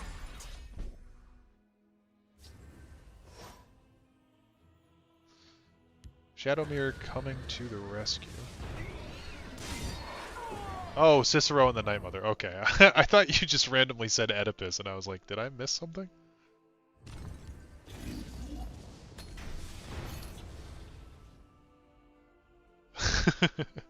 No, he's got a point. He's right. I was wrong and he's right. Edict of Azura. Interesting. You took a wrong turn, stranger.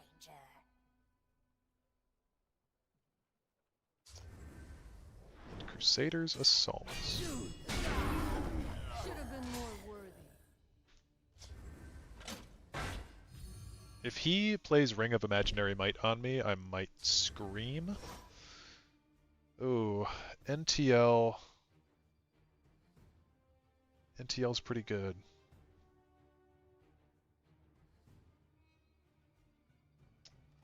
I smell the stench. I think I need to get some kind of a guard down, right?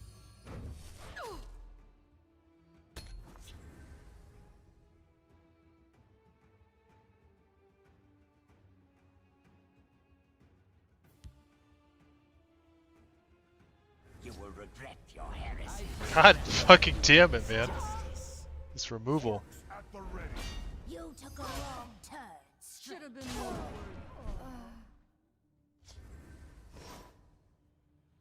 Okay, fuck it. I gotta play it. I'm sensing a piercing javelin to the Crusader, but or to the Night Talon Lord, but oh well. I don't really have any other options. Marquinaz for the win. Whoa! Why did he do that? What are you doing? What are you doing? What? No way that just happened. Okay, so we can do Tree Minder down to buff our magicka further, or we could do Dark Guardian down. That's crazy. That's crazy. Okay.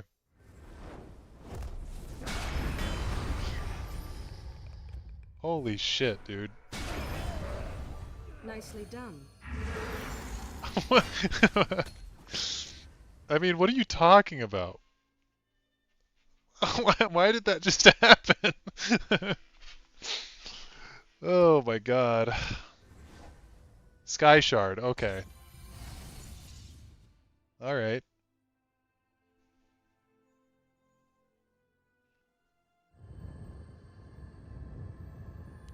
praise to our unholy mate. Lucian, okay. All can be had. Okay, so Odaving's a good answer here. Right on curve as well. Oh, and Mushroom Tower. Not my favorite thing to see. But, oh well.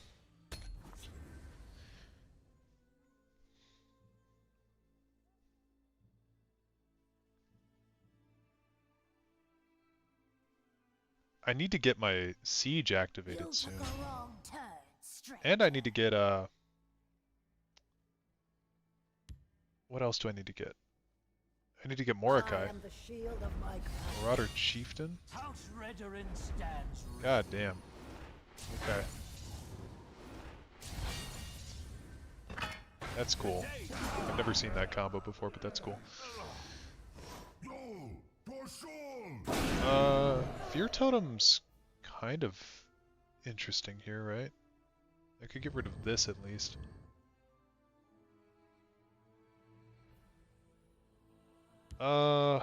This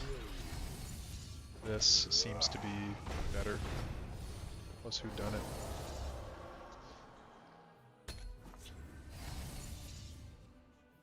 Provided he doesn't have a way to get rid of those, I think this is fine. Plus we're at 30 health, so he would need something. I guess he'd only need 8 more damage to win. But oh, that sucks. Oh, that sucks. Okay. Ebon Thread Cloak. Not ideal. Man, that was crazy. Okay. I guess we could do Mushroom Tower Fear Totem and just get both of these off the board for a second. I'd really like to kill one of them, though. I don't want to just let them exist, you know? Plus, I think we could be really annoying with Mushroom Tower Rising of Bones. Get a bunch of guards in that lane.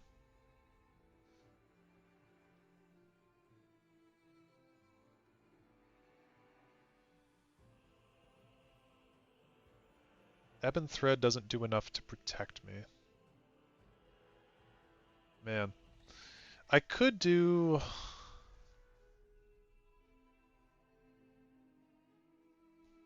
Oh, I hate all this. Okay. Go like this. I just need some guards. I think that's it.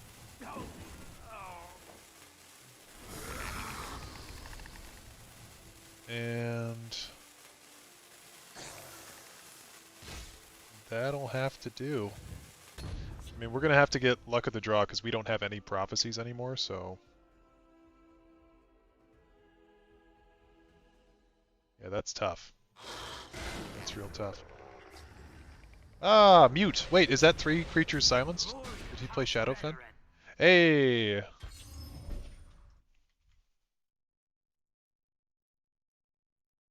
Three silences, 1 match. Look at that. Oh! Okay, Siege. Siege of Stros Mackay. Ald Valathi over there. Heavy Battle Axe right there. Incursion. Nope. I'll sacrifice this one because it's not active. Aldora the Daring doesn't proc anymore. Because I don't have any more. Covenant Plate. Goes there. Soul Tear. Okay. Get them, Skywag. Soul Tear brings back NTL? I think Soul Tear brings back NTL. And then we'll sacrifice Skywag, of course. And we'll bring back the Marquinas, because that's, you know, that worked for us before. Yeah, I don't really like any of this now, though. I guess we'll get the Spine out. We'll get the Spine out.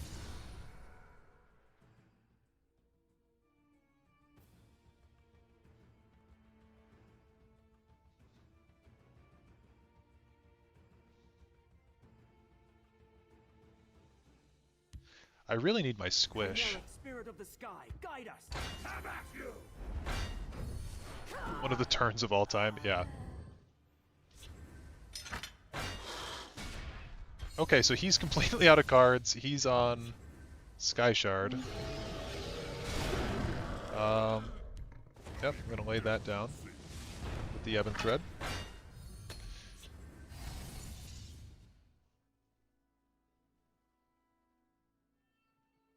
Please no silence. Please no Dwarven armaments. Sarethi Scion. Bro is insane. I love that. Markinaz here. Do that.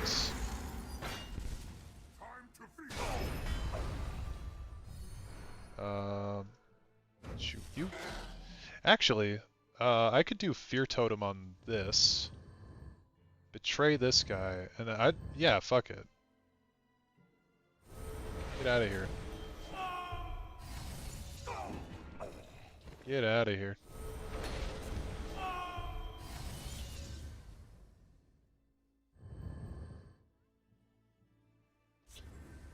Edict of Azura. I just want a chance to prove there's only so much that honor. God damn, that's a 8/8 now. Okay. Blood Magic Lord.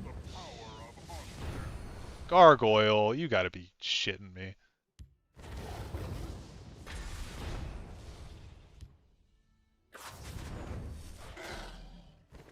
Ooh, I'm keeping Fork. For sure. Not that it was like I was gonna trade it or anything, but Fork could be really good. Betray Rapid Shot big. I don't have anything I can betray.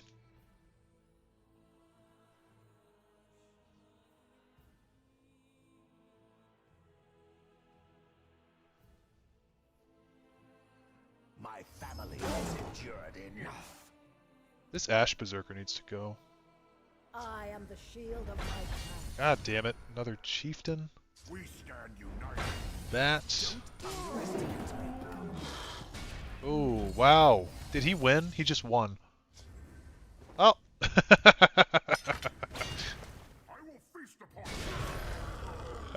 Please. We must protect our stronghold.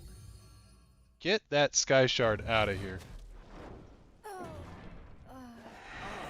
You will regret your heresies. Damn it. It's very close. Life is not the end of usefulness.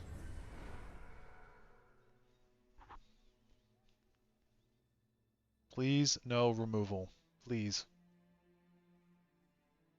Please. He's looking at that card in his hand. Oh, thank God. Okay. We must protect our stronghold. We're good. We're still good. We're in this. We must protect the Night Mother. Dude, he had lethal again and he missed it. Oh my God. Oh, but we lost now, I think. Unless we can do Fork.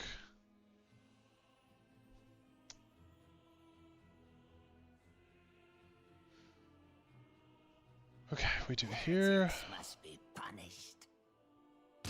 Fork. We're gonna have to get a guard. Oh. Oh, damn, we lost. Wait, no, hold on, I got this. Yeah, we lost. Oh, that sucks. We're so close. So close. Alright, well, I'll put that down because it's our best option, but he can just hit it with Breakthrough. A formidable display. Yeah, it's guard, but we've got the Breakthrough. And he's got Execute. Oh, man. That sucks, dude. That's real sad. We never even got Mordecai. Ugh. Damn. Depressing. Okay, well, that's a good spot to end it, even though it's kind of on a low note. I have to go get some food with a buddy of mine tonight, so it was a fun stream. I'm glad that we got a lot of people to show up for both the Skyrim portion and the Legends portion. It's always good to see people supporting both sides of the game, both sides of the series, I guess. And yeah, I will peace out for now. We didn't ever get a full bingo. I'm hoping that we can do that at some point. But yeah, I will talk to you guys maybe tomorrow. Do you guys want to stream tomorrow? We could do that. I think I'm down to stream tomorrow. Sounds like fun. So yeah, I will see you guys later. Peace out, and thank you for sticking with me. See ya.